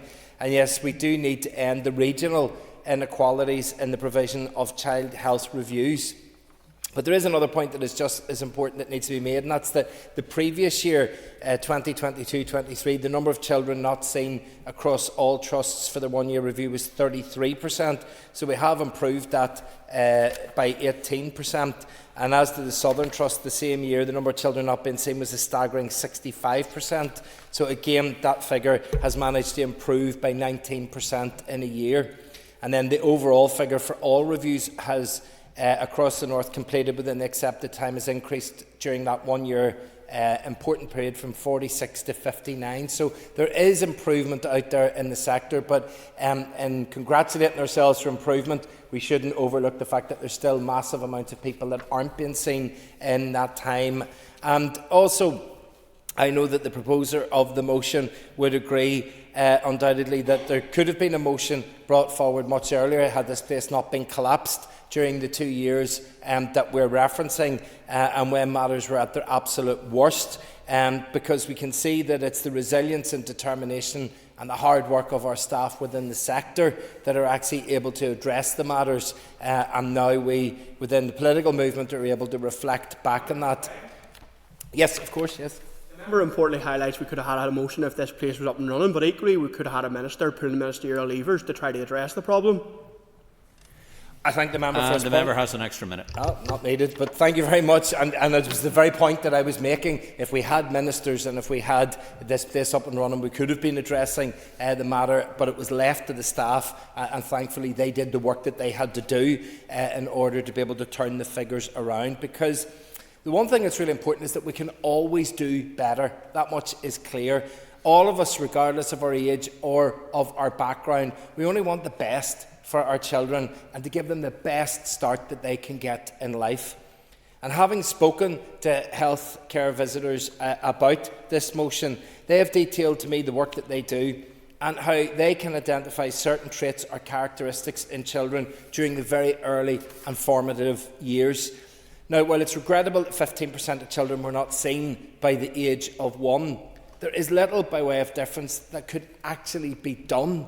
And if you identified that at age 1, because even if you identify it at 2 years, we're currently only seeing 93% of children in that. So I got a bit confused in the figures there, but we're seeing 93% of children by the age of 2. But even at that stage, what is it that we can do if we're actually identifying traits? Because they're telling me that they are able to notice the little nuances in behaviour that might need addressed, for example, in terms of autism or ADHD.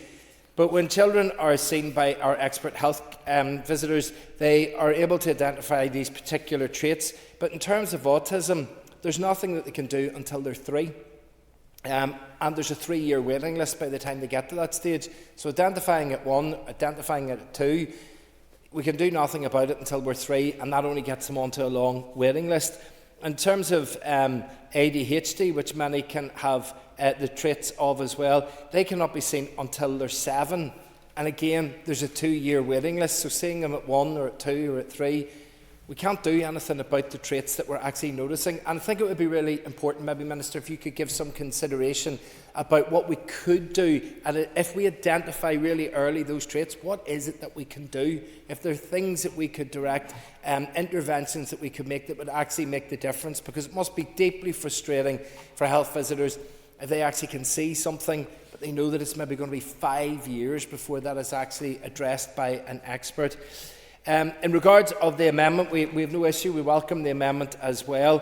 But I would like to say that the Healthy Child, Healthy Futures framework, it is 15 years old at this stage, and I know that it is currently under review. I think we need to get that nudged across the line so that we can make sure that things that have changed, I mean, in terms of safeguarding, the family model, lots and lots of things are even evolving on a daily basis, never mind having a strategy that was actually implemented 15 years ago as being the guide that we have. So getting that review completed, getting those changes implemented, will certainly do what we're all looking to do, which is to give our children and young people the best possible start in life. Thank you. Thank you, Colin. I call Norla Flynn. And I also raised to support the motion and the proposed amendment, and thank colleagues for bringing it to the floor, emphasising the critical importance of the one-year-old health review and the indispensable role of health visitors in ensuring our children's well-being. And to be honest, I already had this speech done, but when I was at an event on Friday night to mark, as part of the celebrations to mark International Women's Day, it was a lecture that was taking place in Queen's University from Dr. Avery Annam, who is from the World Health Organization, and she's worked on issues specifically around violence against women and girls for the past 30 years in the World Health Organization. And some of the remarks that she made, she was linking it to how health systems and health workers can actually help deal with this issue. And I know I'm digressing a wee bit, but when we talk about the importance of the health visitors in ensuring the well-being of our babies and our children, they also play a critical role in supporting the well-being also of the mothers that they're going out to visit within the homes. And again, it was just on Friday night when they were talking about obviously our own context that sadly since 2020 there's been 25 women has been violently killed and murdered. That opportunity of even whenever a health visitor is going out to a mother's home at that very, very particular time when she has a young baby, that it's a key opportunity to pick up on in terms of if there is any violence taking place in the home. But the broader conversation, we'll maybe talk about it at a later stage in the Health Committee and bring it to the Minister's attention, but it was around what training we can offer to health and social care workers, particularly health visitors, to try and pick up those women who are maybe suffering violence within the home. But then back to apologies, the specific issue of the motion around the well-being of our children and how our health visitors, the importance of the health visitors coming out to the home. I do want to concentrate specifically on my own constituency of West Belfast, where, as the Minister will know, similar to other areas, that these issues are particularly pressing. West Belfast does face significant health challenges that demand urgent attention, and I do have to say that the recent inclusion for parts of the Falls and the Shankle Road areas in the Minister's Live Better programme is absolutely a step in the right direction to try and improve some of those health outcomes for our communities. This initiative seeks to ensure that every child, regardless of background, has an equal opportunity to grow up healthy and to thrive. However, much more needs to be done. The fact that 15% of children across the North missed their one-year health review in 23 to 24 is deeply concerning, and even more alarming is the figure that was mentioned from the Southern Health and Social Care Trust, where nearly half of the children missed this really, really vitally important check.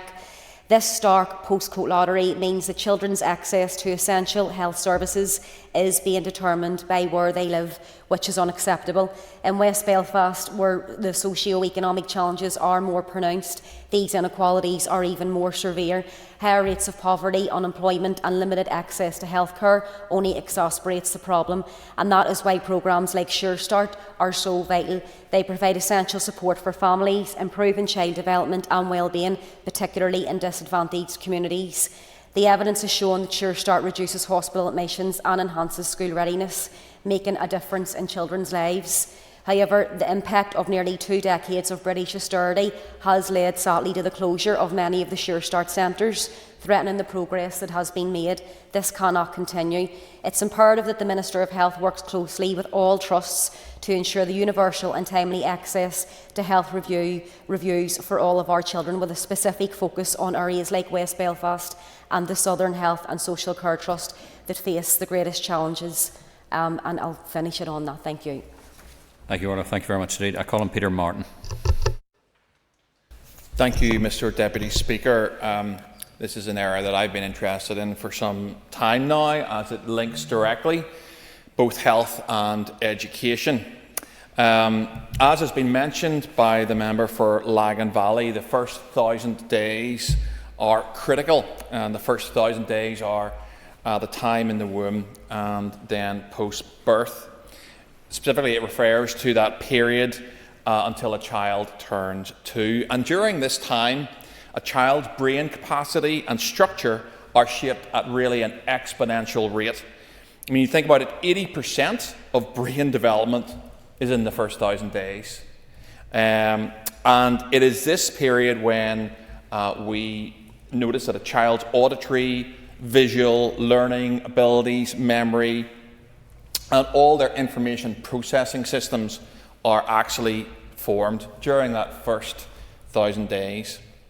It's also worth highlighting that during that first 1,000 days, they have a lifelong effect on both the well-being and health of that child as they grow up. Things like stress, poverty, violence experienced in the home will have, in many cases, lifelong negative health effects on that baby. And that's why this debate is so important. Very often we talk about early intervention. In fact, I don't think there's a week has gone by since I've joined this Assembly that somebody in this chamber has not talked about early intervention. And I think that's great and it's important, and we're talking about it today. But this is early intervention. Short of prenatal care, this is one of the pathways which identifies the earliest intervention mechanisms, whether that's health visitors, which is the crux of the motion that we're talking today, or those midwives who visit shortly after birth and perhaps at 14 days. The Minister rightly talks of what he calls shifting left, and I agree, shifting left is the right thing to do, as long as it pushes interventions earlier and faster. And in turning to the importance of this motion, these visits that we're talking about today identify issues in speech and language therapy. Speech and language therapy is something that can have speech and language therapists can have very profound effects as long as they are that therapy is introduced really, really early. They can highlight issues in cognitive development, and they also, as the member opposite just mentioned, can provide support and help to young mums. Everyone who has spoken so far in this debate has agreed that regardless of political party or affiliation, that these rules are indeed critical. And even if we leave aside the clear benefits to the child and the family, it also makes economic sense. As the earlier issues are identified, the more cost-effective that intervention is, and usually the more effective it is. I would urge the Minister today to address the crux of both the motion and the amendment, which we will be supporting, which is to drive down these numbers, not least for the children in Northern Ireland, to give them the best possible start in life. If we're serious about early intervention in this chamber, in this Assembly, it starts when the baby's in the womb. After it's born, the next most critical time is the next 700 days. That's why these visits are so important, and I would ask the Minister to prioritise this area. Thank you, Mr. Deputy Speaker. Thank you, Peter. I call on Jerry Carroll. Jerry. Deputy Speaker, discussions about our health and social care crisis often focus on ambulance waiting times or packed emergency departments and the unsustainability of general practice pharmacy and dentistry. But another crisis is bubbling underneath the surface. This crisis involves babies and children missing out on that basic health care and opportunities for early intervention, and that's what we're discussing today. And the fact, as we've heard, that 23% of children are waiting for the one-year review were seen late, 15% weren't seen at all, is a real indictment of our health service. And in Belfast, just 54%, as we've heard, of one-year reviews were held on time. Is a really shocking statistic. These health reviews aren't just casual check-ins, Deputy Speaker, or an extra bit of reassurance for families. They're timely and comprehensive child health reviews that promote strong bonds and attachments between parents and their children. And I'm concerned that this isn't happening. I don't blame those healthcare workers, those health support workers. I blame those who have cut and gutted the health service for so many years through the budget process in this building. And during preschool health reviews, Deputy Speaker, health visitors will identify safety concerns as well as early issues with developmental delay and ill health. They promote breastfeeding and good nutrition. But the impact of the work of health visitors extends far beyond the home. Early intervention sets children up for better short and long-term health outcomes. It reduces the risk of social exclusion and increases readiness for school. We also need health visitors fluent in Irish, Deputy Speaker, and health visitors trained to support families whose first language isn't English. I'm concerned that the Department and Trust don't gather the data to monitor how many children who receive appointments through Irish from their health visitor. I suspect it's probably zero, and it's not a luxury. I declare an interest as a father raising the children through the medium of Irish, but I'm really concerned at how people, the language development and communication skills cannot be monitored if there's no Irish language from the health available to the health visitor. So I implore the Minister to act on that as well. Current workforce pressures on public health nursing are undoubtedly having an impact on the children's health reviews. The PHA previously issued guidance to Trust that the one-year review could be omitted, and this is completely unacceptable, Deputy Speaker. Children shouldn't be made to pay for the continued failure to invest in the health and safety, health and social care workforce. Consistent, high-quality, child-focused health reviews are crucial for giving every child the best start in life, and also to locate neglect or abuse, as we have heard previously. It's undeniable, Deputy Speaker, that children born in the most deprived areas are at a stark disadvantage in terms of access to healthcare. Class shapes everything in the society, including the connection of mother and baby. The rate of breastfeeding in the most deprived quintile of the north is 39%, and the least deprived rate is 68%. Mothers living in the most deprived areas are more likely to give birth prematurely. Babies born in low-income areas are almost twice as likely to be born at a low birth rate. Infant death is increasing in the most deprived areas. For families in the most deprived areas, reviews from health visitors are a lifeline, a literal lifeline that can help reduce health inequalities.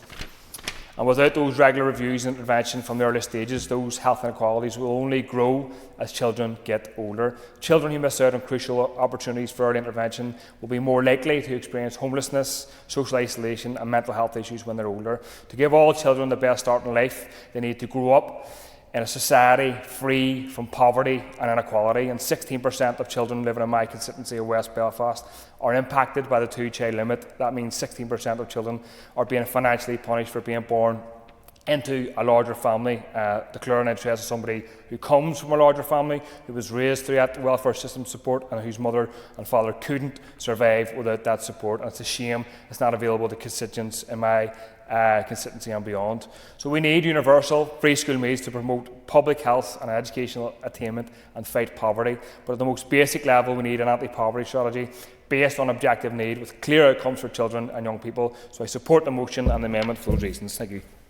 Thank you very much indeed, Jerry. And I call on the Minister. Minister, you have up to 15 minutes.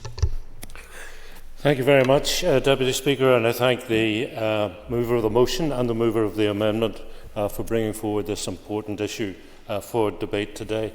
One of the first committees I sat on when I was first elected was the Education Committee, and I became a fanboy of the late Professor Ken Robinson, who talked about the element within a pupil, and it reminded me as a school governor, I used to talk about the spark that inside every child, without exception, there was a spark of ability, of creativity and talent. And it was our duty as a society to create the environment where they could find out what that spark is and fan it out into a great forest fire of passion for learning and for life. And if we do want to afford every child the best possible start in life, surely our first base is to deliver on our commitments. And if the commitment is to an assessment for every child in the first year, then the only acceptable percentage has to be 100%. And every time we drop below that, we need to ask why. And sometimes there may be legitimate explanations, but 100% has to be the target. And I thank Peter Martin for pointing out that these assessments are entirely consistent with my desire to shift left. Absolutely, healthcare delivered at home, or as close to home as possible. Prevention and early intervention to give the child and the family the best possible start. So let me begin by acknowledging the crucial work our health visitors deliver, and which they deliver on a daily basis. They are integral to supporting families in the first few years of life. They're a vital part of the health and social care ecosystem, and they are instrumental in identifying developmental concerns, in providing advice, often critical to particularly new parents who are wondering how they're going to manage, and ensuring families have the support they need to provide the best start in life for those children. As members have acknowledged, I have a commitment to addressing health inequalities, something which I'm glad to say is also reflected in the Executive's programme for government. And the work of health visitors is key in helping to address that, in promoting early intervention, ensuring the health of our children, and ensuring future generations have the best start. Their expertise in child health, in child development, and in family well-being is crucially important, and their work is fundamental to ensuring our children have that best possible start. Now, I recognise concerns raised by the motion today and the statistics highlighted in relation to one-year reviews in Northern Ireland generally and specifically in the Southern Trust. I have to say the fact 15% of children here do not receive their one-day health review, they didn't receive their one-year review in financial year 23-24 is more than concerning to me. And the regional disparity is also troubling in relation to the position in the Southern Trust during that same period of 23-24. The figures, frankly, are unacceptable. Every child in Northern Ireland deserves equal access to healthcare, regardless of postcode. The one-year health review is one of a number of important health contacts in a child's development, allowing us to identify and address potential health issues and ensuring optimal growth and optimal development.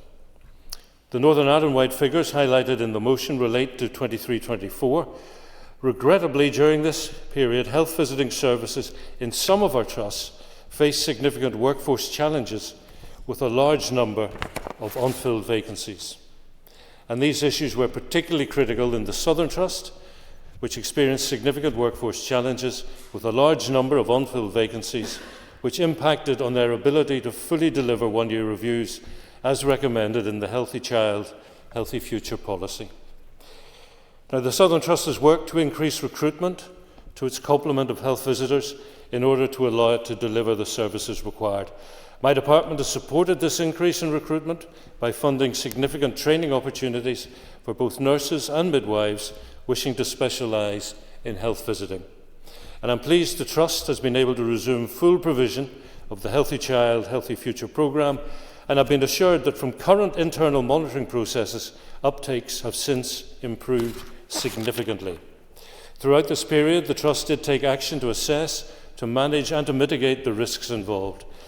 It's also reviewed its healthy visiting caseload and provided assurance that in any case where the one-year review was not completed, an appropriate review has now taken place. The House will be aware of the wider workforce challenges that we face. The health visitor workforce, like many other parts of our health and social care system, has been under strain. Health visitors are working and managing much higher levels of complexities within our society, and the recruitment and retention of health visitors has been challenging, and this will inevitably impact on service delivery. Work continues across all trusts to address these challenges through workforce planning and recruitment exercises, and the prioritisation of health visiting contacts as appropriate. I would also like to reassure the House that any decision to stand down any element of core health visiting reviews, as defined within the existing Healthy Child, Healthy Future framework, will be subject to a risk assessment by the trust in question. I absolutely agree with the motion's call in relation to ending regional inequalities.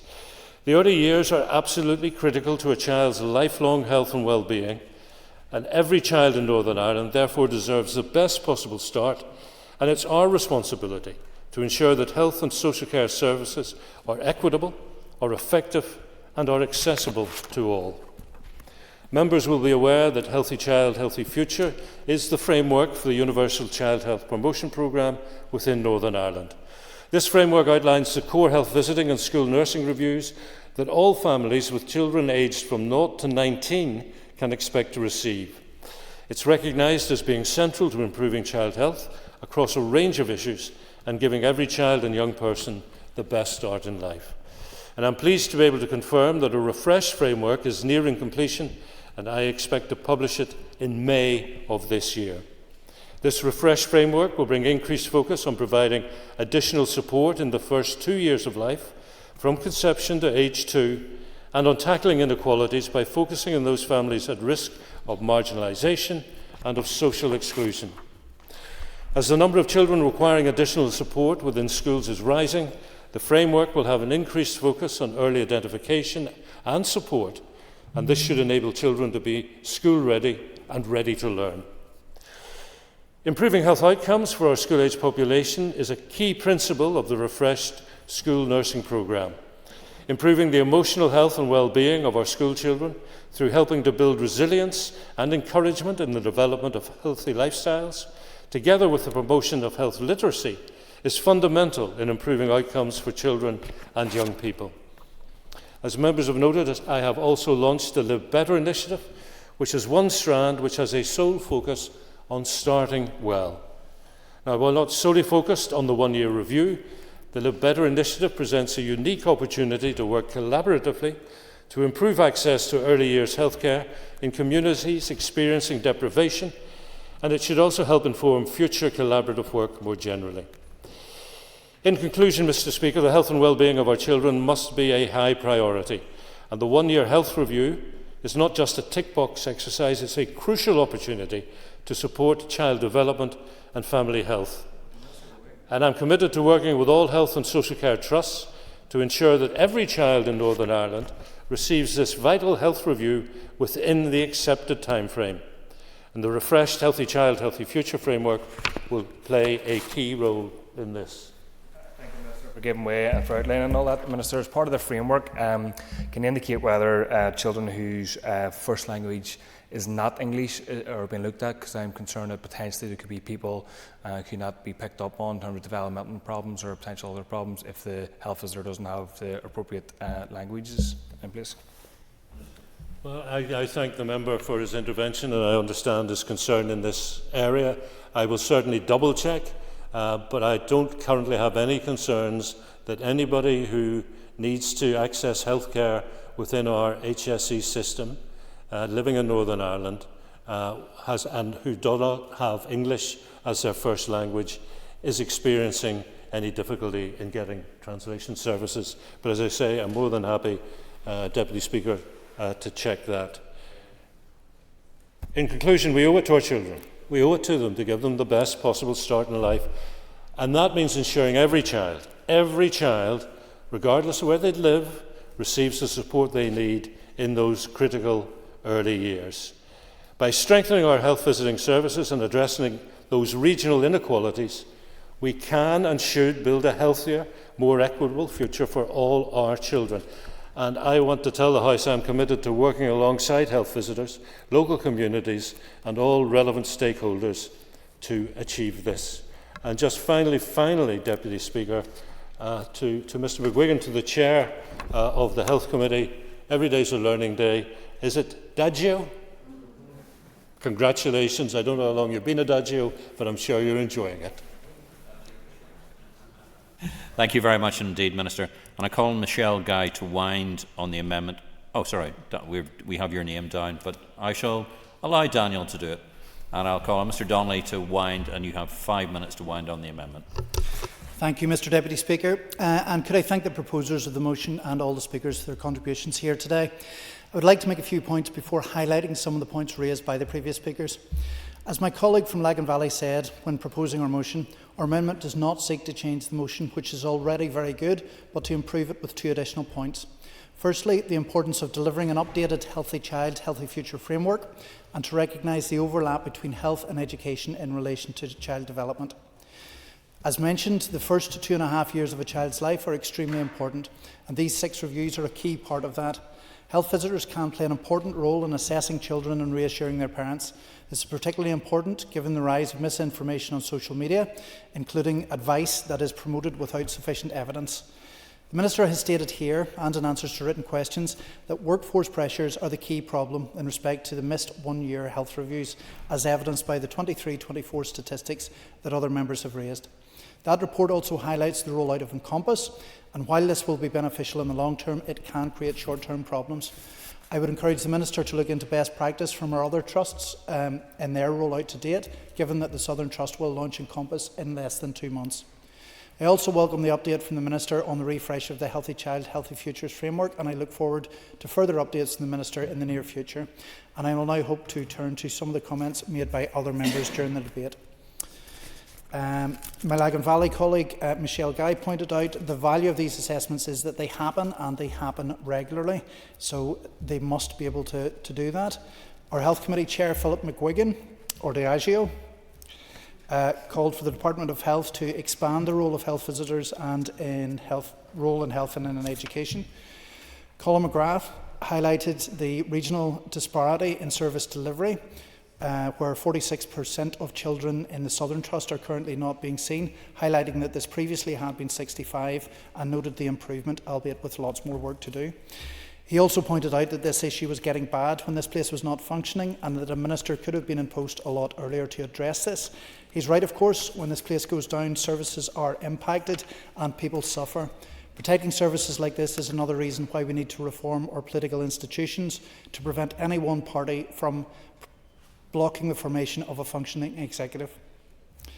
Orlia Flynn raised the opportunity for health visitors to pick up on the signs of domestic violence in the home, which is obviously a huge issue for women at this vulnerable time. Peter Martin talked about the pace of brain development, 80% in the first 1,000 days, and the lifelong impact of events that take place during this time.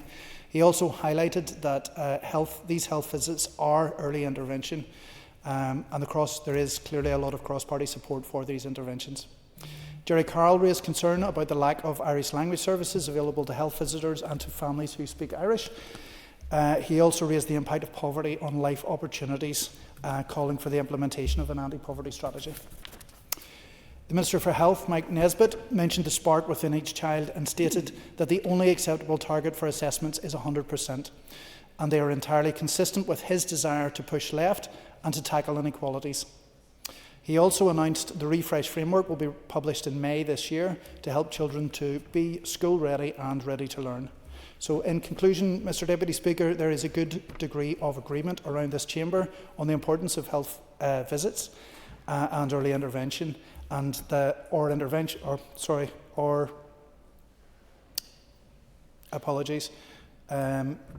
our amendment, thank you.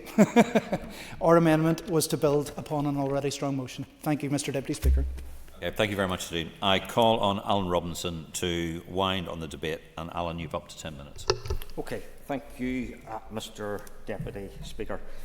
I very much appreciate and thank everyone who contributed today. I thank the proposers of the Alliance Amendment, which focused on recommendations that remain outstanding within the Fair Start report and the Independent Review of Education. As has been said earlier, we are very content with that amendment. The health of young people in Northern Ireland is certainly an issue that the Minister's Department needs to get a grip of, and he certainly has given commitments here today that that is what he intends to do. The one-year health review is key in the early years of a child's life, where it helps to identify potential health concerns, provide parents with guidance and support, but it also ensures that children have the best possible start in life. Given that 15% of children across Northern Ireland miss their health visitor review at this key stage, and the fact that in the Southern Health and Social Care Trust this figure soared to a shocking 46%, should be sending alarm bells to the Minister's Department. As has been said, missing the one-year review could well be many lost opportunities to detect development delays and the ability to provide an early intervention that could change the trajectory of a child's life. Whilst health visitors are responsible for monitoring a child's growth and development, they are also an important support pillar for parents. They provide guidance on nutrition, sleep, immunisations and mental health, and they are often the first to identify when a child may need additional support services. And their work ensures concerns are dealt with and that families do not fall through sometimes a very complicated health system. For many parents, especially those facing socio-economic challenges, health visitors offer reassurance, advice and signpostings to services that can make an enormous difference in a child's early years. Missing out on a health review could see some children go without the support that they require, leading to greater difficulties down the line, such as speech and language development, motor skills and overall well-being. Missing the one-year health review can also be a lost opportunity to detect early signs of development delay, to support a family struggling with post-natal mental health, or to provide information on immunisation and nutrition. How many times have we heard in this House, and we have heard it here today, that early intervention is key to improving outcomes, and this could not be truer for children. Studies consistently show that developmental delays identified and addressed early lead to significantly better outcomes in education, mental health and overall well-being. Having missed out on health reviews means development delays may go unnoticed until a child starts nursery or even primary school, by which time interventions are much more difficult, they're more costly and less effective. The disparity between different health and social care trusts raises concerns about equity and access to services. Why should a child in one part of the province have a dramatically lower chance of receiving a health review compared to a child in another region? The postcode lottery flies in the face of ensuring every child has an equal chance at a healthy start in life. The Minister must, and I'm glad, as I've said earlier, that he is committed to it, that all health and social care trusts should ensure that every child receives their one-year-old health review within the accepted time frame. The Department cannot allow another year in which nearly half of the children in one health and social care trust miss out on their health review. Can I just make some comments then on some of the contributions that have been made here today? My very eloquent colleague Diane Dodds talked about this important debate, not just for the Department of Health, but it is an issue that cuts right across a number of departments. Children are our most precious, she said. Indeed, this is one of, if not the most critical lines that has been spoken in this chamber today. Diane also spoke of there being no magic wall across trusts, and I'm sure the Minister will agree that we all want trusts working and thinking as one trust, particularly around this important issue. Michelle Guy, in her amendment, talked in depth about the Healthy Child, Healthy Future framework. She also highlighted the importance of the first 1,000 days of a child's life, and I'm sure all of us, as parents on here, would agree with this. Philip McGuigan, the Chair of the Health Committee, focused on early detection being so vital, and the importance of the motion, which we're all grateful for. Alan Chambers, my Health Committee colleague, he talked about the importance of the outcomes for children, and I hope these issues wouldn't happen again. We can all concur with that, Alan. Colin McGrath from the opposition talked about children should always have the best start in life, in keeping with the theme of all others who took part in the debate. Orla Flynn talked about postcode lotteries and talked of the importance of sure start. Peter Martin, my party colleague, also talked about the first 1,000 days and that it starts in the womb. He talked about early intervention at length. Jerry Carroll talked about this being another crisis in the health service. He said children should not be made to pay for the problems within the health service. And the Health Minister, we are grateful, Minister, that you did say that the target needs to be 100%. Also grateful that you talked about children should have the best possible start in life. And I suppose that is the crux of this motion today. You also talked about the figures before us being unacceptable. He talked about the workforce challenges in the Southern Trust, but it would have been good to have heard from the Minister if it would have been possible to have drafted in health visitors from other trusts to fill that void. And it is good to hear, Minister, that a refreshed Healthy Child, Healthy Future framework will be published in May. That is welcome to hear, and we do look forward, Minister, to you returning in the future to the floor of this House where we can debate this in more detail. So we very much appreciate everyone who contributed today, and I thank Dan Dodds for bringing the motion. Thank you. Thank you, Alan, and thank you for everybody contributing to the debate. The question is that the amendment standing in the name of Michelle Guy, Danny Donnelly, Nick Matheson and Nuala McAllister be made. All those in favour say aye. Aye. Any contraries? The ayes have it. The question is that the motion as amended be agreed. All those in favour say aye. Aye. Any contraries? The ayes have it. The ayes have it. Members, I have received notification from the members of the Business Committee of a motion to extend the sitting past 7 p.m. under Standing Order 10(3) alpha. Clerk, could you please read the motions? That, in accordance with Standing Order 10(3)A, the sitting on Monday, 10th of March 2025 be extended to no later than 7:30 p.m. I call on Paula Bradshaw to move the motion. The question is that the motion standing in the name of Paula Bradshaw be agreed. All those in favour say aye. Any contraries? The motion is carried and the Assembly may sit until 7:30 p.m. this evening if necessary. Draw our ease while we just hand over the top table.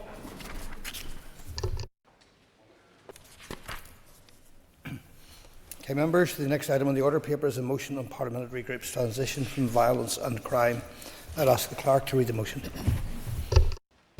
That this Assembly categorically opposes proposals from the UK and Irish governments to appoint an independent expert to scope out a new process of engagement to bring about paramilitary group transition to disbandment. Agrees that, more than 25 years after the signing of the Good Friday Agreement, there is no place for paramilitarism in our society, and that such groups should either immediately disband or face a robust law enforcement approach like other organised crime gangs. Welcomes the work of the Executive Programme on Paramilitarism and Organised Crime, and calls on the UK and Irish governments to abandon plans for the scoping and engagement exercise and reinvest the associated funding in law enforcement approaches to paramilitary activity. Thank you, and I call Stuart Dixon to move the motion. Move, Deputy Speaker. Thank you. The Business Committee has agreed to allow up to 1 hour 30 minutes for this debate. The proposer of the motion will have 10 minutes to propose and 10 minutes to wind.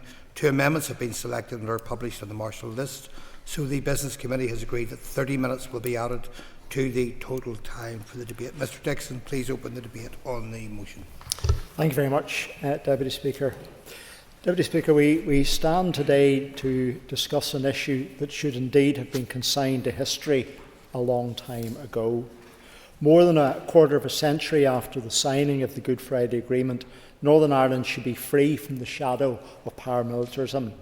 It should be free from fear and intimidation that these groups inflict, free from the control that they exert over communities, and free from the crime and violence that they continue to perpetrate. But instead, we find ourselves once again debating their existence, their influence, and the deeply flawed suggestion that they must somehow be coaxed into disbandment.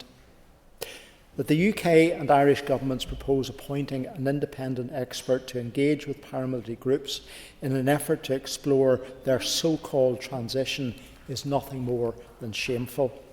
Let us be absolutely clear, Deputy Speaker. This is the wrong approach. It's an insult to victims of these criminal gangs who suffer from their drug dealing, loan sharking, child abuse and prostitution. It's an affront to justice.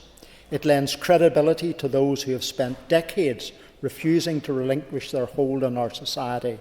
And most of all, it fundamentally misdiagnoses the problem. Criminal gang paramilitary groups do not exist because they lack a pathway to transition.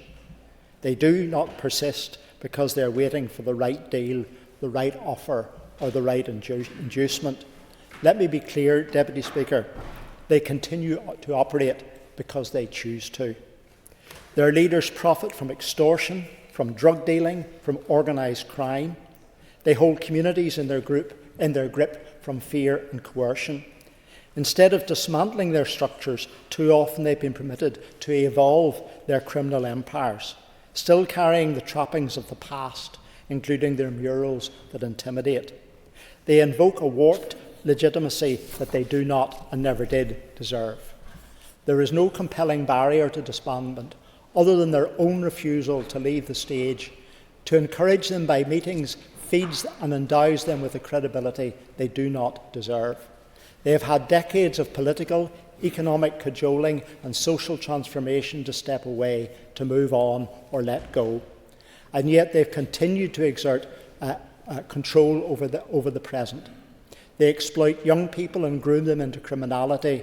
This is nothing short, Deputy Speaker, of child abuse. They exploit poverty and deprivation and entrench their influence.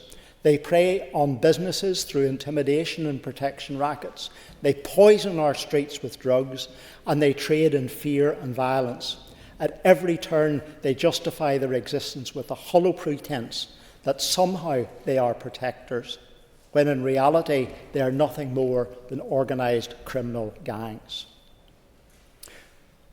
Why, after all of these years, is there a willingness in some quarters to treat paramilitaries as something different from what they are? The idea that an official funded government sanctioned process is required to explore their future only reinforces the dangerous notion that they have a future at all. The only future they should have is one where they disband immediately without negotiation and face justice for their criminality. This executive's programme on paramilitarism and organised crime has made progress in tackling these issues, in exposing the hidden harms, in disrupting their operations, and ensuring that future generations are not drawn into the same cycles of coercion and criminality. This is, in my view, the Alliance Party's view, the right and correct approach. One based on law enforcement, community resilience, and on shining a light into the dark corners of the reality of paramilitary control rather than pandering to their demands. The funding allocated to this scoping exercise must be redirected where it is actually needed, into supporting communities to break free from their grip, into ensuring that every individual who wants to leave behind a life of violence has access to the legitimate support structures they need, not under the supervision of the very groups who exploit them, but through independent, trusted organisations that put people before criminal interests. Organisations like Christians Against Poverty, who operate in my constituency and work with those caught up in the trap of criminal gang money lending. We must also call out the hypocrisy where we see it. Time and time again, we hear condemnation of paramilitary influences from those in power, yet we see decisions being made to legitimise their presence. We see money funnelled into projects where the very groups causing harm are those invited to take the lead and sit at the table to supposedly fix it. We see ministers and some members of this House sit down with representatives of these groups. We see shared housing developments where quiet agreements are made, where certain flags will not be flown, not because of a genuine commitment to shared communities and peace building, but because the deal has been struck in the background with those who believe they have the right to dictate the terms of community life. We see cases in my constituency like Glen Quinn from my hometown of Carrickfergus, a man murdered in his own home, his family left grieving, and those responsible still walking the streets. How can we possibly tell victims' families that that's the right approach to engage with the very groups that inflict such harm? Today, this Assembly must send a strong message and a united message. That is why we're asking you to support this motion. And while the other motions have their benefits, they nevertheless invite us to indicate to the two governments that it's something maybe to give it a go. It's not. It's over. No more treating these groups as anything other than what they are. This motion is about reaffirming that principle. It's about ensuring that no government, no political leader and no institution lends credibility to those who seek to control communities through fear and criminality. It's about standing up for the rule of law and victims and for society that has suffered far too long under the weight of these gangs. The United Kingdom government doesn't need to appoint a go-between to tell paramilitary groups they should disband. It simply needs to tell them in no uncertain terms that they must disband. It must ensure that resources are given to the appropriate law enforcement agencies, and it must ensure that those who refuse to do so are met with the strongest possible response from the law and enforcement. Anything less would be a betrayal of the progress that we have made so far. Deputy Speaker, I urge the Assembly to back this motion today, to reject the dangerous proposal being put forward, and to stand firmly and unequivocally stand against paramilitary influence in any form. This is not a matter for negotiation. This is about justice, it's about security, and it's about the right of every person and citizen in Northern Ireland to live free from the shadow of these groups. Deputy Speaker, I say shame on the Irish and United Kingdom governments for contemplating anything other than enforcing the law. Thank you. Thank you, and I call on Doug Beattie to move amendment number 1. Moved. Thank you. You will have 10 minutes to propose amendment 1 and 5 minutes to wind. Please open the debate on amendment number 1. Mr. Beattie. Thank you, Mr. Speaker. Look, I'm very conscious that I stand here and that every single corner of this room, every single person in this room is united on one thing. There's no place for paramilitary crime gangs. There never was. They should go now. Immediately. They must disband. They have no credibility, but they do have a negative, coercive grip on our communities. I think we're all united in regards to that. But how do we progress this?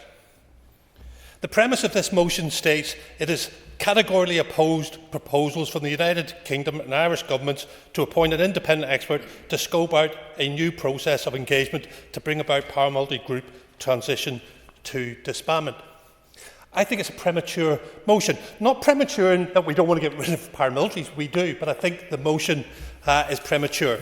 And indeed, the Justice Minister agrees with me, because in a written answer to my colleague Colin Crawford, she states, "It would be premature of me to make any commitment regarding engagement with the interlocutor until further clarity is available." So what the Justice Minister is saying is, let's find out what they're planning, and then let's make a decision. Shake your heads, guys. I've got it in writing. I'm happy to read the whole thing out and save your blushes. Because I think this is the right approach. The right approach is to note what they are saying. It's what we have in our amendment, that we should note it. It's what Sinn Féin have in their amendment, that we should note it. What we're really saying is, give us the details.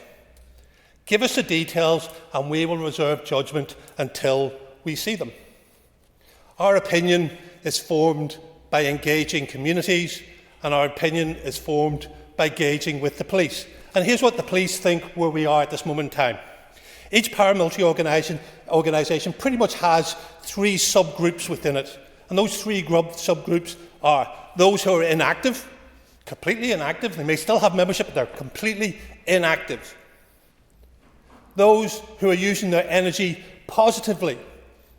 And whether we like it or not, I know of some who stand on peace lines of the evening times to make sure that communities are not fighting with each other. That is positive engagement. They're out there whether we like it or not. So there's two groups. And the third group are those who are lining their pockets, those who have got their foot on our communities' necks. Those are the people who we need to be targeting. So looking at this through primary colours, and this scoping exercise could look like the following, simply to suggest that it should target the first two subgroups, and in doing so, separate them from the third group. What does that do? Well, we already have that in part. The Communities in Transition programme. This programme, only in 8 areas granted, clearly uses and speaks to former paramilitaries and also those who are still active. It does, again, whether we like it or not, but we are doing that, and they do that to create community resilience. Having isolated the first two groups, we can now focus our limited resources on tackling the third group, those who are intent on lining their pockets and abusing their communities. That means the funding of the Paramilitary Crime Task Force, around £5.5 million, can now be focused tackling these criminal parasites in our society. That's the first element of dealing with paramilitaries: police and justice, enforcement and jail. If they do not wish to stop their activities, then we must systematically dismantle them at source by targeting their structures, their recruitment, their illegal activities. Nobody, absolutely nobody, is intent on giving those involved in criminality, drug dealing, extortion, coercive behaviour, sexual abuse, child abuse, money lending, murder, maiming, while firing a UDA, UVF, INLA or IRA flag of convenience a free pass. Nobody's giving them that. What we're trying to do is find the elements who we can move away from that. Secondly, and this is where the initiative has merit, there must be community transition towards empowerment and support for the rule of law. This can only happen if conversations are held and pathways identified. We have to talk. But let's be clear. Of course, yes. I absolutely agree with the member that there have to be these transitional works done within communities. However, there's absolutely no reporting of outcomes of any achievements that have been reported on any of those.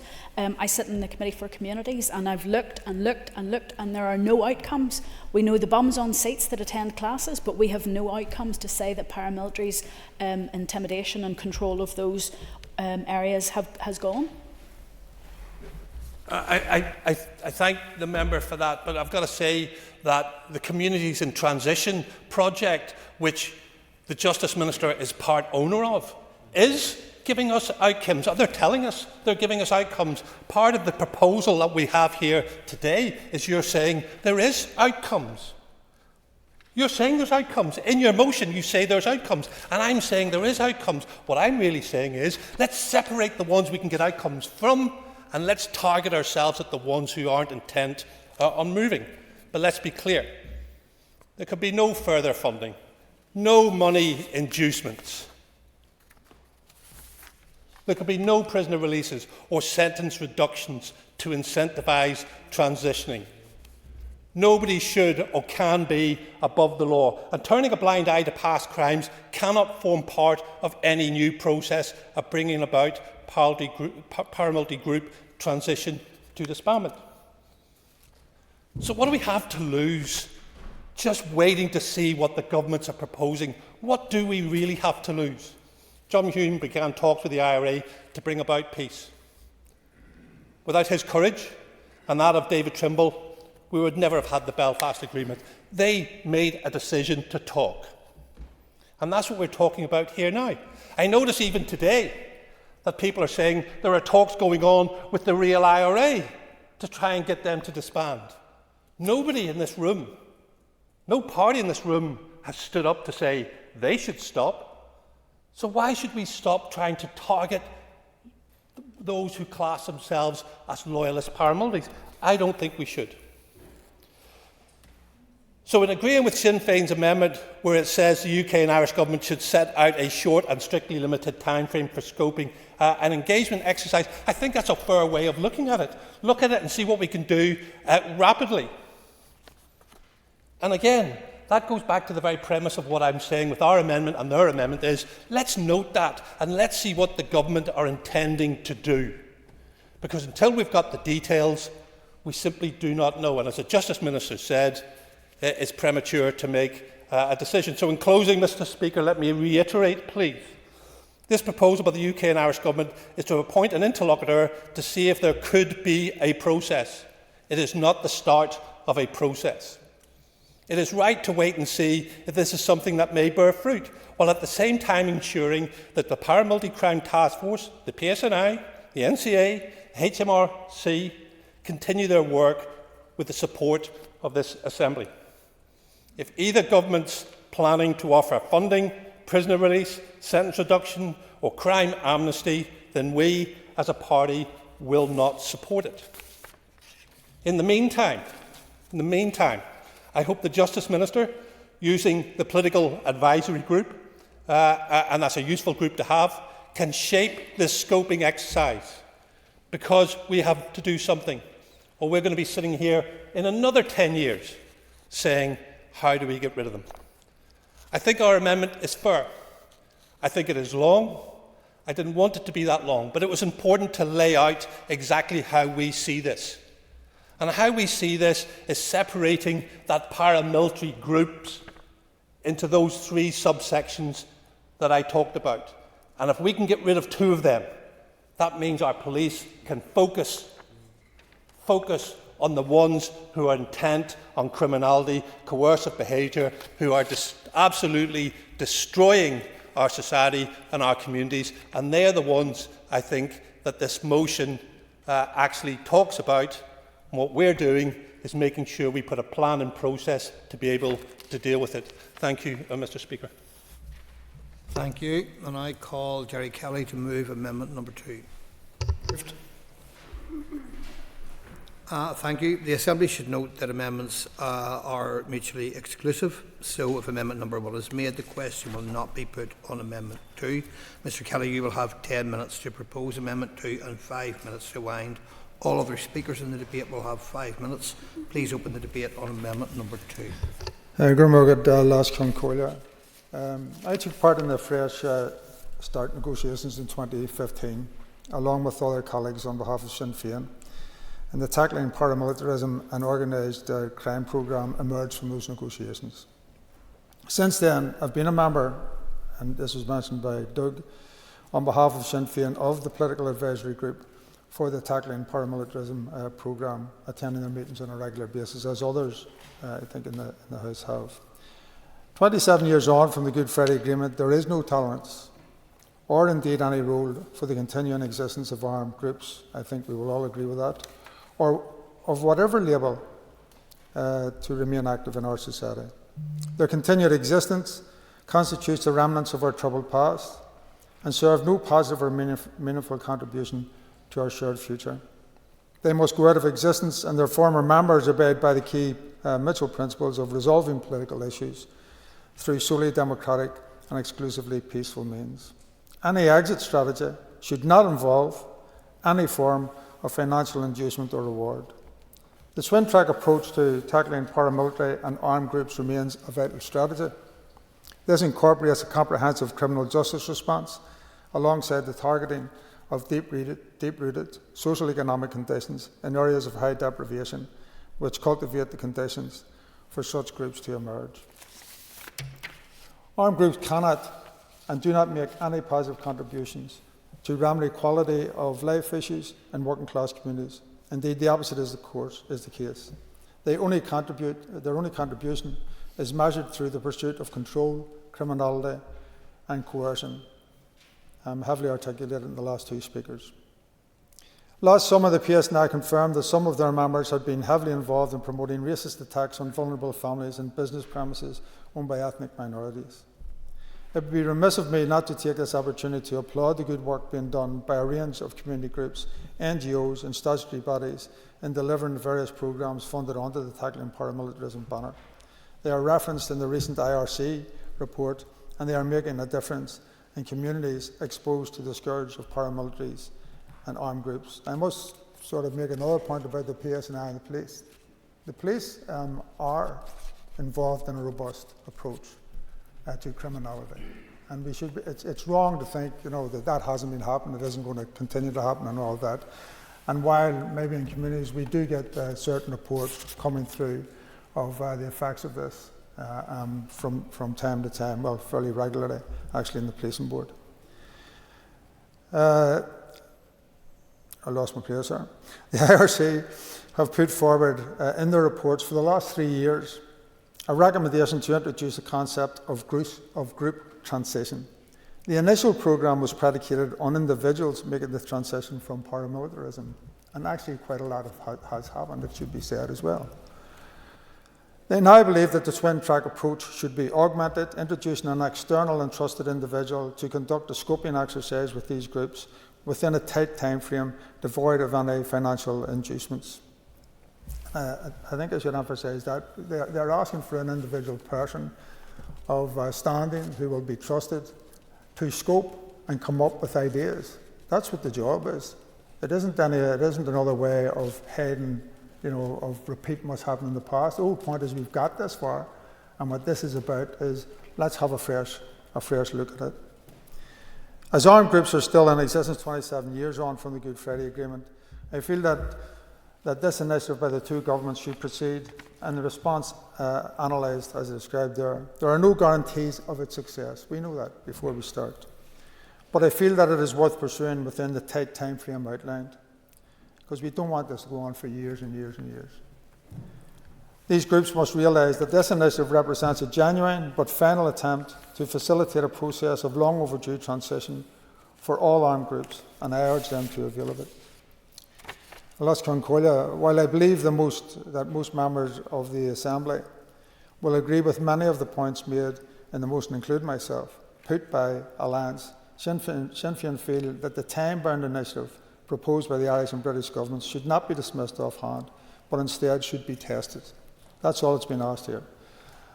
There is little to lose, and at least potentially a lot to gain for those communities and individuals who suffer from these paramilitaries and crime gangs. So I would urge members to support the Sinn Féin amendment.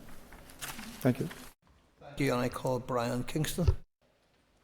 Mr. Deputy Speaker, and the Democratic Unionist Party recognises that the political parties in this Assembly, our executive departments, and in particular the criminal justice system, all have a collective responsibility to robustly challenge the existence of paramilitary organisations. It remains our position that where there is evidence that any individual is a member of a prescribed organisation or is otherwise involved in criminal activity, that individual should face the full rigour of the law. Well, I've only started very briefly. For giving way, and I agree with his remarks so far. When his ministers were meeting with the LTC, who purport to represent active paramilitary organisations, did they ask the LTC to hand over any details of those who were involved in PSNI? Members, an extra minute. I'll come on to engagement with paramilitary groups later, or paramilitary linked groups later, when we look back at the past conduct of the Alliance Party, which they may say was done for the right reasons. But others will see hypocrisy in your position now.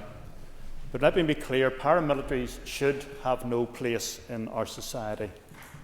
Democratic Unionist Party is clear that those in these groups who are engaged in criminality, intimidation, and oppressing their communities, and all the other examples we've heard of, should not just stop, but should leave the scene entirely.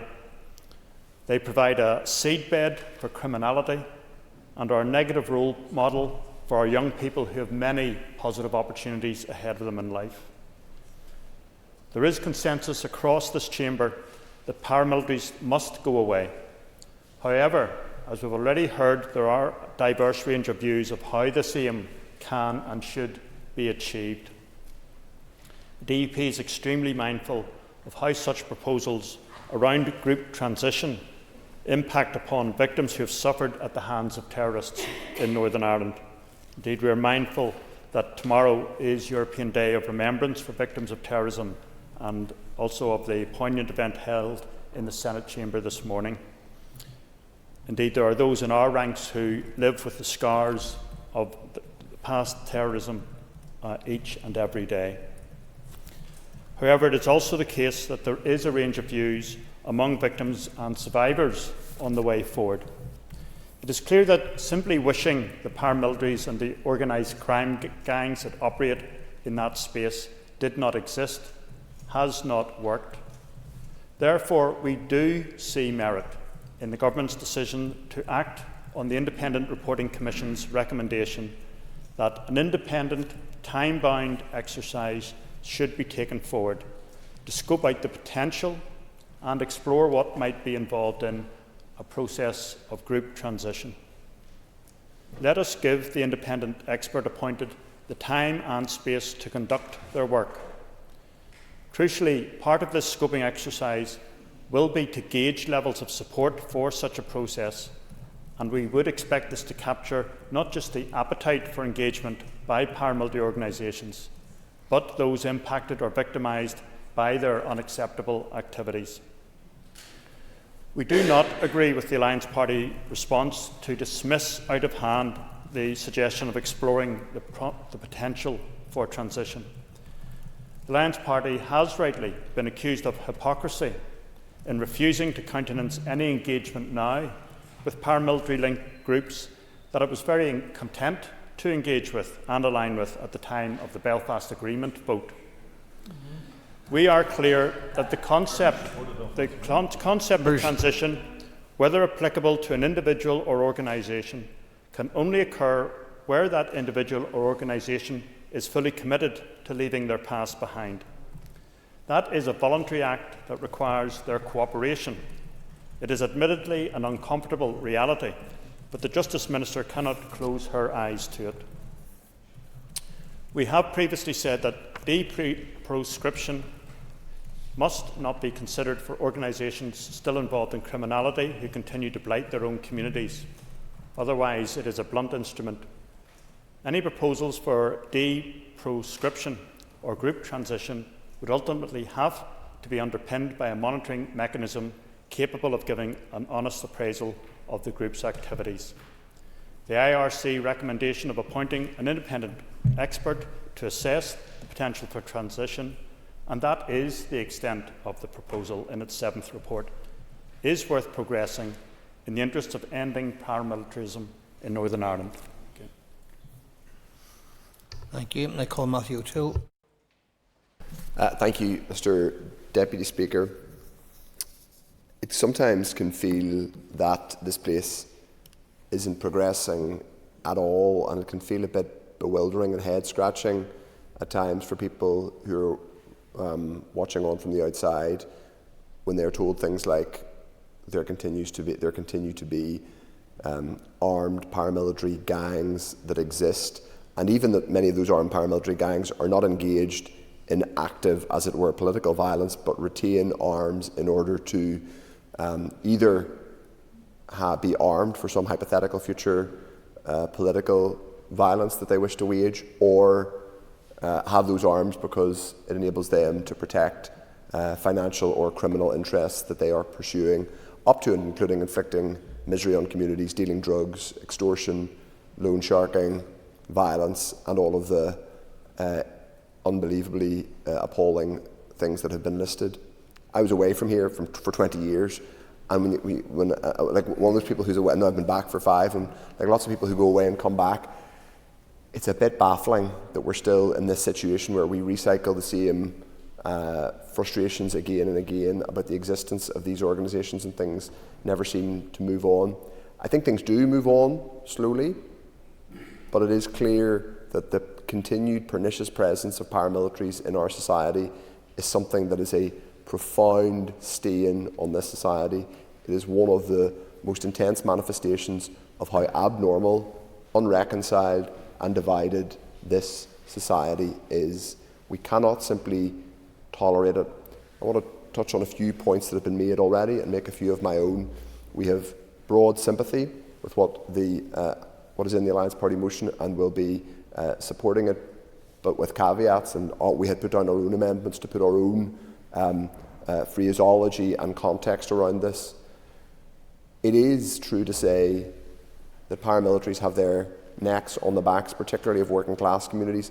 I represent working class communities where there still is coercive control exercised by people who reserve the right to say when flags go up and when they come down, who reserve the right or demand the right to say what type of housing goes where, what people of what colour live where, and all the rest of it. It may also be the case that some of those people on other days go to meetings and avail of public funding and play the game and say, well, aren't I a great fella and I'm doing my best. It's the other fellas that you need to watch. That is abnormal. Nevertheless, it's also true to say that the executive funds this and has been funding it basically for the entire existence of this institution. Doug Beattie mentioned the Communities in Transition project, of which it is true to say the Department of Justice is also a stakeholder. It's also true to say that the Justice Minister has within her, and her predecessor did, has within her power and her department's power, the power to look at criminal justice reform to, for example, create new offences which could lead to greater prosecution. She could, and her predecessor could have created new and tightened sentencing regimes for these types of crimes. And I know some of that has been looked at as part of the Tackling Paramilitarism programme, but I think sometimes whenever we express our outrage and our anger at what London and Dublin are doing, we would be better to also look internally at what's happening in these institutions, and what has been said about some of what's happening in these institutions is exactly right. As it relates to what the UK and Irish governments are doing, it's important for us to recognise that they are probably going to do that anyway, no matter what happens in this chamber. That is a harsh, blunt reality.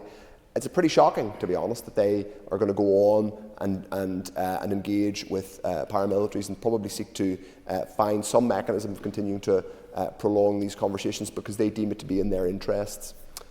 The interests of the people in Northern Ireland are in those organisations getting off the stage and going away. How we go about doing that is, I'm afraid, muddied by the fact that there is a huge amount of obfuscation, double talk, and frankly gaslighting that goes on from different parties in this place and at times both governments. So we will support the motion so far as it goes. I am sympathetic to some of what's in the alternative amendments, but there's also a lot of things that where the SDLP would have phrased it slightly differently. The most important thing is that these organisations no longer exist, but also no longer feel that they have the right to impose their will on the public discourse here. It was talked about earlier on that the ministers here are still meeting the Loyalist Communities Council. What gives those people the right to feel they can dictate the pace of debate in this society in 2025? Sue, by the way, elected representatives when they wish to make their views known. All of these things, Mr Deputy Speaker, are not conducive to a normal, healthy, democratic society. We need to move on. We support this motion today, but we also call for more nuanced debate on how these things go forward. I call Joanne Bunting. Deputy Speaker, I declare that I am a member of the Political Advisory Group for EPOC, and in so doing wish also to commend the sterling work done through its projects, the knowledge and statistical evidence gathering and word-leading approach to trauma-informed practice, all of which will hopefully continue to bear fruit, not just for affected communities, but also to keep young people away from everything and everybody that can harm them and their chances and opportunities in life.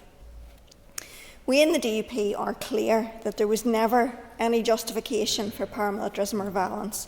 There was always an alternative, and the time is long past when they should have gone away. Our view remains that a cause was left behind by these people many moons ago, and that they've moved into the territory of criminality and parasitism, where a number of these groups feed off their own communities, keep them down, peddle drugs to them, and use the names of and links to prescribed organisations to settle scores and exercise influence and control. Yet we also know that there are those who do want to move on, who are trying to move on, who aim to keep others and young people away from these organisations, and without question, those people should be supported in their endeavours. That said, we recognise the need for caution and safeguards to avoid transition rewarding or even being seen to reward paramilitaries. The UUP amendment embodies these fears with respect to sentencing, prison release and financial incentives, and we agree that any future process of engagement must contain inbuilt safeguards against these, as well as abuse and exploitation. No public body or publicly funded organisation should be acting in any way that sustains or assists criminal activities, nor should these people be afforded status or credibility through any such processes. This notion from the IRC is not new. Previous reports have placed great emphasis on the fact that a process of political engagement was needed to bring the Troubles to an end, and that discussion with those previously involved in violence and criminality was central to that. It's ironic, however, that those who normalise the erosion of the principles of lawfulness and justice by supporting terrorist prisoner releases now react with incredulity at the prospect of a fresh process of engagement with paramilitary groups. Their hypocrisy and double standards knows no bounds, it would seem. We in the DUP did not support the release of prisoners. We do not support 2-year sentences as a result of the Belfast Agreement. Indeed, we've been vocal about all of this for years because we knew the damage it would cause and the harm it would do to the innocent victims and communities and the impact on people's confidence in the justice system. So pearl clutching from some in this House is frankly difficult to listen to. We also should not gloss over the fact that this IRC recommendation is over 3 years old. The Government has not rushed into progressing this proposal. However, the criminal justice response has not yet been used to maximum effect in this period. There's been little done by the Justice Minister since the restoration of these institutions to advocate for additional resources for policing, for additional police officers, for additional wherewithal to take on paramilitaries, and even then, it only came after the Chief Constable wrote to Downing Street. The PSNI has dangerously low officer numbers, the lowest in history. Fewer neighbourhood officers, fewer detectives, fewer specialist search teams. How much then does she and her party expect the police to do? How often do we hear the Justice Minister use the operational independence of the police to deflect on answers to members in this Assembly? Yet on this occasion, the Alliance Party is quite content to ignore the clear operational assessment by the PSNI that it will be impossible to arrest everyone involved in paramilitarism and criminality and bring an end to this scourge solely through these means. The problem for us all is this. Wishing does not make it so. And as unpalatable as all of this is to many of us, something needs to change. Action is required or we will trundle on with the same old. And in fact, the danger is in the rewriting of history, the glossing over of the utter brutality and senselessness, the romanticisation of terror campaigns and murder, and new generations being indoctrinated by myths and falsehoods, being angered by a history that is not based in truth, growing up heroising psychopathic killers. New generations justifying and glorifying rather than seeing it for the barbarity that it was. At this stage, all these years on, and with the criminal justice route narrowing, there is little to be lost in scoping and trying, but certainly it should not be protracted. The law-abiding in Northern Ireland have had quite enough. Thank you. Call Connie Egan. Thank you, Deputy Speaker. I stand today to support my party's motion calling for this Assembly's opposition to proposals from the UK and Irish governments to appoint an independent expert to scope out a new process of engagement to bring about paramilitary group transition and disbandment. This has come following recommendations from the 7th report of the Independent Reporting Commission, and Alliance have put their opposition to this recommendation on record many times over, including Justice Minister Naomi Long, who called the proposal absolutely flawed. Prescribed organisations still have a chokehold on many people across Northern Ireland, still continuing to limit the ambitions of this place 27 years after the Good Friday Agreement. Their methods may look different, but the chill factor they create across all of our communities is undeniable. Respectfully to colleagues in other parties, we will not be supporting the amendments. While there is many items in the amendments that we agree with, such as paramilitaries having no place in our society, we want the message from this House to be that we reject the proposals from the UK and Irish governments. That is why we will not be supporting the amendments. Paramilitary activity is criminal activity. Leaders of paramilitaries are leaders of criminal gangs and perpetrators of organised crime. In any other context, in any other place, it would be unthinkable to negotiate with them in 2025. The fact is, these proposals for scoping out of a new process of engagement actively legitimises their presence on the ground and in our local communities. I'm not just saying that. This is what local people from our local areas and communities who are experiencing paramilitary control have told me. The scourge of criminal activity is holding the potential of our future hostage. I am one of the younger members of this Assembly. I wasn't even born when the ceasefires were announced. But yet here we are, 30 years later, still debating paramilitary activity in our communities and discussing their place in our society. On average, across Northern Ireland, 45% of young people are still affected by paramilitary-linked harm, but in some areas this can be as high as 80%. These are the futures that, by legitimising these prescribed organisations, that we are putting at risk. The coercive control of organised crime gang leaders towards young people, whether forcing them to deliver drugs or forcing them into other dangerous situations, is just not something to be tolerated. The current methodology existing within the Executive Programme on Paramilitarism and Organised Crime is the path to transform our communities via an evolved public health approach to violence reduction, an approach endorsed and co-produced by the people at the interface of this, alongside a robust justice system response, enabling the work of the voluntary and community sector, who have worked tirelessly to end the glorification and influence of these groups locally.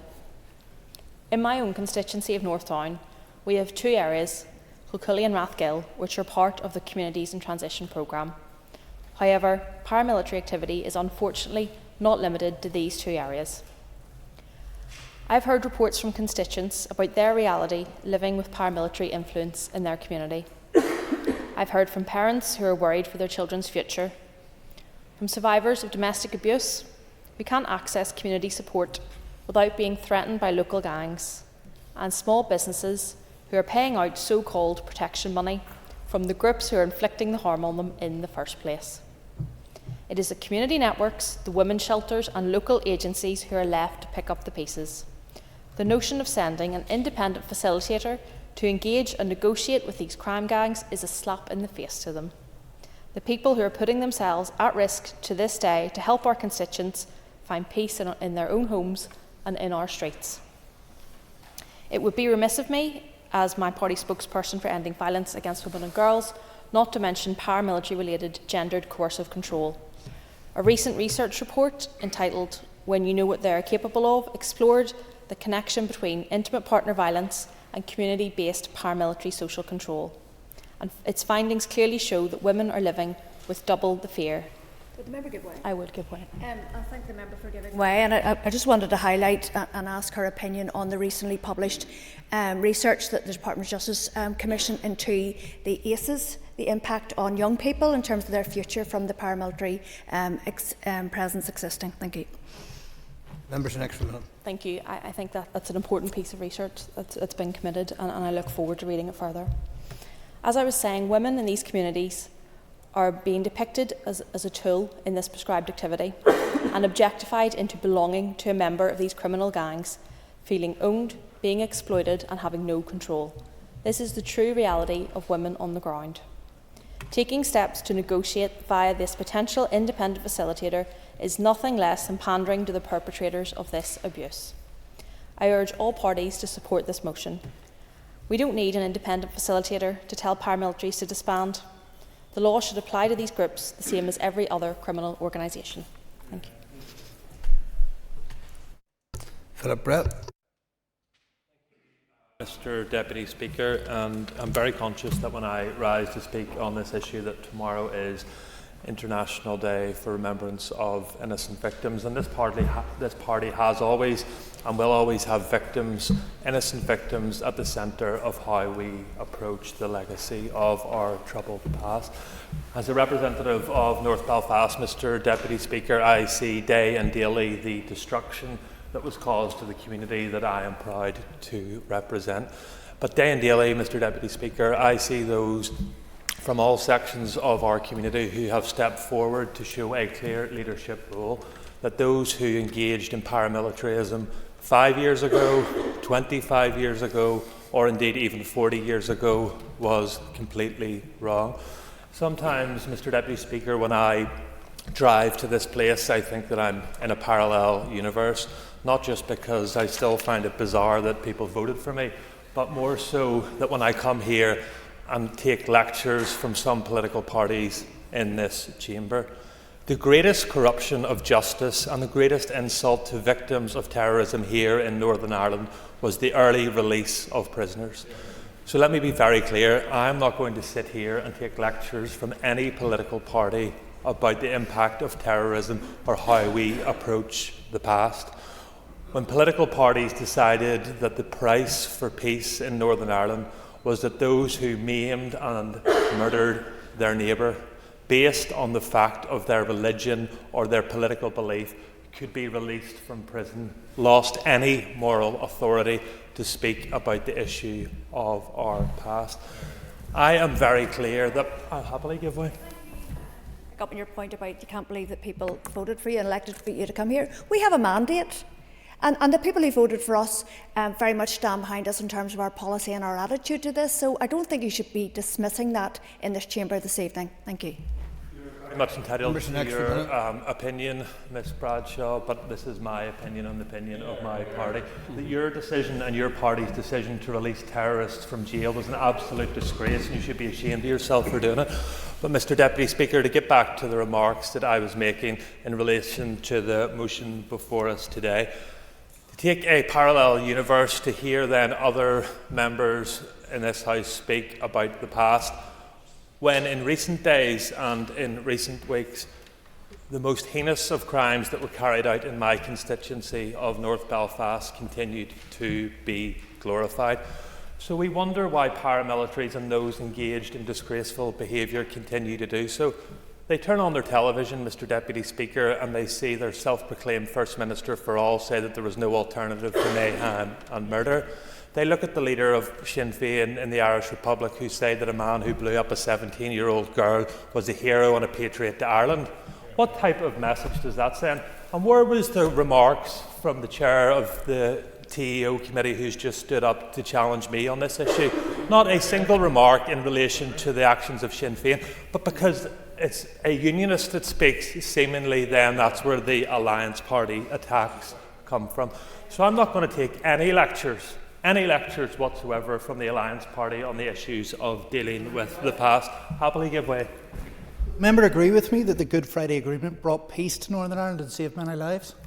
I believe that what brought peace to Northern Ireland was the fact that people from all communities and none, the vast majority of them every single day, Danny, got up and said that terrorism was wrong, not like people who continue to glorify them. And those people who were put in jail for murdering our neighbours and our friends should still be in jail. Should still be in jail. And if it wasn't for the actions of your political parties and others, they would still be in jail where they belong. Okay. So I'm not going to take any lectures from these issues, but returning back to the motion. Mr. Brett, sorry, Mr. Brett, you had an extra minute there, by the way. Can I remind members not to go on attack? You may disagree with some of the comments others have made, but they're quite entitled to make those comments as you are to challenge. But at all times, they should be exercising good manners and no direct attack. Appreciate that ruling, Mr Deputy Speaker. Day and daily across North Belfast, our communities continue to move forward, and I will continue to stand with anyone of any political persuasion and of none who want to move our community forward. Anyone engaged in paramilitarism or illegality should be brought before the courts and placed into jail. That is the clear position of this party, and I believe should be the position of all parties represented in this House. The Communities in Transition programme, as other members have outlined, is an important manner in which we should all support, and I would call on the Justice Minister and the Executive Office to look at how we extend that. In North Belfast it covers just Ardoyne and New Lodge. The pariah of paramilitaries extend far beyond those two communities. Our party will be supporting the Ulster Unionist Amendment that is before us today.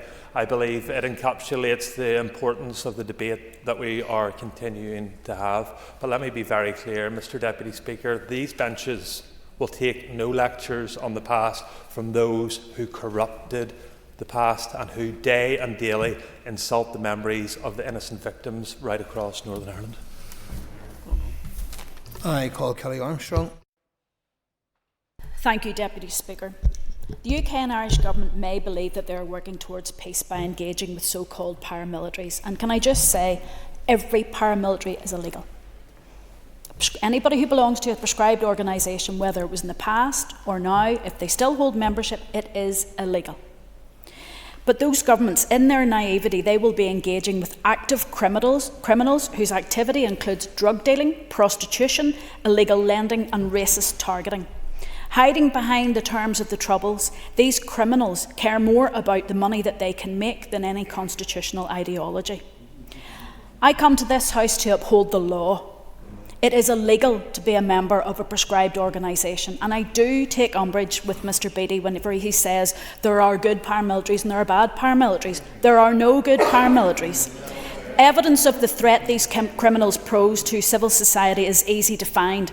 In my constituency, people have been put out of their homes, houses and cars have been set on fire, illegal lending is rife, and masked men stood outside a courthouse trying to intimidate witnesses.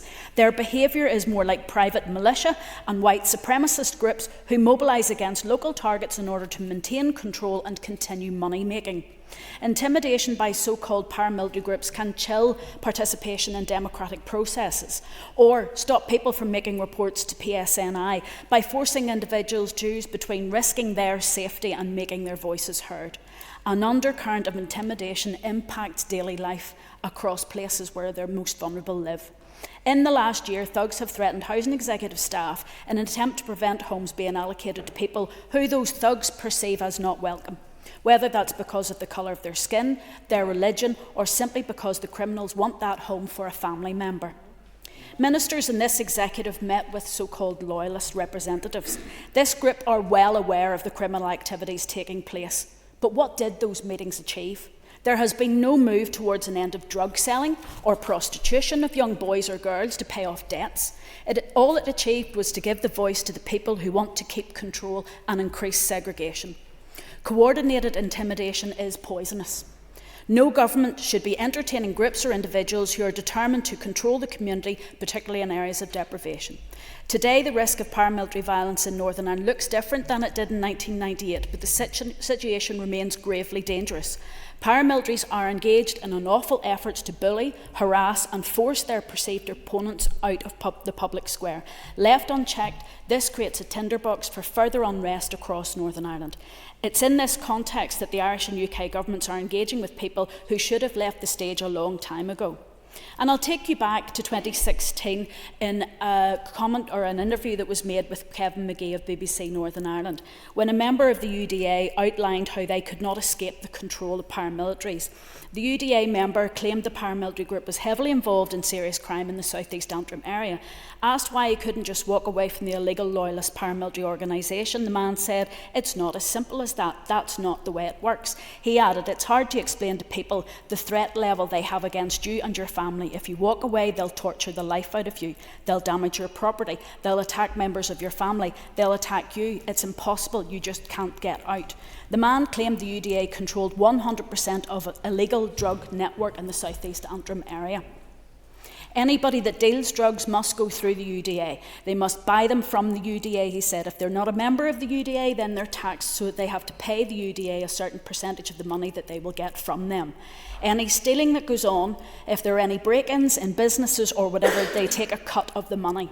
He said UDA members do not carry weapons, but have them stashed, a way where they can get their hands on them within 20 minutes or half an hour.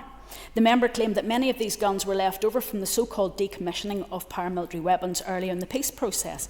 But they kept all the good weapons, the man had said. They only destroyed rubbish, the rusty ones that had been used on jobs, and that they bought some newer weapons from drug gangs in Manchester.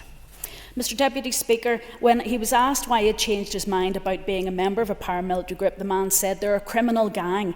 They have no interest in Ulster or politics or anything else.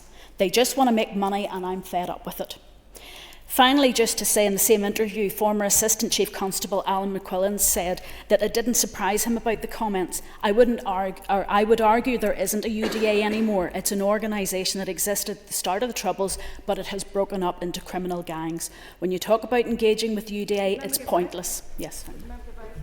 I thank the member for giving way, and I just want to ask, do you agree with me that the Naomi Long, as leader of the Alliance Party, has Sorry, been... time is now up on that speech. We've hit the 5-minute limit, so I now call Timothy Gosling. Much, Mr. Deputy Speaker. Deputy Speaker, this morning I had the privilege of hosting the European Victims' Day event in the Senate chamber. We heard a testimony from Pamela Wilson, whose father was an RUC officer murdered by the IRA on his son's 8th birthday. He also left behind a 10-year-old daughter and an 8-month-old baby girl. We also heard from Colette Murray, whose brother Cyril was shot dead by loyalist terrorists on the 8th of July 1992. I was honoured to introduce Caroline Death, whose father Gerald was murdered by the UVF working on a building site of a new Christian Brothers school in 1975. I was also privileged to meet David McCaughey, whose cousin Douglas McCaughey was one of the 3 off-duty Scottish soldiers lured from a city centre bar in Belfast and driven to a remote location and shot. I was glad to see colleagues from the Alliance Party in attendance this morning, and I asked them, in light of what they heard, to reflect on a simple question. Is it right? Is it moral to draw a distinction between paramilitaries before and after the Belfast Agreement? Surely on reflection you will agree with me that while there isn't any justification for the existence of terrorist groups which inflicted so much suffering on all sections of our society today, there also wasn't any need for them 25, 35 or even 45 years ago. The Alliance Party in their motion should have went further. In failing to do so, it plays into the disgraceful no alternative narrative from some in this House. When my party leader addressed the issue of a scoping exercise in the Commons, he characterised it as appointing a nursemaid for paramilitaries. I agree with his assessment. It is quite clear that the end point of such a process is the description or de-prescription of terror groups proposed in the Independent Monitoring Commission report. Such a move would result in a sickening sceptical of wicked murder gangs being able to openly glorify and celebrate their deprived exploits. That is somewhere none of us should want to go. But while agreeing with the assessment of the Alliance Party insofar as it goes, I have to point out the irony of them bringing a motion like this before the House while serving in an executive alongside Sinn Féin, the party of no alternative. Does anyone remember why the Independent Monitoring Commission exists? It was formed in 2015 after a paramilitary assessment by the government in the aftermath of the Provisional IRA murder of Kevin McGuigan, which stated that the Provisional IRA retained an Army Council, which members believed oversaw both the Provisional IRA and Sinn Féin with an overarching strategy, retained departments with specific responsibilities, and still had weapons which had not been decommissioned. If you believe that paramilitaries have no place in Northern Ireland, what are you doing in a coalition with a party overseen by the so-called Army Council of the most murderous terrorist group in Western Europe? Whether you like it or not, this chamber and these institutions operate under what Shane O'Casey would describe as the shadow of a gunman.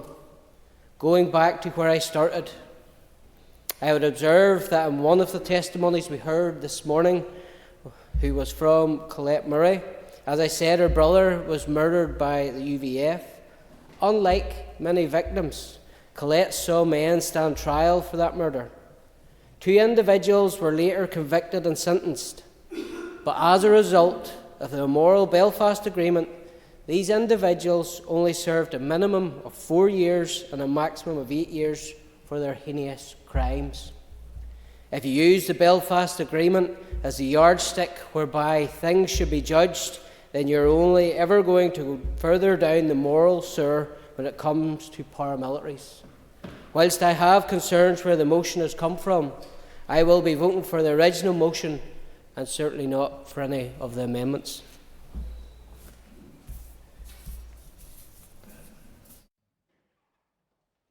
Thank you, members who have spoken. I now call on Jerry Kelly to wind on amendment number 2. Mr. Kelly, you have up to 5 minutes. I'm a bit less, Sean Collier, and I don't think I'll need 5 minutes. I mean, people have listened to the debate all along. There's a lot of much agreement in the body of the motion and the amendments. There's clearly some disagreement, but 25 years on from the Good Friday Agreement, paramilitaries should be disbanded. Everybody's agreed to it. A robust law enforcement continues. Just need to emphasise that. That has not gone away. It's not disappeared. It's been there all along. We'll continue to do it, no matter what we decide here tonight. That there should be no incentives, that no community workers, there should be no community workers by day and drug dealers by night. However, simply calling them to disband has not achieved that goal, and all parties demanding their disbandment can now sound a bit like sloganising as opposed to any actual movement because of where we are. The two governments' proposal, as I said earlier, may not be successful, but bringing in a fresh independent expert to look at it afresh is the thing to do. It'll do little harm and possibly will help. There'll be a conclusion and there'll be a report at the end of the study, and we can look at it then and talk about it during it. But again, let me emphasise it must be a short time frame. So give it a chance, and I urge members to vote for the Sinn Féin amendment. Thank you. Okay, I call Robbie Butler to wind on amendment number 1. Thank you, Mr. Deputy Speaker. Before I do reach into the motion, it's really important that we do listen to what each of us say here, because living here all of our lives, we've all experienced the troubles in a different way. Some of us have served and put our lives at risk on a daily basis. Some of us have taken other measures, and some of us have an opinion, and that came across in spades today. But every one of those is valid to the community from which they come, because we don't choose the family we're born into.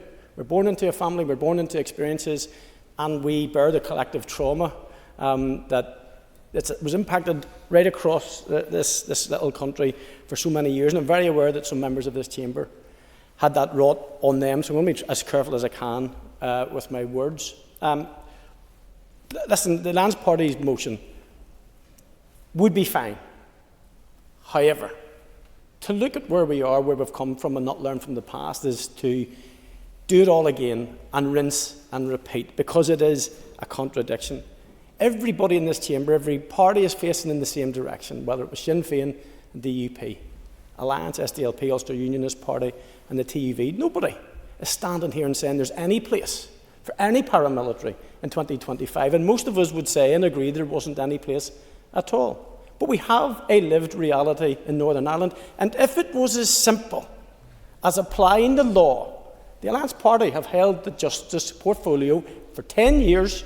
Mr. Deputy Speaker, Minister Long has been there for almost 4 years, and if it was as simple, and I wish it was, we wouldn't be having this debate tonight. And in fact, one of my earliest debates was on the separated prisoner regime in McGabry, where we brought a motion forward, and it was the Alliance who voted with Sinn Féin to say, let's have an independent expert look at it, which in hindsight is probably the right approach, because you have to talk to people. I was at an event last year, about 2 or 3 years ago, and it was in the 25th anniversary of the Good Friday Agreement. Not at the moment, I will in a wee second if that's okay. And there were a couple of big players in that room. But listen to the former leader of the DUP, and they asked him what was one of his maybe chief regrets over the years, and he said, I wish we'd have started talking sooner. I wish we'd have started talking sooner. But talking's important, but what's more important is listening, because there is good practice that has happened, and we're not where we were, but neither are we could be. But I'll let the member come in. for giving way. The reason why the Justice Minister, for example, is not in the Chamber responding to this is because this is actually related to the Terrorism Act, and terrorism, which is not a devolved matter. If it was as simple as the Justice Minister taking this forward, would you not agree with me that she would have been able to do this by now? Thank you. There's an extra minute. This is a chamber, and I'm sure the Minister could have came here as an MLA and made statements. It's not the first time a Minister has said, I'm speaking on behalf of my party as a Minister, a leader of a party. It's absolutely fine, and the Minister can excuse herself very often because of operational reasons. But in reality, it's very plain with the Alliance Party on this, and it's not in a good space, guys. Listen, we all want to get to the same place, and that's why I don't want to descend into too much finger pointing, because it'll not be of any use. The motion of itself, really, all it needed to do was to recognise the position we're in and saying it would be good to have an independent expert. And as Mr. Kelly rightly pointed out, it's not to accept their findings; it's to look at what they pull out of the conversation and say yes or no. And if it's not enough, then we could act. Doug Beattie set out our position really, really well, but I want to pick up a point, and I think I'll maybe give you the opportunity to redress this, Kelly, because you know I usually support you, but you said that he said there were good paramilitaries and bad. He absolutely did not say that, and I would ask you, would you like to retract that allegation? I'll not retract it, because Mr. Beattie did say that there were people who were members of paramilitary organisations who were okay. Just on that, I tell you from working with the gentleman for years who has served his country and put his life at risk, he has led this party and holding paramilitaries to account of all hues, regardless of whether they say they're orange or green or not. How long have I got, Mr. Deputy Speaker? Just 6 minutes? Okay, well, I'm going to have to race through the next wee bit, if that's okay. And I'm sorry the member didn't take the opportunity, because I thought it was maybe you were misspeaking, but obviously not. That's fine. You've made your point very clear. Brian Kingston asked and called for the full rigour of the law, and I think we would all agree with that. There's absolutely no doubt. And he asked for them to leave the scene entirely, and that is exactly what we all want to achieve. But as I said at the start, unfortunately, we have a reality whether we like it or not. And none of them have any fist in the game, except our communities that we're trying to free from this grip need us to be honest in what we're saying. But that's just the reality of it.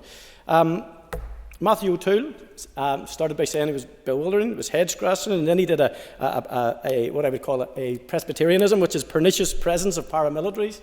And that is the truth. We grew up with it. I grew up with it. I was misquoted once by saying I was close to joining. I wasn't close to joining. What it meant was the people I grew up with, I knew they joined, and I knew they'd been radicalised. And thankfully I didn't. I was never even thinking about it. But I know that some of my friends, and sadly that's the case for some of our young people now, whether we like it or not, they're still being radicalised. And I'm thinking, I'll finish with this. Here's the reality if we don't get this right. Within this last year, we had DCI Caldwell and attempted murder on his life. Okay, there's two things that are wrong here, guys. One of them is the fact that if we glorify the past, we'll allow people to make mistakes in the future. That's something that needs to be addressed. But secondly, if we don't get this right, and we don't get it right for future generations of our young people, and get off on the right step now, which would mean supporting the Ulster Unionist Amendment, then we'll just rinse and repeat. Thank you. Thank you. I call Owen Tennyson to conclude and wind up on the debate on the motion. You have up to 10 minutes. Thank you, Deputy Speaker. And the motion before us provides an opportunity for this Assembly to take a stand against the disgraceful suggestion from the UK and Irish governments that an interlocutor be appointed to scope out and lay the groundwork for a formal process of engagement with active paramilitary organisations. Paramilitarism is a stain on our society for which there should be zero tolerance, acceptance or acquiescence. 27 years on from the Good Friday Agreement and more than 30 years since the ceasefires, it is bewildering that anyone in government or anyone in this chamber would countenance sitting down and negotiating with those organisations as though they are either legitimate stakeholders or credible community representatives. Whatever their flag of convenience, paramilitaries are fundamentally driven by greed, making money by controlling, exploiting and terrorising some of the most vulnerable in our community through drug dealing, extortion and coercive control. Far from breaking down the coercive grip paramilitaries enjoy over communities, government's plans would simply enhance it. A formal process of engagement will simply confer a platform, a status, a veneer of legitimacy, which not only do these organisations not deserve, but which would be unthinkable anywhere else in these islands, but which I have no doubt will be wielded as a tool as part of the wider arsenal as they seek to further gatekeep and control communities in the future. Deputy Speaker, despite asking on numerous occasions, I have yet to hear articulated a single legitimate barrier to these organisations leaving the stage at any point over the past 30 years. They could, of course, voluntarily cease recruitment, withdraw threats of reprisal for those who seek to leave of their own accord, and end their illicit activities. The only conceivable barrier to disbandment is the commitment of those involved to continue lining their own pockets and profiting at the expense and misery of some of the most marginalised in society. And how would any government conceivably play a role in removing that barrier, Deputy Speaker? Unless, of course, the Secretary of State is willing to countenance some sort of payday, which he says he isn't, but that is inevitably where this sorry gravy train leads. Nor, Deputy Speaker, have I heard any answer to the question as to what these organisations will transition into. Are we seriously suggesting that with a helping hand from government, those involved in the malign activities of dissident Republican and loyalist paramilitaries will simply become a benign old boys network? These unanswered questions lay bare the folly of government's approach. Our foremost consideration, however, must be the impact that any process of formal engagement would have on the victims of paramilitary crime. And I say this to the Secretary of State, the Taoiseach, and others in this chamber. Put yourself in the shoes of the small business owner asked to pay protection money, the young mother exploited through drug dealing and loan sharking, the child who is abused, or indeed my constituents who had a community and police and safety partnership meeting disrupted by sinister elements. What message does it send to them that those responsible will be invited in for a fireside chat rather than being held accountable? It would not be tolerated for constituents in Dublin or London, and it should not be tolerated for our constituents here in Northern Ireland. Rather than moving us closer to a future free of paramilitarism, government's proposals will serve to undermine the progress made to date through the Executive's programme to tackle paramilitarism, for which my colleague Naomi Long serves as the lead minister. That should be of concern to us all. The programme has focused on delegitimising these organisations whilst building resilience in communities alongside robust criminal justice interventions. Work to ensure that future generations are not exploited and traumatised in the same way as those who have gone before, and shining a light on the often hidden harms paramilitaries visit upon communities. Of course, this proposal has its genesis in reports from the Independent Reporting Commission, as other members have referenced. However, the IRC itself has highlighted that the Executive strategy is having a real impact, recognising the tangible effect in communities where paramilitaries operate. The Commission has also cited, for example, a downward trend in the number of paramilitary-style attacks and has cited the reduction in the terror threat level from severe to substantial, acknowledging that progress has been made, whilst rightly warning against complacency. That is evidence that the existing twin-track approach is working, albeit slower than any of us in this chamber would like. I do not, however, accept that the argument that the twin-track approach of robust criminal justice interventions alongside efforts to tackle socio-economic vulnerability have been exhausted. And though I fundamentally disagree with the recommendation pertaining to group transition, there is much within the IRC's report that I can support and which is to be welcomed. In the criminal justice sphere, for example, the IRC has called on the two governments to ensure that sufficient resources are available to fund the work of tackling paramilitarism.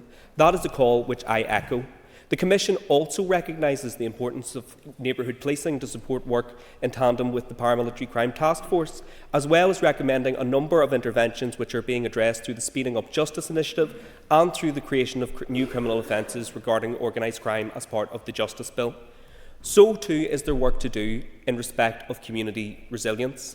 From the long overdue anti-poverty strategy, work to tackle educational underachievement, work to support those struggling with addiction, and the pressing need to tackle paramilitary flags, symbols and emblems in our community.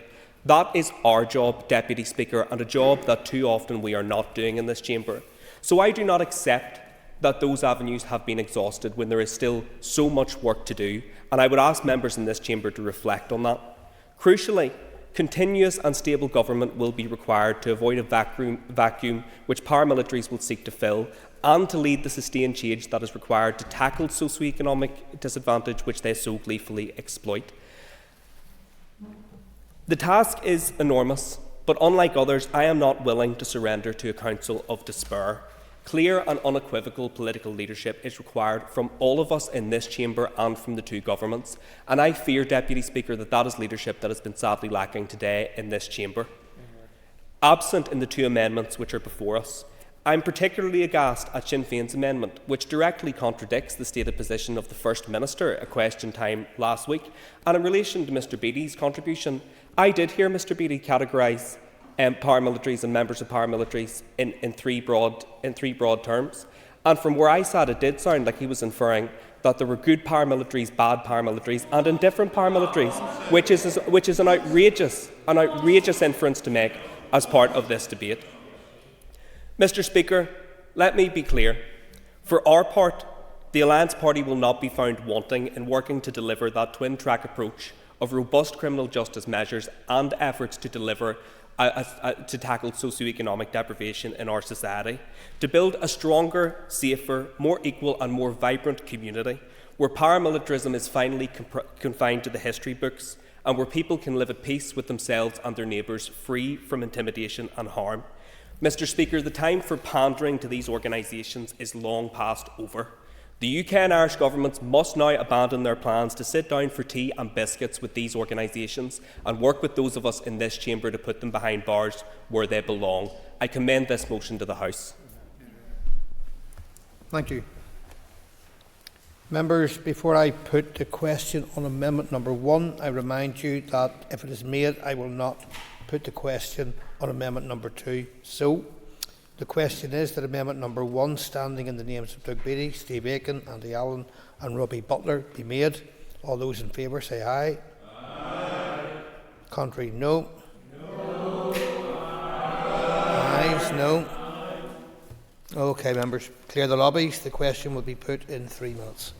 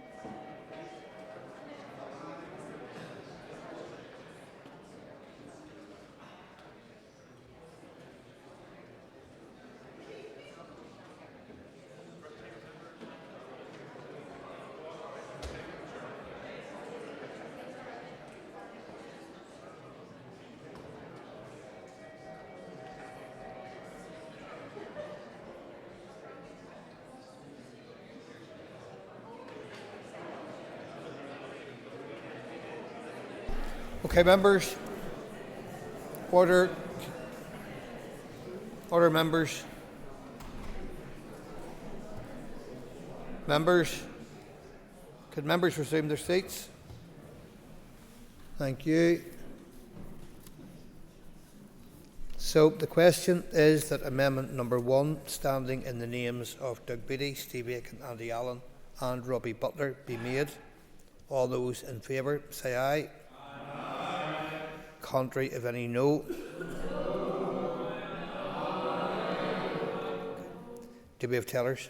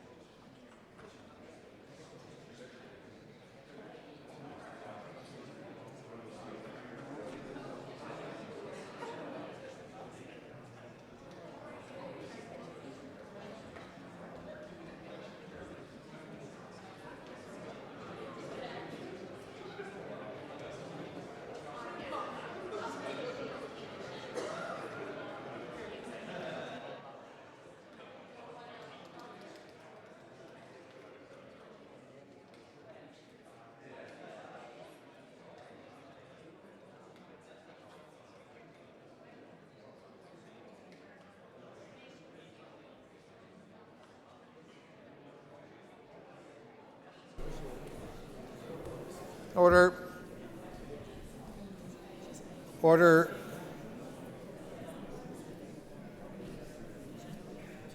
Okay, members, order. Tellers have been appointed as follows. Tellers for the ayes are Robbie Butler and Colin Crawford. Tellers for the no, Paula Bradshaw and Danny Donnelly. Clear the lobbies. The Assembly will divide ayes to my right, noes to my left.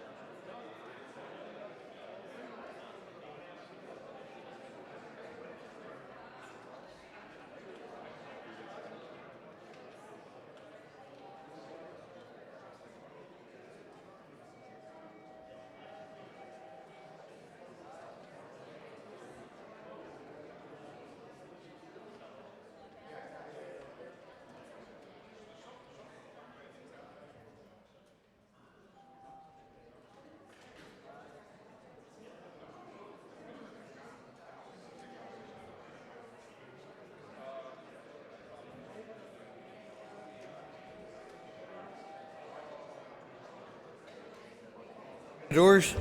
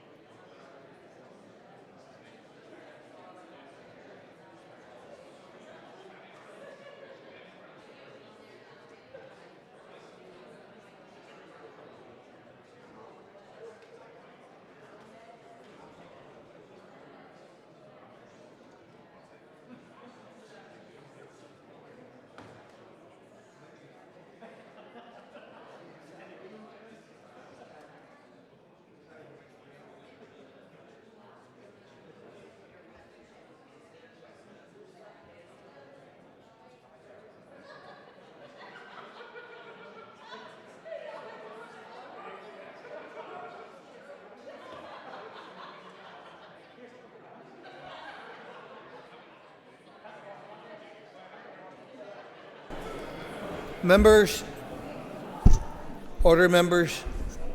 Could members resume their seats?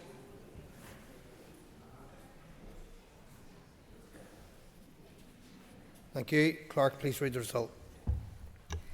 66 members voted, 25 members voted aye, 41 members voted no. The amendment therefore falls. The amendment falls. Unfasten the doors. Member, that takes us to amendment number 2. So the question is that amendment number 2, standing in the names of Jerry Kelly and Linda Dillon, be made. All those in favour say aye. Aye. Contrary, no.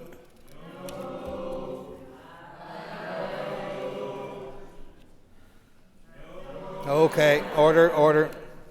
I have been advised by the party whips that in accordance with Standing Order 27(1)(ab) that there's agreement that we can dispense with the 3 minutes and move straight to the division. So I now call for tellers. Do we have tellers?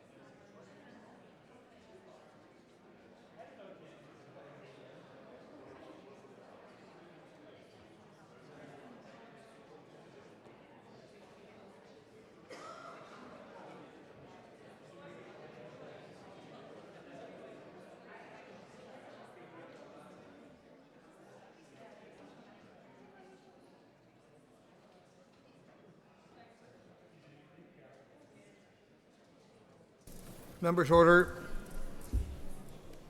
Members, could members resume their seats? All members and all seats. Thank you. Tellers have been appointed as follows. Tellers for the ayes are Linda Dillon and Ciara Ferguson. Tellers for the noes are Paula Bradshaw and Danny Donnelly. Clear the lobby. The Assembly will divide ayes to my right, noes to my left. I nearly came a cropper there. Health and safety risk.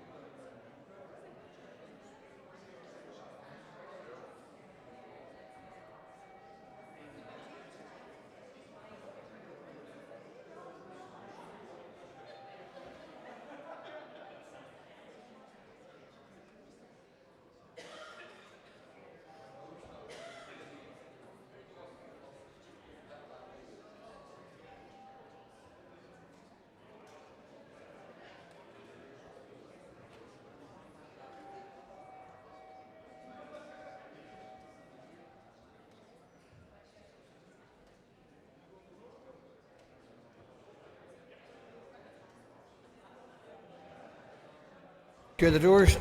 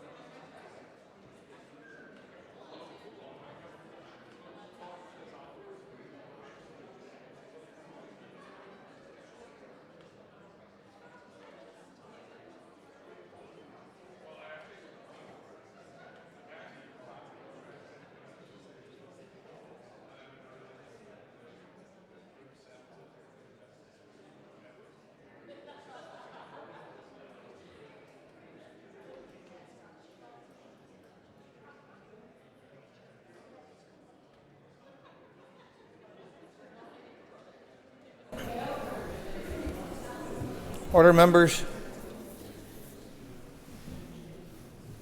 Thank you. Clerk, please read the result. 41 members voted. 22 members voted aye. 19 members voted no. 25 members who voted in both lobbies are not included in these results. The amendment is therefore agreed.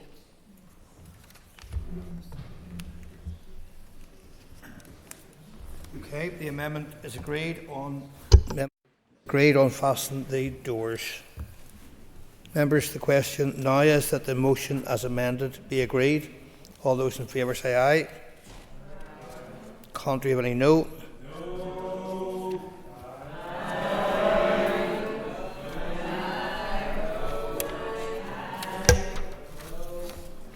Okay, members, again, I've been advised by party whips that in accordance with Standing Order 27(1)(ab), that there's agreement that we can dispense with the 3 minutes and move straight to the division. So I now call for tellers. Do we have tellers?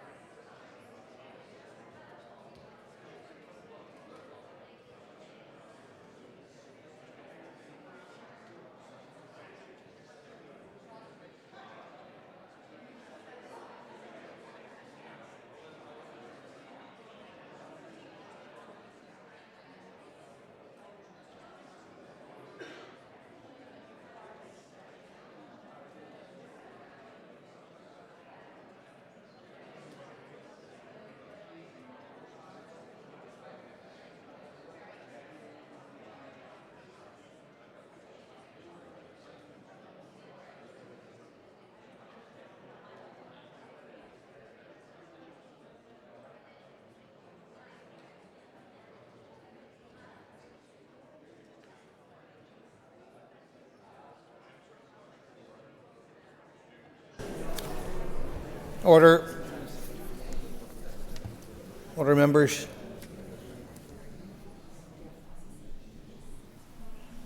Tellers have been appointed as follows. Tellers for the ayes are Linda Dillon and Ciara Ferguson. Tellers for the noes are Peter McReynolds and Andrew McMurray. Clear the lobbies. The Assembly will divide. Ayes to my right, noes to my left.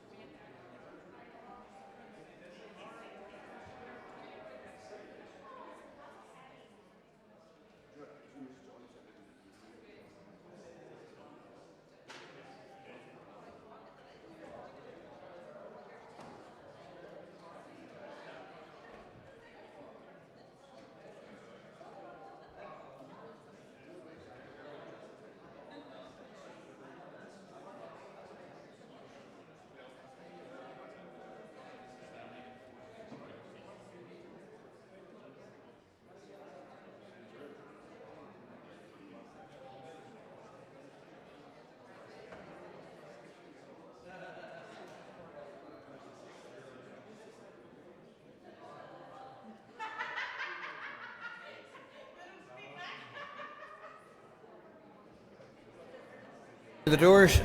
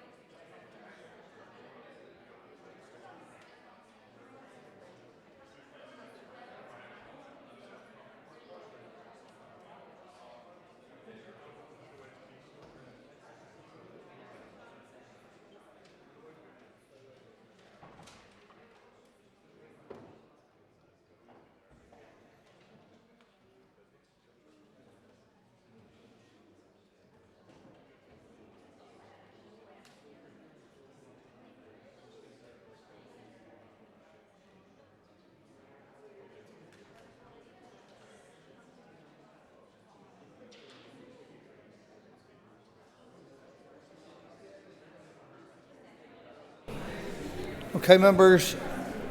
Order.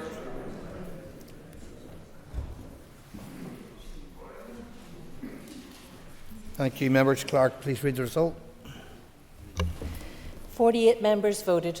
29 members voted aye. 19 members voted no. 18 members who voted in both lobbies are not included in these results. The motion is carried. Okay, so the motion, members, is carried. Unfasten the doors. Okay, members, item 6 on the order paper is the adjournment. The question is, the Assembly do now adjourn. The Assembly is adjourned.